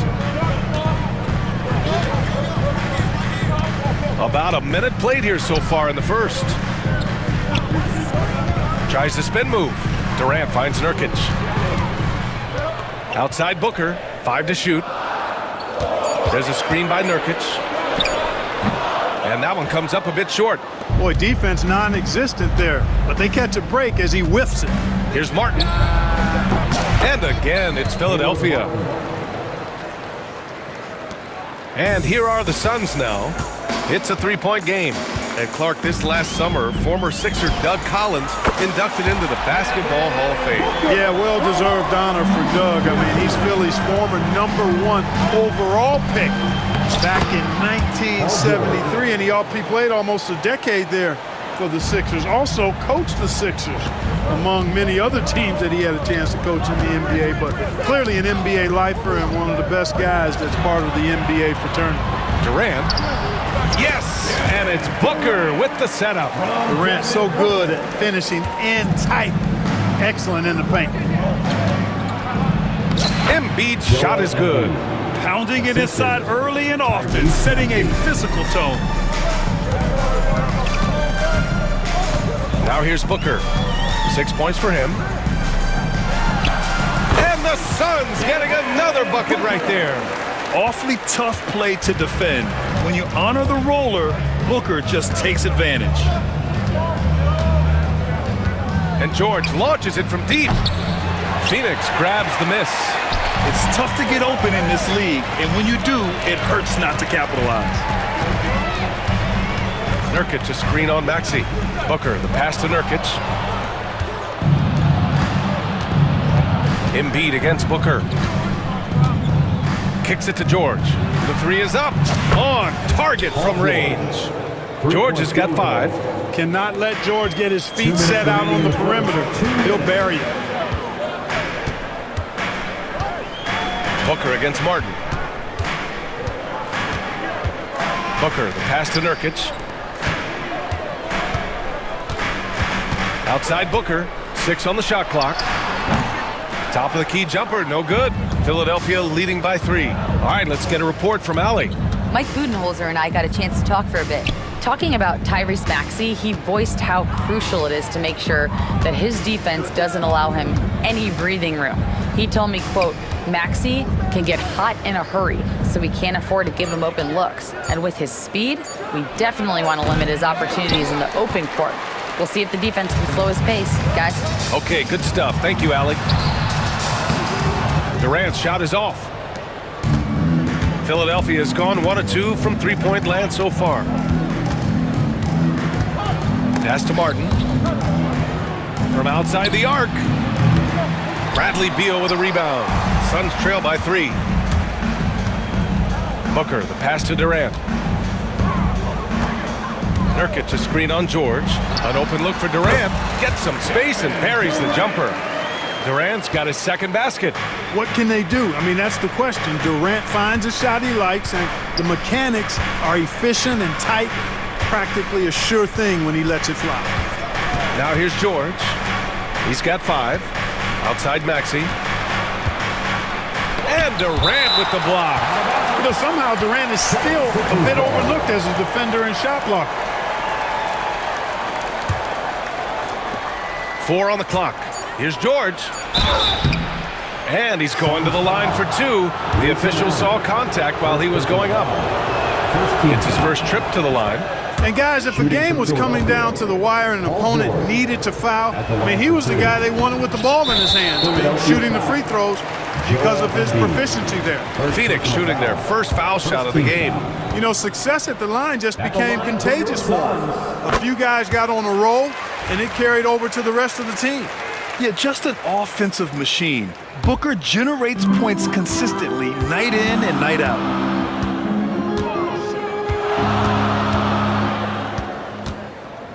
Durant with a screen on Martin. Booker, the pass to Durant. Back to Booker. Durant with it. Picked up by Embiid. What an amazing trick shot to confound the defender. Oh, man, that's awesome. He's taking him to school right there. Here's George. He got it up in time, but it would not fall for him. Devin Booker. He's feeling it tonight. He's been the driving force for Phoenix. Hunting for opportunities.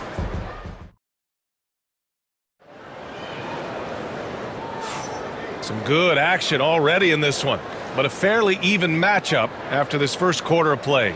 And for Phoenix, guys, what jumps out to you stat-wise? They're off to a rock-solid start. They brought a well-thought-out plan into this one. Yeah, you know what? Makes it really easy for the coaching staff in that case. No adjustments needed. Just keep on keeping on. So, on the floor for Philadelphia to kick off the second quarter, we've got Kelly Oubre. Andre Drummond is out there with Tyrese Maxey. And it's McCain in at the shooting guard position. Allen against Oubre. Pass to Drummond. Maxey surveys, releases, and the 76ers get it back. Ooh, stolen by Allen. And the Suns pushing it up now. Here's Plumlee. That one falls, coming off Beal's feed. And it's energy like that on both ends of the floor that's got them out ahead. Outside Maxey. Lets it go from deep. Phoenix grabs the miss. Jones from outside. Drummond grabs the miss. 76ers trail by 3. And Tyrese Maxey gets the whistle that time. That's his first foul. And just a great job of getting there first and absorbing the contact. No question about it. No flop there. That was a direct shot to the chest. Outside Jones.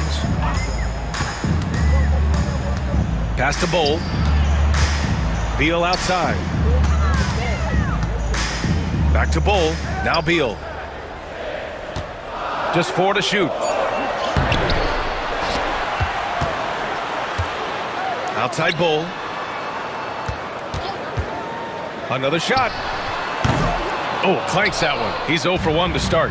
You know, the fact is he's not a lock from there, but he was open enough to where he should have hit that shot. Here's Oubre, and there's the slam dunk to finish it off. Oh, man, he got fancy with that finish. He may be trying to provide the spark they need to break this one open. And I like it. I mean, some coaches might want to see just a sure-handed lay-in there, but for me, I don't mind a little extra. The Sixers trailing. Outside Maxey. And a little under 2.5 minutes gone by here in the second quarter. Pulls up on the wing and all around the rim that time before dropping. Maxey's gotten his second bucket of the game. And Grant, we know the importance of the veteran leaders on a team, but not every vet wants to accept a mentorship role. Very true, B.A. In your later years, that role becomes a blend of playing and kind of coaching. Not everyone is cut out for that. Boy, the long strides of Bull, very impressive. Exceptional job attacking the hoop. For 3, Maxey. Drummond. Out to Oubre from the arc. And that one makes him 2 for 2. He's in his rhythm. Put your head down and go to work. That's what they need to do. Yeah, these teams trading punches right now. I mean, it's table tennis. Back and forth we go. Back to Jones. Bull, a screen on Oubre. Jones, the pass to Bull. That's in. Coming off an assist from Jones. Bull's got 4 points now in the quarter. Really good screen that time. Then Bull with the quick roll. Maxey against Jones. Maxey, that's good. Maxey's got 6. And you like the balance here, not just falling in love with the 3-ball. And you watch Tyrese Maxey, Clark. He's so good at creating offense. Yeah, he can get that thing rack to rack and downhill in a heartbeat, BA. In the break and in the pick and roll, he puts tons of pressure on the defense because he's so quick. And he knows how to use angles, too. And he can shoot it from deep, so he's got the full package. Here's McCain. Phoenix grabs the miss. Bulls got 4 rebounds in the game. 3-pointer, Beal. It's hauled in by the Sixers. Drummond's got his 8th rebound here tonight. Takes it inside, and the basket is good. And now a 4-point 76ers lead. Always able to see the complete floor. Maxey, great vision. And Mike Budenholzer decides to call a timeout. He wants to give him a breather and talk things over.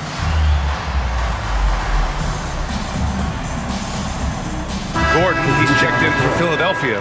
Jackson comes in for Maxey. So it's Phoenix now.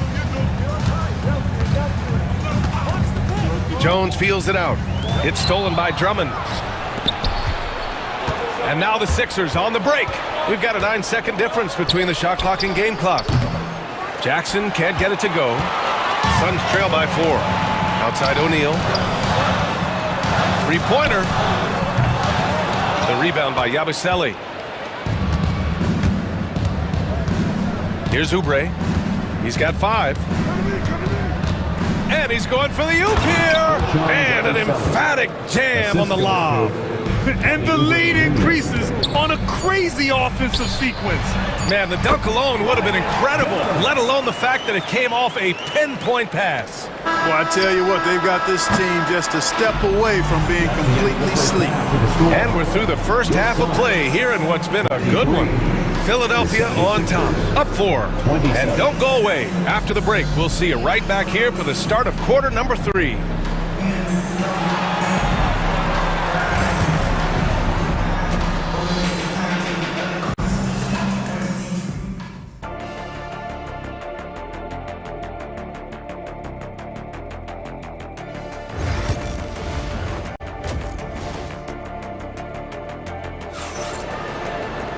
And after a fairly even first couple of quarters, this second half could turn out to be a great one, as both teams trying to gain an edge. Nice game. Great performance by Devin Booker. Yeah, they've done an amazing job of creating room to operate for him. And then, of course, executing. And you know what? It helped that they had a few guys with very hot hands on the perimeter, too. KD and Nurkic are the big men for him. Damian Lee out there with Devin Booker. And it's done in at the 3 spot. And that's the group for Mike Budenholzer as we begin the second half. First team foul. Well, that was clearly a foul. Yeah, he took a shot there, earned those free throws. That one's no good. The Sixers lead by 4. Pass to Embiid. The Suns clear it. He's as surprised as we are. Most nights, that bucket is automatic. Booker against Martin. Booker can't get it to go. Usually, guys, he's going to knock that one down from there. Proficient at operating in that medium range area. George outside. And it's Lee with the rebound. Changed his mind during the layup. You can't be indecisive there. Tried to pull off another shot and missed it. Indecisiveness is never good when you're shooting the basketball. And from the sideline, let's catch up with Allie. Hey, Brian. Well, Kevin Durant steadily climbing up the top 10 of the all-time scoring list. He said, I've been in the league for half of my life now. It's a blessing to be playing on this platform and doing what I love to do. I just want to continue to keep putting in good work and keep adding to what I already did. One of the greats, Allie. Thank you. It's one, then misses the second attempt from the line. Paul George, one of the most versatile and dynamic players in the league. I mean, he does a lot for his team offensively and defensively, which I think frees up the other guys to do their thing. What makes this big so effective is how skilled he is. He can harm you in many different ways.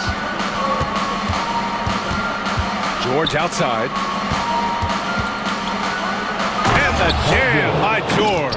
And it's really obvious that George has put a ton of time into improving his handle. I mean, you never know what he's going to do with the ball in his hands, and most times it's pretty good. Here's Dunn. George with the block. And it goes out of bounds. Last touch by George. Booker, the pass to Lee. 5 on the clock. Gets it to go from 18 feet away. Booker's got 11. A silky mid-range jumper by Booker, attacking without any hesitation. For 3, George, and the three-pointer goes. We see this every night. He has the skill and versatility to keep a defense guessing. Booker, pass to Durant. Back to Booker. Parked it down low that time. Got hit with the 3-second call. Philadelphia ball.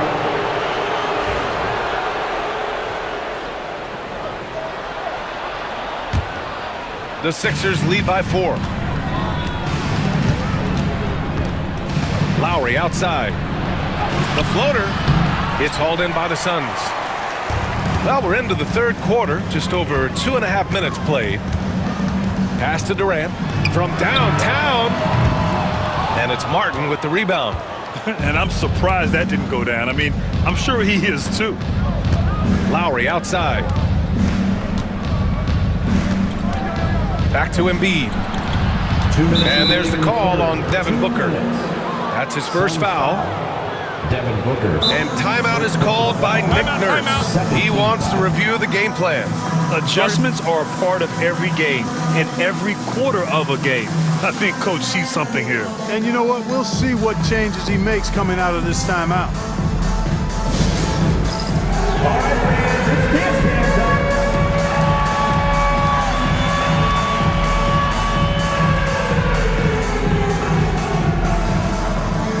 Phoenix making some changes. Plumlee's checked in for Nurkic. O'Neal comes in for Dunn. And it's Beal in for Lee. Here's Oubre. That one falls, coming off a Drummond feed. He has 7. It's not easy to work the ball inside in this league, but they've done it all night. Drummond with the ball. Picked up by Plumlee. Here's Yabusele. Here's McCain. And he gets the friendly roll as that one goes. And it's an 8-point 76ers lead. The Suns have gotten 3 of 6 shots to fall so far in the third. For 3, Booker. Rebound by Philadelphia. Lowry outside. And he drives in. Pass to McCain. Here's Yabusele. He's checked by Plumlee. Clock at 6. Crafty move. Oubre can't hit. Phoenix has gone 0 for 2 from outside here in the third. Can they get it? Durant, so effective inside. Durant has definitely been on one tonight, knocking down shots for himself at a high rate. And there's the screen. Here's McCain. Kevin Durant with a rebound. A chance at a 2-for-1. You have to find ways to use the clock to your advantage. The 3. No good that time. 5-second differential between the shot clock and game clock. Pass to McCain. Over Beal. O'Neal pulls it in. Suns trail by 6. It's Booker on the wing. Plumlee passes to Booker. From behind the arc. Ooh, Booker doing Booker things. That is how you use the shot fake, folks. Here's McCain. Oh, he got it up in time, but it wouldn't fall for him. It's still anybody's game as we reach the end of 3.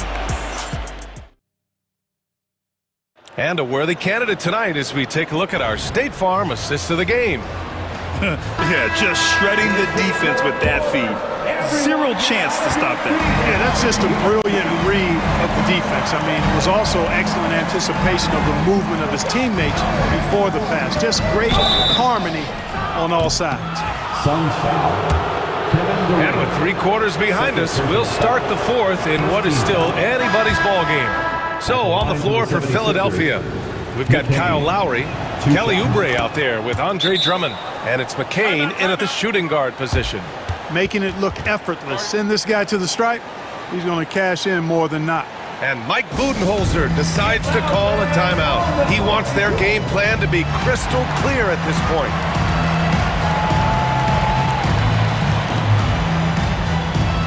Oubre, he's checked in for Philadelphia. And keeping us updated from the sideline, Allie LaForce. Over that last break, guys, I got a chance to hear what Mike Budenholzer said to the team. First and foremost, he wants to see more points in the break. He asked his team, where's the urgency? We know what we can do in transition. Now let's go out and do it. We'll see if they can pick up the tempo, guys. Appreciate the report, Allie. Bowl, he's checked in for the Suns. And here's Booker. Pass to Bowl. Outside Booker. Fades and shoots. Rebound by Philadelphia. George peels it out a bit.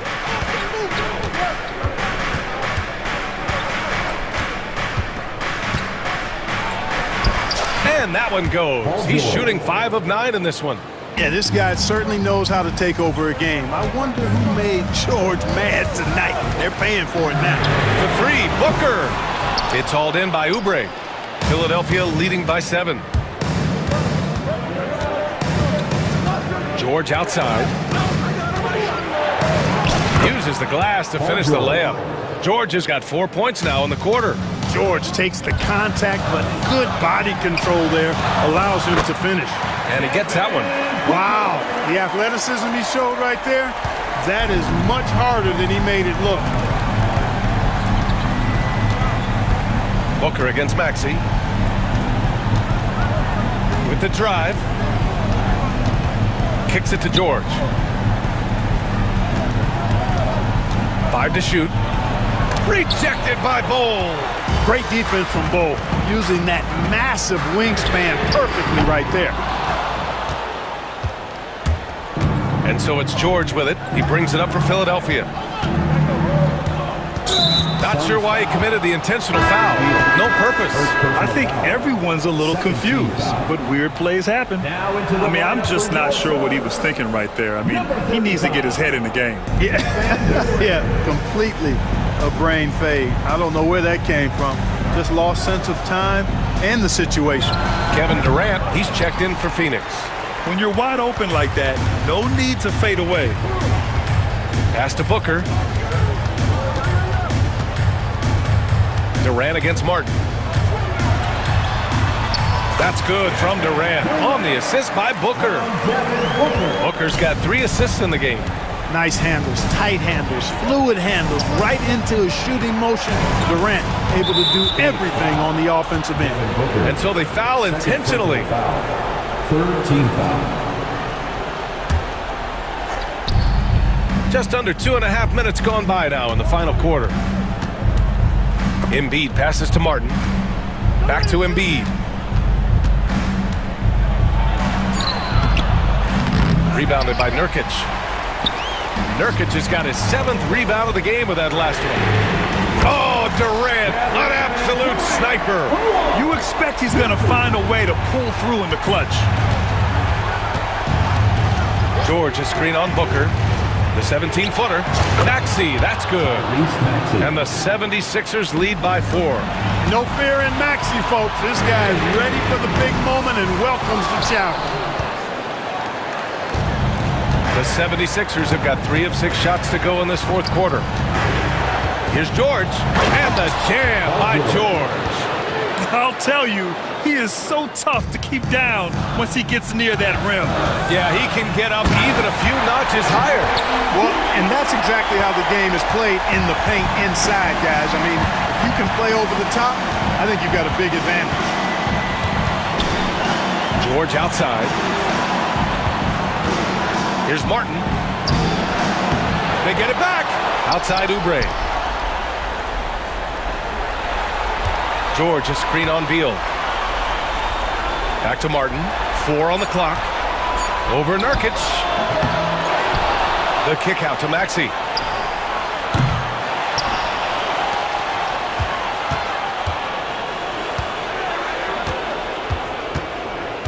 Pass to George. Oh, plenty of contact on that shot. Officials call the foul, and he'll take 2 free throws now. George taking advantage of that close, tight defense, drawing the foul while taking his shot. Paul George, 2 shots. And he cannot convert on the second. That misses. The Suns have got 4 of 8 shots to drop here in this final quarter. 50 seconds left to play in the fourth quarter.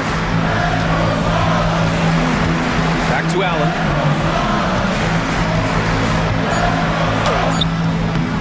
That shot is off. Excellent D there from Embiid. Durant against George.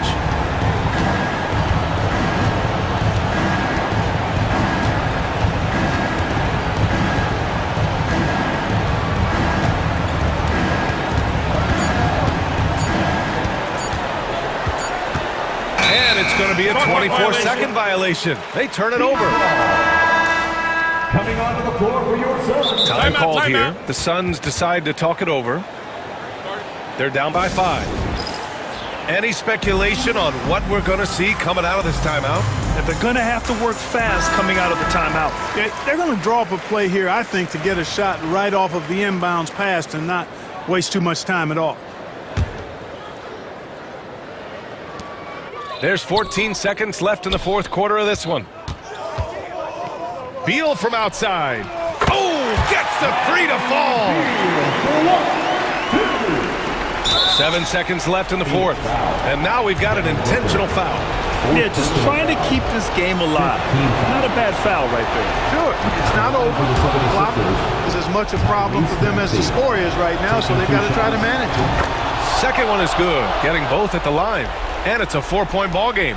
Good composure from the line there. Those shots sealed it. Back to O'Neal. Oh, deflected. So it's the 76ers taking the W in a close one. This was a hard-fought, well-earned victory for them. They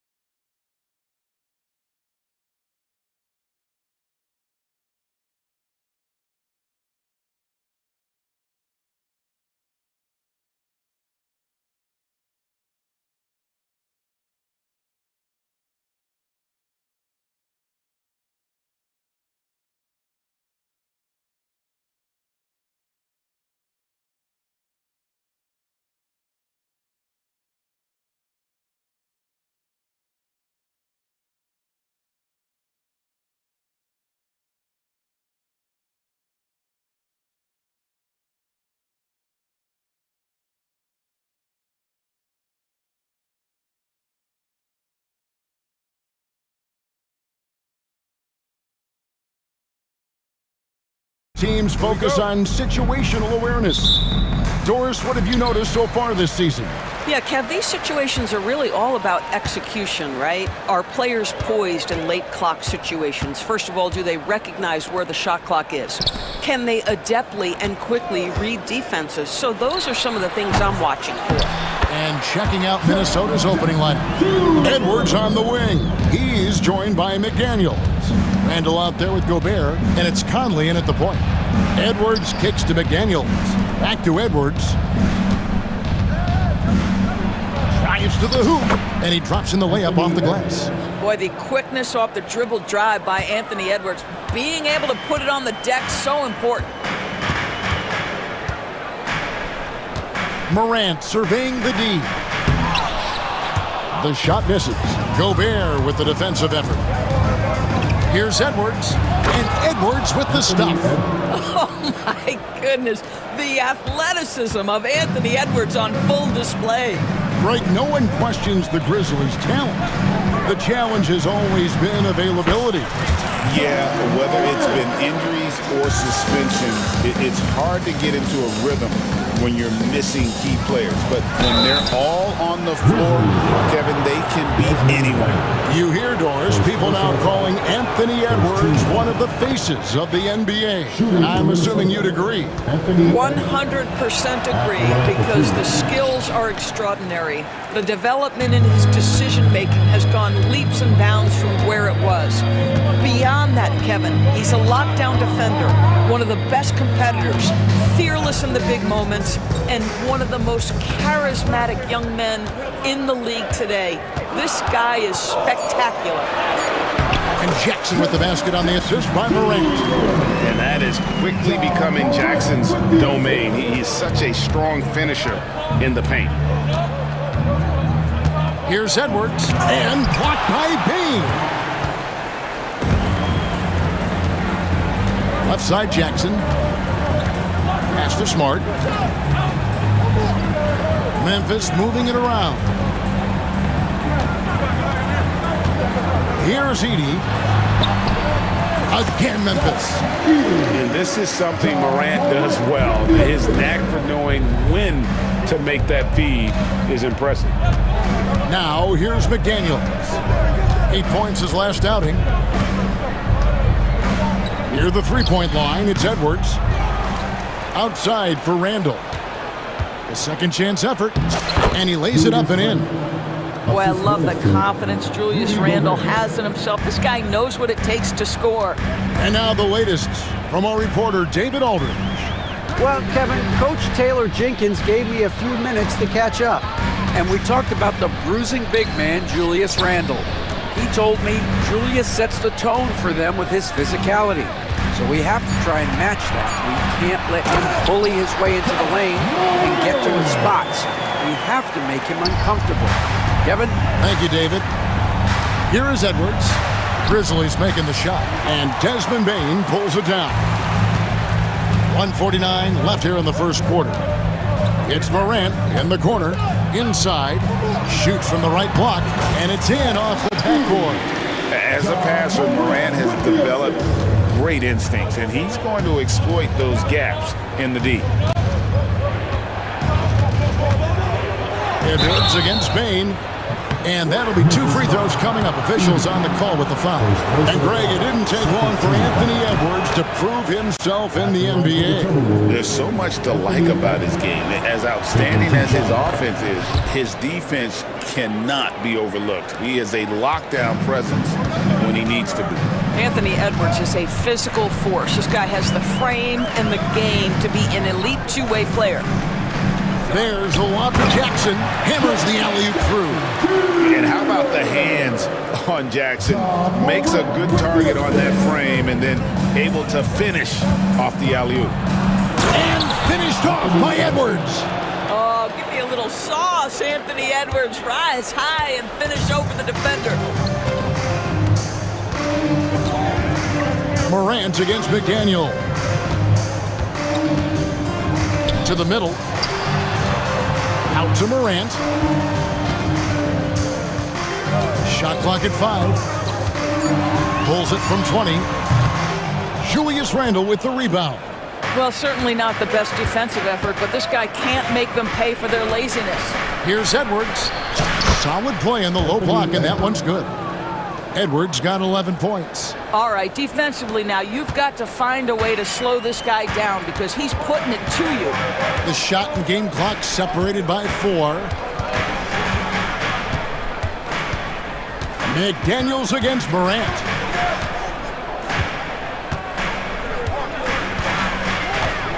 To the paint, here's Jackson, out to Morant. And it falls over the rim and in. He has 6. Such a multi-talented threat on the offensive end, and you love his confidence. Edwards from deep three-point territory. Both teams have it going here early and still close through the first quarter. Memphis out in front. They're up by 3. And we'll be back shortly for the start of the second quarter.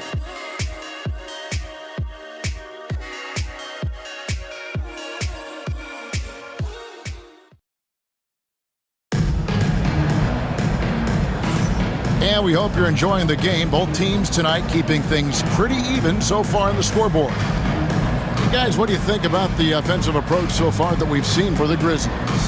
So far, they've moved the ball well, leading to open, high-percentage looks. Lots of assists in this one. And they've also shown dominance in the paint so far tonight, really putting the work in down low. Morant is the point, with Bain out on the wing. Santi Aldama is out there with Smart, and it's Clark in at the center position. That's the group for Memphis to kick off the second quarter. Grant, 2 free throws coming up, and they call the shooting foul. Julius Randle picks one up.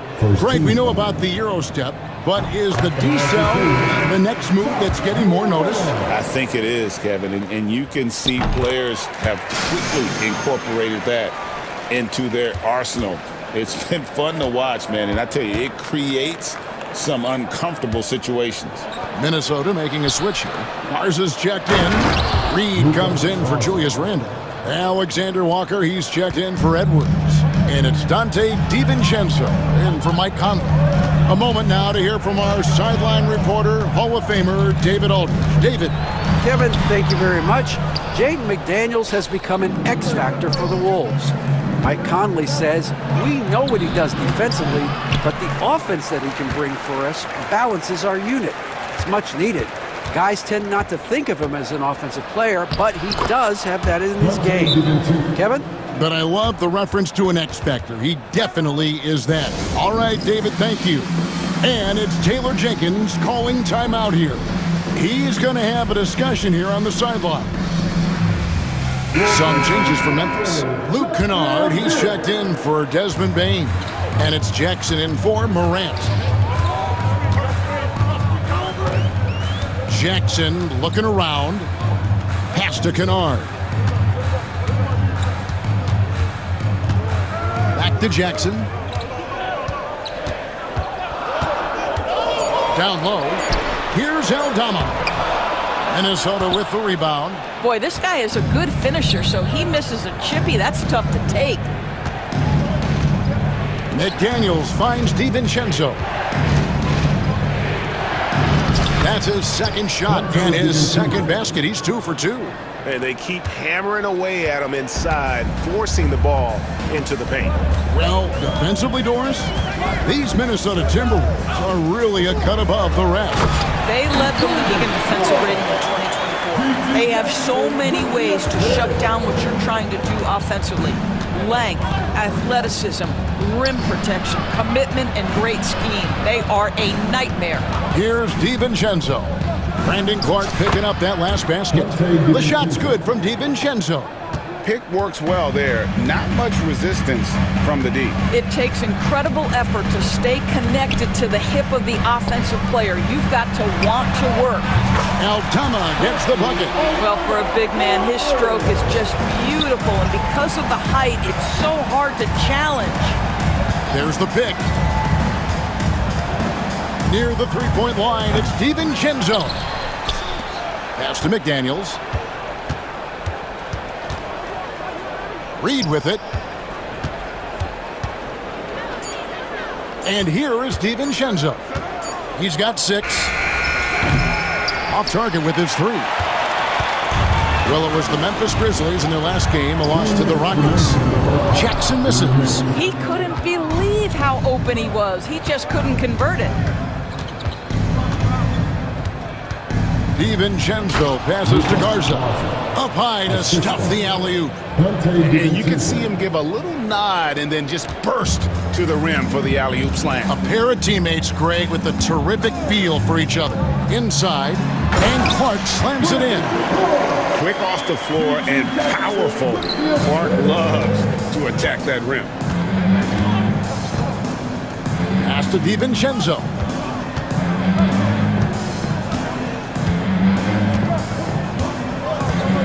To the inside, Reed. And Reed throws it down.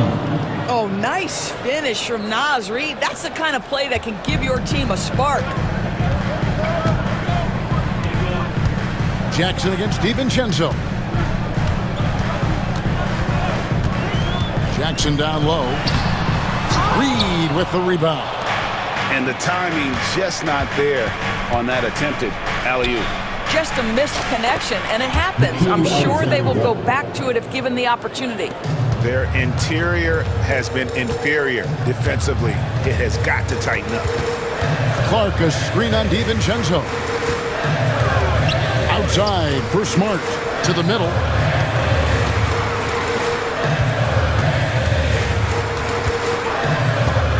Pass to Aldama. Kennard for three. Rebounded by the Timberwolves. The game has been very close in a lot of areas, but rebounding has been the one differentiator thus far. And Reed throws it down. And he can do a lot more damage to the rim than that when he wants to. Oh, you're right. And with the lead they're enjoying, I'm surprised he didn't put a little something extra on that one. And Jackson throws it down hard. And credit the screen for giving him the space he needed to get to the rim. For sure, GA allows him to come in with the sledgehammer. Boy, that's a play you just practice time and time again. 2 minutes are allowed to review the play. Just yet, officials signaling they are going to review the tape. And the footage relayed to the officials from the replay center in Secaucus, I think he got it off in time. The replay leaving little doubt. And so that brings the first half to a close. Timberwolves lead by 6. And we'll be back right after halftime to get the third quarter underway. Their work on the glass has been superb tonight. Chasing down every miss there, Ernie. That's their mind. All right, let's switch it over. That'll do it for our show.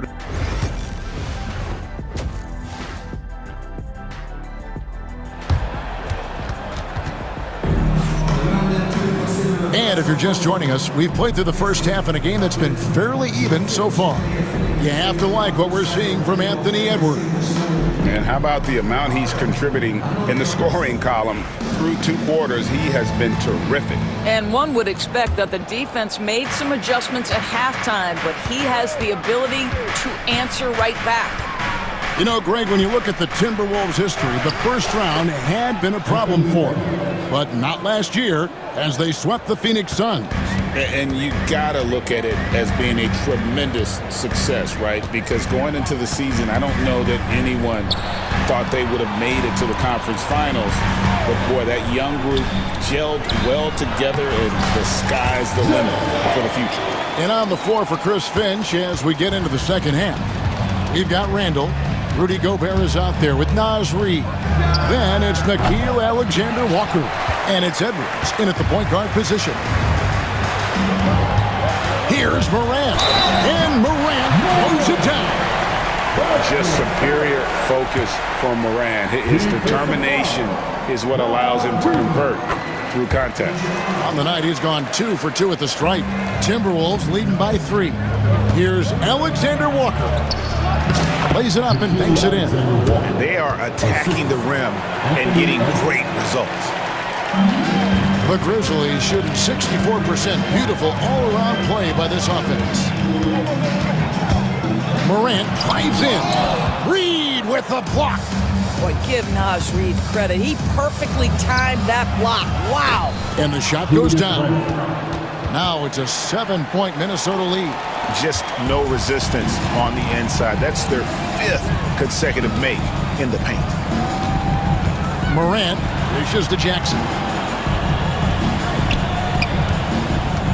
Edwards against Morant. Here's Huff. And again, Memphis no good. And so Edwards will bring it up for Minnesota. Following this one, they get to host the Warriors. That game is the first and last of their homestand. Off target at the rim. Grizzlies have gone 2 of 4 here to start the second half. Here's Morant. And then Morant rams it in. And leave it up to Morant to put on a show. What a spectacular dunk. Randall down low, guarded by Smart, and foul on the shot, so he'll get a chance at the line. And you don't ever want to get into the habit of letting the offense get to the rim. The Timberwolves shooting their 5th and 6th free throws of the game. And at the line last season, about 78% as a team. Pretty solid numbers. And that one goes in, 2 from the line that time. And among NBA bigs, he is known for his ability to deliver at the free throw line. Pass to Huff for the 3. Reed with the rebound. Reed's got 5 rebounds tonight. Yeah, just a solid job on the backboard. They are really controlling the inside. Edwards kicks to Reed. And the rejection by Jackson.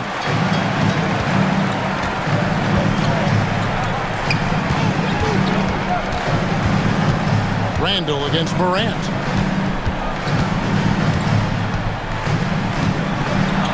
And finished off by Morant. Obviously, Morant has found his flow here, finding plenty of ways to create for himself. Reed with a screen for Edwards. Shoots over Morant. And the rebound by Jaren Jackson. Well, this has not been a quarter to remember for this guy. He looks completely flustered. Morant outside. Pass to Huff. Back to Morant. 6 to shoot. Here's Huff.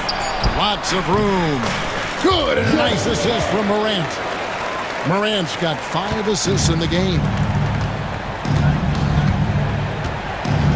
Edwards looking it over. Picked by Randall. Lets it go. And once again off the mark by Minnesota. Well, when you've been struggling as he has, you love that your teammates have really stepped up and taken the challenge. Kennard's shot is off. Timberwolves leading by 3. Here's Gobert, and he banks in the layup. Gobert's got his first bucket of the night. You love the touch from Rudy Gobert. He's put a ton of work into his offensive game. Morant with a wide open look. Off the mark there with the 3-point shot. Well, the defense clearly was not interested in guarding him from downtown. They're very fortunate he missed.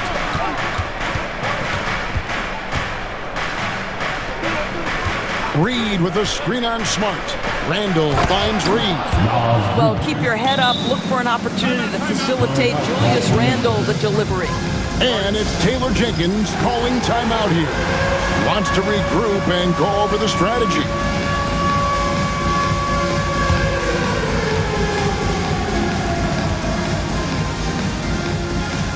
So Memphis ends up going with the new group. Big group substitution now for Minnesota. Mars is checked in. Miller comes in for Reed. Daniels, he's checked in for Randall. And it's Dante DiVincenzo in for Edwards. Payne for 3. A 3-pointer is right on target. Baines got himself on the board with 3 there. And he just lights it up from downtown. Baines so dangerous from out there. Not the kind of aggressive defense they need to cut into the lead. Yeah, you have to protect the rim, Greg, a little better. They're just too slow to react. You can't afford to sleepwalk through possessions. What's going on out there? There's a screen by Aldama. Oh, and there's the alley-oop. And Aldama slams it in. And how about the incredible timing on that alley-oop? He absolutely hammered it down. And that does it for the third quarter. Both teams clicking offensively. And with with these teams locked in a very close contest, this fourth quarter promises to be a good one.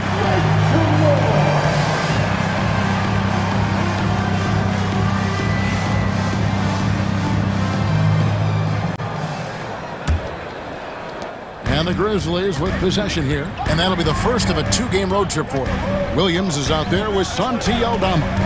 Then it's Brandon Clark. Then it's G.G. Jackson. And it's Bain in at the 2. That's the lineup in the game for Memphis. Aldama gets the bucket. Confident and composed on the three-point shot at a critical juncture. Here's Garza. And he makes no mistake on the slam dunk.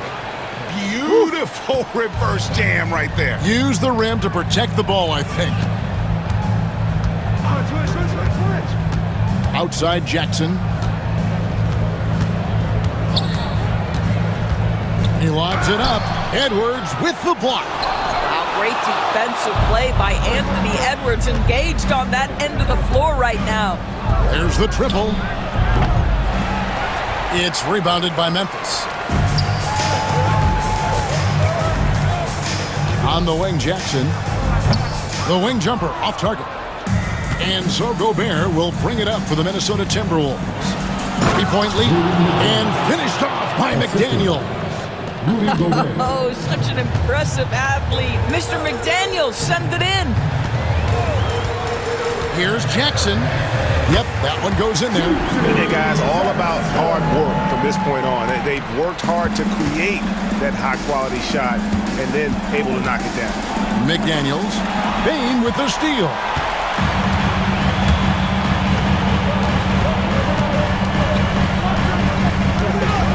Clark sets a screen for Bain.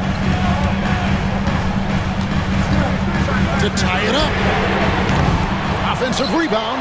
Aldama finds Jackson. Back to Aldama. Shoots over McDaniel. Aldama can't hit. Timberwolves leading by 3. And he uses the glass on the lane. McDaniel's got 4 this quarter. And they're beginning to just flat out fall apart defensively right now, especially on the interior. Here's Jackson. Here he goes. No stopping him there. Jams it in as he's fouled. Chest out for a 3-point play. It's on Anthony Edwards. Hey guys, what do you think about the offensive approach we've seen so far for the Timberwolves? I like this throwback approach they've taken, looking to score high percentage shots in the paint. And so far, it's working. The other thing that's been impressive is really just relentless driving the basketball.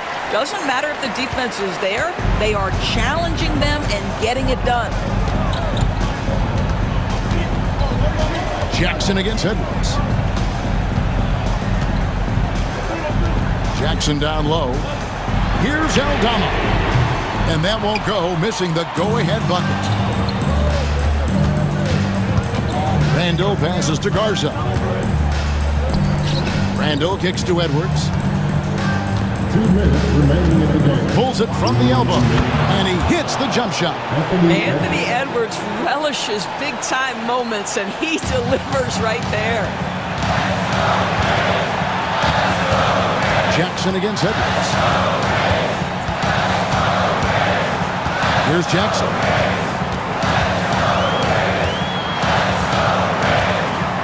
Six on the shot clock.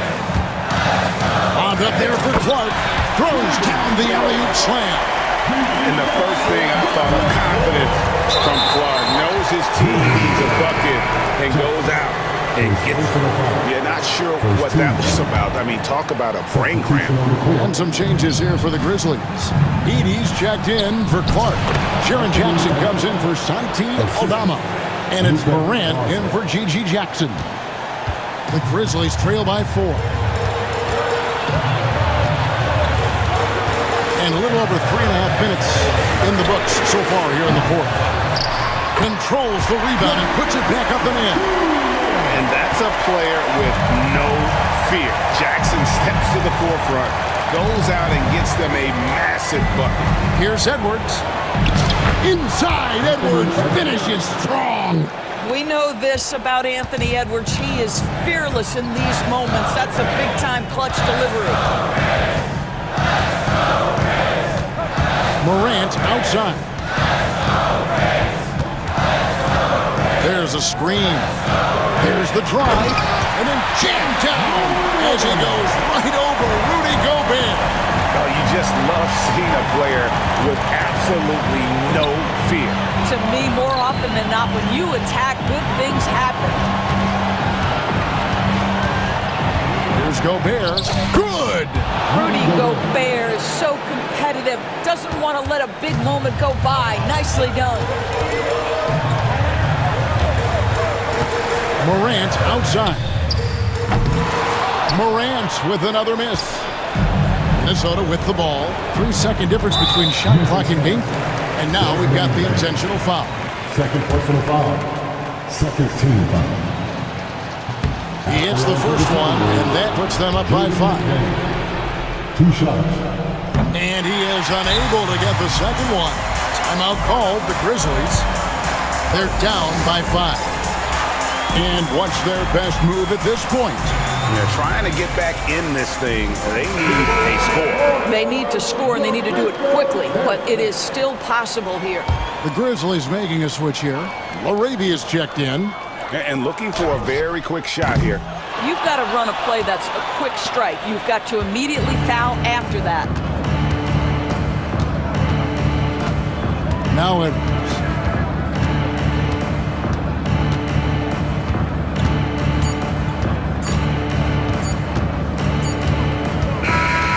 And so the Timberwolves take the win. They seem to rout, David. Thank you as always. And that'll do it, folks, for Dorisburg.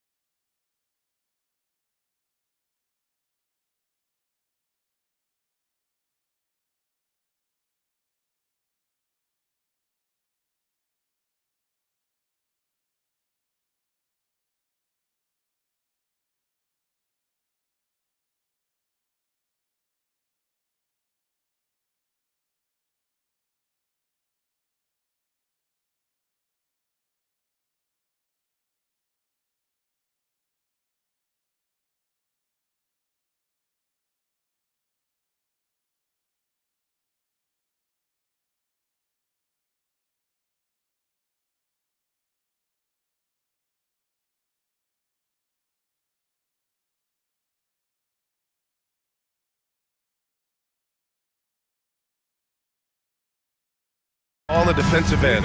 Yeah, and Brian, look, there's two hallmarks of great defensive teams. Obviously effort, you can't do anything without it, but also communication. The best defensive teams communicate well, and it's what connects all five guys on the floor. And a wise coach once said, defense wins championships. I would say defense and offense win championships. You need both. And let's take a look at Boston's starting lineup. Tatum is the 4 with Porzingis at center. The perimeter pairing, it's White and Brown, and it's Holiday in at the point. Tatum against Beal. And it's Tatum missing. Allen, the pass to Durant.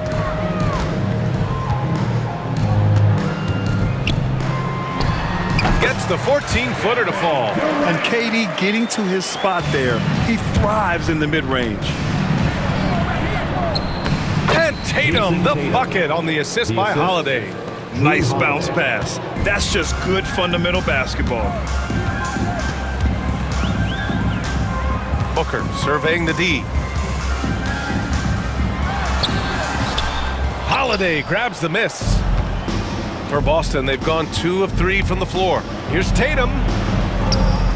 Lays it up and in, despite excellent defense. Tatum's got his second basket. With how well Tatum moves, sometimes you forget he's 6'8". He's got great size, putting it to use down low.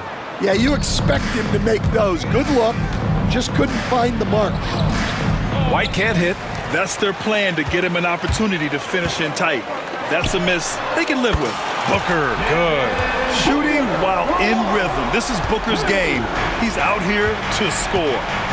Now here's Tatum. Oh, Nurkic with the block. White against Beal. Pass to Nurkic. Booker with it. The kick to Durant.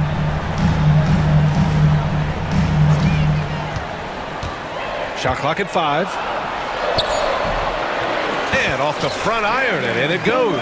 You gotta push Durant farther away than this, or he will make you pay. White against Allen. Outside Tatum. Back to White from 10 feet away. The rebound by Allen. Phoenix has gone 1 of 2 from three-point land so far. It's Nurkic with the drive. Oh, too easy for Nurkic. A big man who goes up strong. You have to meet him at the rim and counter his aggression. 2 minutes remaining in the fourth. Here's Holiday. And Holiday powers it home. And defensively, you have to make him work harder than this, or it's going to be a long night. And Booker has got the ball here for the Phoenix Suns. Allen outside, back to Booker. Nurkic a screen on Holiday. Booker finds Nurkic. Comes up empty down low. For Boston, they've gone 4 of 8 and looking in control. White can't hit. Suffocating defense to keep the layup from falling. It's Booker on the wing. He's guarded by White. Booker no good. Boston trailing. Here's Tatum. And he banks in the layup. Tatum's got 6. And Jason Tatum was fearless on that finish. Went right through the contact. Here's Booker.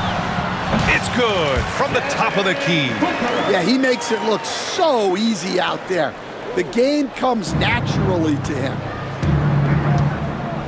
Lets it fly. Rebounded by Nurkic. You can hear him sputtering all the way over here. He knows he should have knocked that one down. White with a steal. Now the Celtics on the move. Here's Tatum. They get it back. Well, playing his role to perfection. Using his size to control the glass for his team. Beal, that one's good. Yeah, Beal is a real volume three-point shooter. The defense cannot afford to let him get hot from the arc.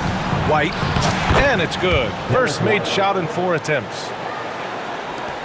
20 seconds left in the opening quarter. Booker with it. 5 points in the game.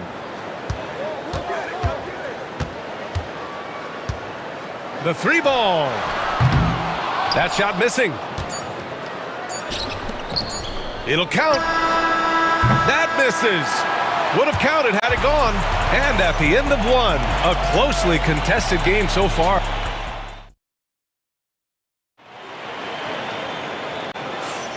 And if you're just joining us, it's been a pretty even game through the first quarter. And for Phoenix, guys, what jumps out to you stat-wise? Oh, what I love was that first quarter was all about leaking out and capitalizing in transition. Yeah, they gave the other team no time to breathe. Every time they got the ball, they were off to the races. And you see how effective this aggressive mindset can be. Taking a look at the Celtics. Kristaps Porzingis out there with Jaylen Brown. Then there's Drew Holiday. Then there's Luke Cornett. And it's Pritchard in at the two guard. Well, the Celtics shooting about 43% on this one. And it just seems like shelf life for head coaches gets shorter and shorter. Stan, even winning coaches aren't safe. Yeah, even the teams in the top 2 or 3 of their conference are sometimes opting to make a change. In that kind of environment, it's a challenge to coach with any real authority. Jones, he's checked in for Phoenix. Nice shot by Durant. Yeah, smooth and focused. KD is so polished, so prolific. To the inside. Ooh, and he took a hard foul on the shot. So he'll head to the line to shoot a pair. Hey, you can't block it. Sending him to the line can be the next best thing. And some stats here, guys. The scoring breakdown for the Suns. Well, the coaching staff's game plan is very clear. Move the ball on the perimeter and shoot the shots with no hesitation. Yeah, I also like how they've immediately gotten out in transition. They came to run, and we'll see if they can keep it up. Okogie's checked in for Allen. Number 2, Josh Okogie. The Suns lead by 4. Jones feels it out. Pass to Lee. This one for 3. Knocks down the triple. Lee's got 4 points this quarter. He made the most of that opening, teaching the defense a lesson. Brown with it, picked up by Plumlee. Outside, Brown to the middle. Here's Cornett. Oh, and makes it with the kiss. That's been the story of their offense so far, getting a number of looks from point-blank range. Outside Jones. Pass to Plumlee. Back to Jones. There's a screen by Bull. Just 5 to shoot. Jones drives in, and it's good for 2. Rock solid screen right there. The defender got completely lost. Yeah, you've got to lock and trail hard. You can't allow him a clean look from that. Here's Pritchard. Here's Porzingis. Operating inside. Porzingis. An authoritative play by Porzingis, dominating the glass and getting the second chance look. Outside Jones. No good on the 3. Celtics trail by 5. Here's Holiday. And Holiday powers it home. Well, if you give Holiday a crease, that'll happen. I mean, he just blew the doors off the defense. Okogie, the pass to Lee. Outside Jones. Bull, a screen on Holiday. Right side Bull.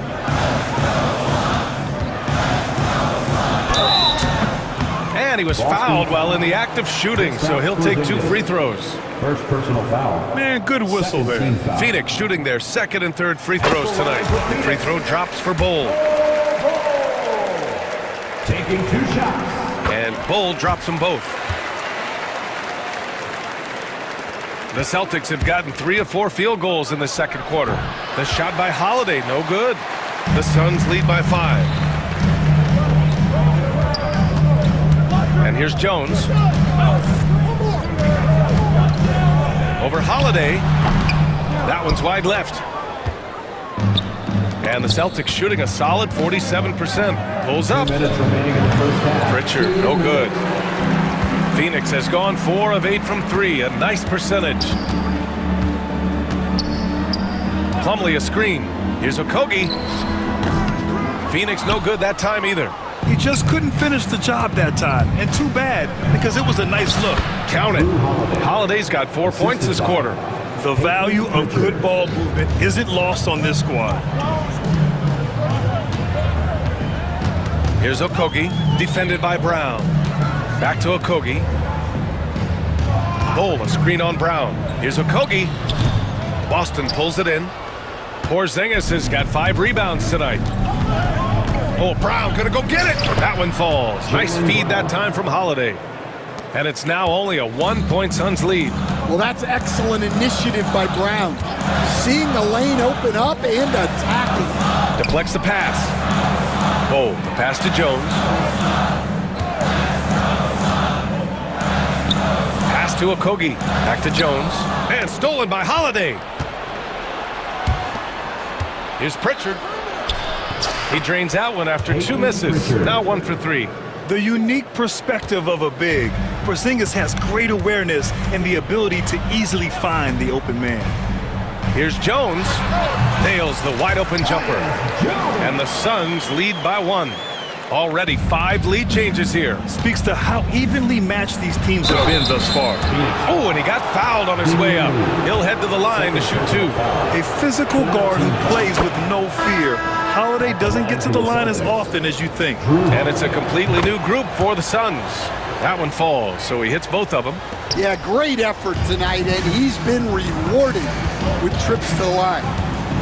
Durant with a screen on Holiday. Pass to Durant. Over Porzingis. And the shot is good. Drop it in off the front of the rim. Durant's got 5 points now this quarter. Way to rise to the occasion and snatch back the momentum. Yeah, plenty of lead changes in this game. It's gone back and forth. It's Booker on the wing.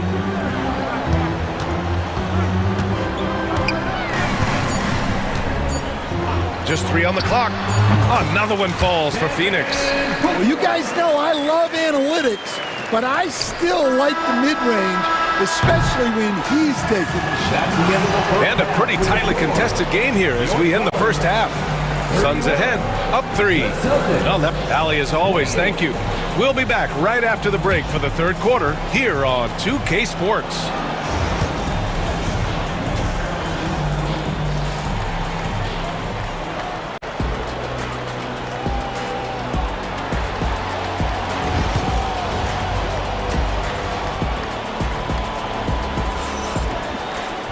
Second half of basketball is upon us, and we may be in for an exciting finish based on how close of a game we've seen so far. What a game we're seeing from Drew Holiday. I like how they control the tempo and play to his strengths. Yeah, he's found his spots, been patient with his shot selection, and it's paid off for himself and the team. And Mike Budenholzer decides to call a timeout. We might see him looking to make some tweaks to the strategy here.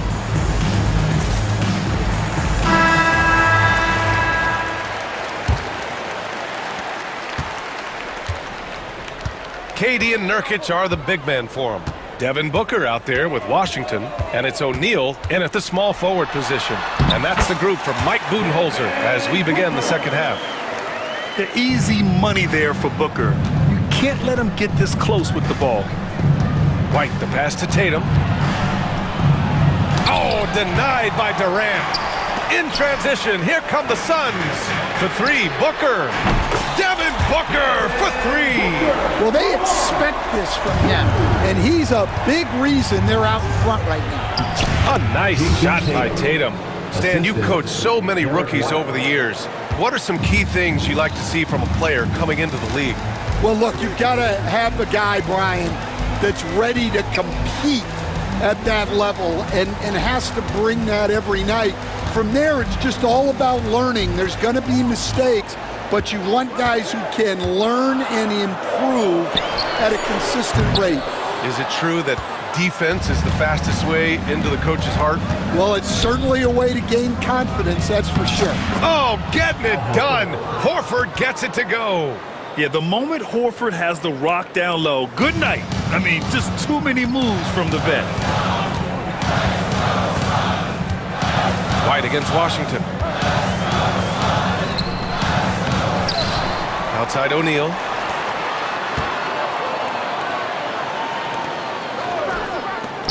Outside Booker. 6 to shoot. Oh, Booker in close. If there's anything Booker can't do on a basketball court, I want to know all about it, because tonight he's doing it all. To the wing, right side. Here's Horford. Oh, denied by Durant. And the ball goes out of bounds. Last touch by Durant.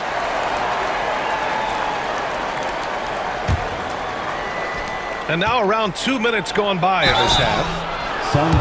Boston shooting their 7th and 8th free throw attempts of the game. First team foul. That's good from White. Okogie's checked in for Phoenix. Lee comes in for Washington.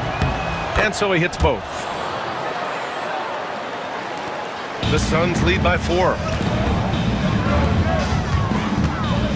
Here's Okogie. Oh, nice fake, but the layup's off the mark. You know, Grant, in interviews, Jason Tatum often seems understated and soft-spoken. But that's just him, isn't it? That's true, B.A. Tatum has a quiet confidence about him. He doesn't feel the need to be loud or act out. Lets his work on the court do all the talking for him. The Celtics have gone 3 of 5 from the field in this third quarter. White can't hit. Phoenix has gone 1 of 2 shooting from the perimeter since halftime. Outside Booker. Outside Durant. Shoots over Tatum. Offensive rebound.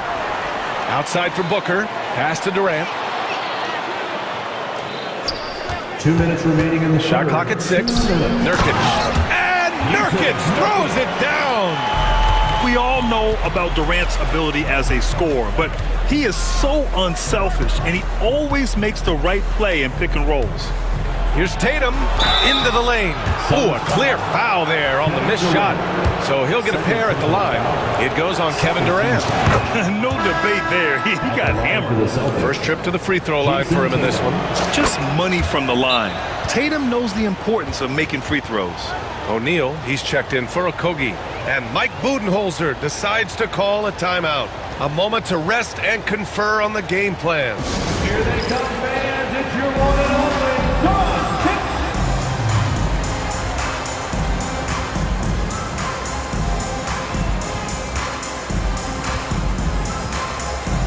Phoenix making some changes. The Suns leading. Third quarter of basketball here. A little under 3.5 minutes gone by. Plumlee, a screen on White. Here's Jones. Nails the 16-footer. Jones has got 6. The Celtics shooting around 50% of the game so far.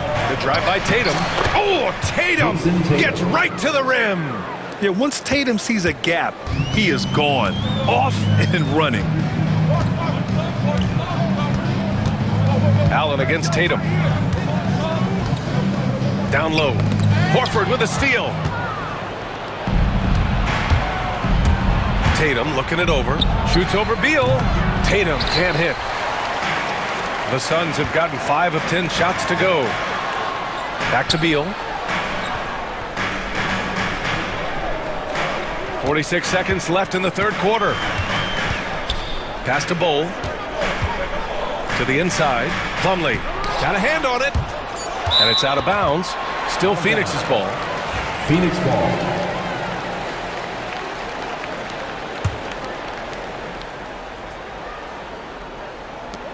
.36 seconds left in the third. And they'll turn it over. Couldn't get the shot off. A shot clock violation. Sometimes the action speeds up on you a little too much. 2 teammates not on the same wavelength there. Here's Tatum. No good. That would have tied it. And it's Jones with the ball for the Phoenix Suns. The lead is 2. Plumlee passes to Beal. Gets to the corner and hits it. He's got 5. You'd like to let the clock run and take the final shot. Yeah, unless it's a gimme, there's no reason to put up an early shot here. 2 points. That one goes. 7 seconds left in the third.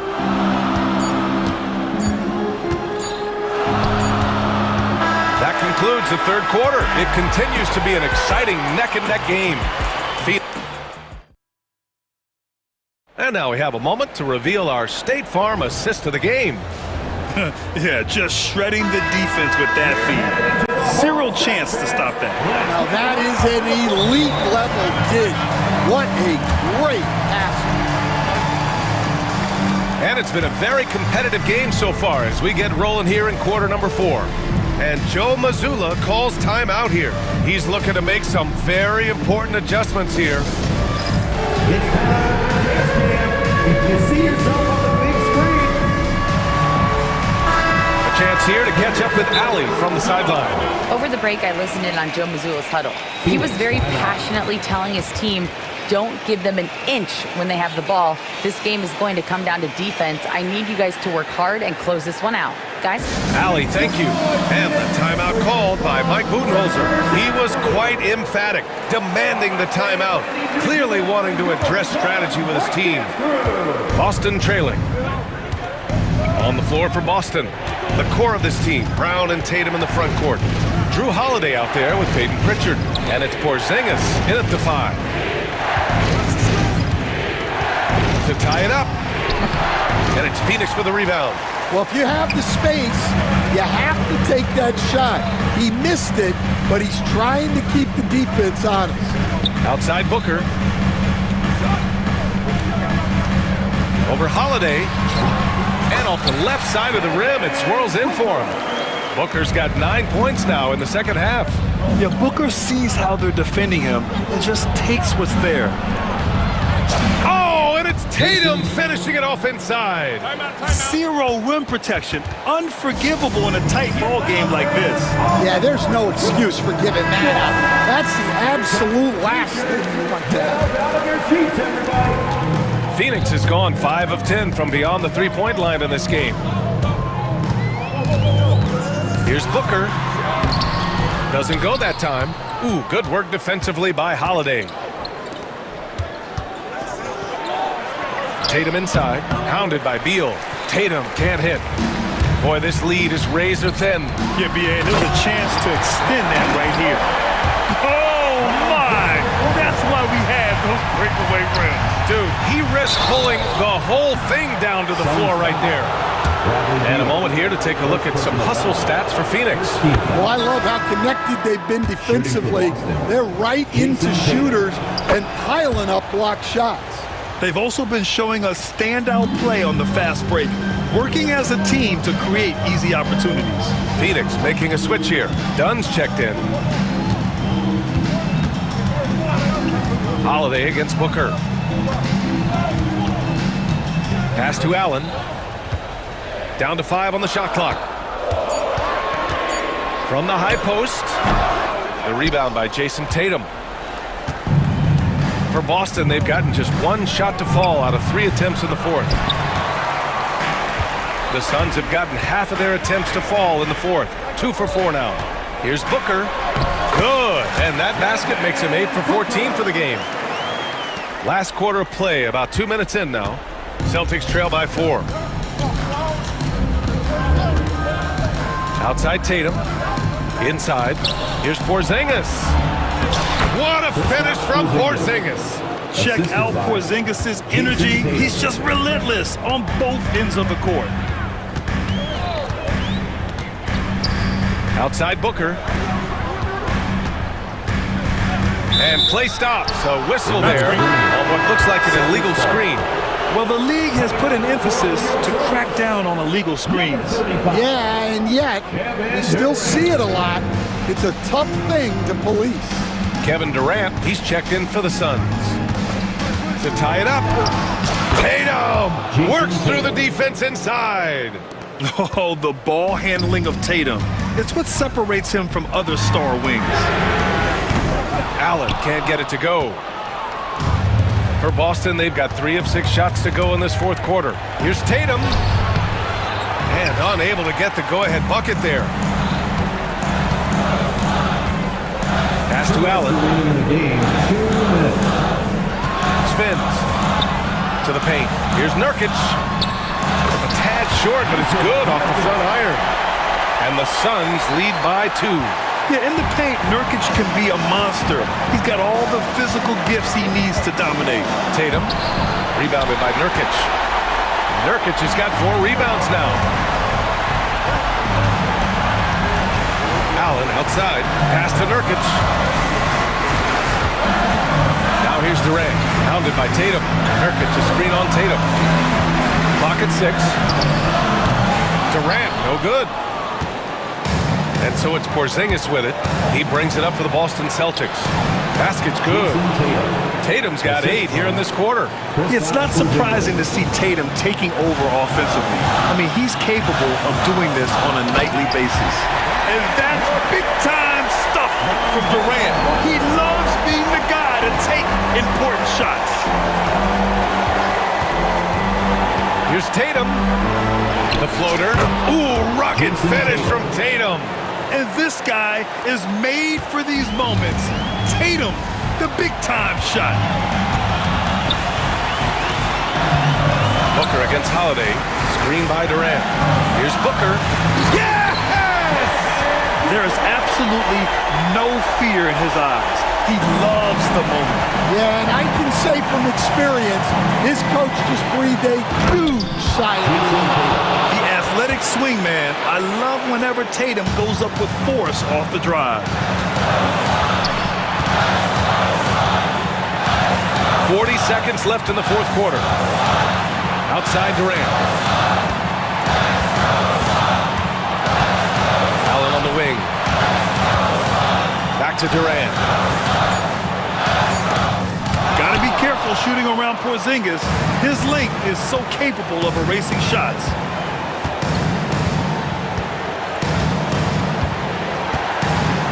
Brown, a screen on Booker. Here's Porzingis. And stolen by Booker. Nurkic finds Allen. He got it up in time. Oh, had a chance to win it right there. Couldn't get it to fall. Time expires. We're going to... Boy, these teams have battled tooth and nail for 4 quarters. Now we're headed to overtime. This one should be fun. You were there, Stan, in Miami at the inception of Heat culture. Give us a taste of it. Well, it's a little bit overblown in one way, in that everyone basically wants people who work hard and get in shape and compete. The difference maybe with the Heat is they just have a lower tolerance for players who don't meet their standards. Bull out there with Mason Plumlee. Then there's Bradley Beal. Then there's Tyus Jones. And it's O'Neal in at the 3, the small forward. Can't ask for a better look when they needed it most, using his height advantage inside. Here's Tatum. Oh, it's blocked by Bull. Beal surveying the D. No good on the triple. And he probably thought he was going to bury that one. Tatum on the drive. Oh! Wow! We don't always get to see this from Tatum, adding the sizzle to the steak. Plumlee, a screen on Holiday. Jones. And the sweet roll that time on the rim. That one falls. Easy look when the defender isn't fighting over the screen. Yeah, it's certainly worth it to disrupt the offense. Coaches notice that extra effort. Brown with the steal. Fast break. Here come the Celtics. Nifty move. Pritchard gets it to go. And the defense had no chance trying to stop him there. Just punishing them on the break. Jones with the ball. Picked up by Tatum. That's good from Bull on the assist from Jones. Bull's got 4 points this quarter. And coming down the stretch, both teams still playing fantastic offense. Yeah, in hopes that your opponent is just going to go cold. That's not going to happen, it doesn't look like in this one. This might go down to whoever has the last possession. Tatum can't hit. For Phoenix, they've gone 3 of 4 during this OT session. Durant with a screen on Holiday. Pass to Durant to take the lead. Porzingis grabs the board. Porzingis has got 9 rebounds in the game. Boy, he's getting it done. Just about 2 minutes into the overtime period. What a game. He connects. Oh, assertive play there by Brown, rising to the challenge of the moment. Now Booker.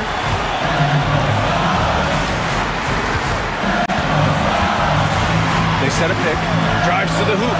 Booker flying in for the flush. Huge, man. I mean, the defense knows what Booker is capable of, but cannot get a stop. Holiday against Booker. And he buries it. Unselfish basketball. That's what coaches love to see. And this is so critical. They now have to score every trip up the floor. Yeah, they need everything to break their way at this point if they're going to rally back. 9 seconds separating the shot clock and game clock. Back to Durant to take the lead. Oh, he drained it from downtown. Well, this is what he does. A proven scorer in the clutch. And Joe Mazzulla has called timeout. There is a lot on the line, and he is determined to make sure everyone's on the same page. Obviously, not a lot of time to work with. What do you guys think we're going to see? This is where your coaching is so important. They need a really good play now. Well, they'll likely only get one shot at this. They need to make it count. Here's Tatum.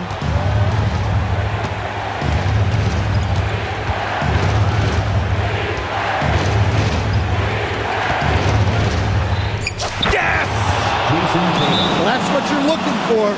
Shots from point-blank range. And the timeout called by Mike Budenholzer. Critical moment here. He's not taking any chances. All right, what are the considerations at this late juncture?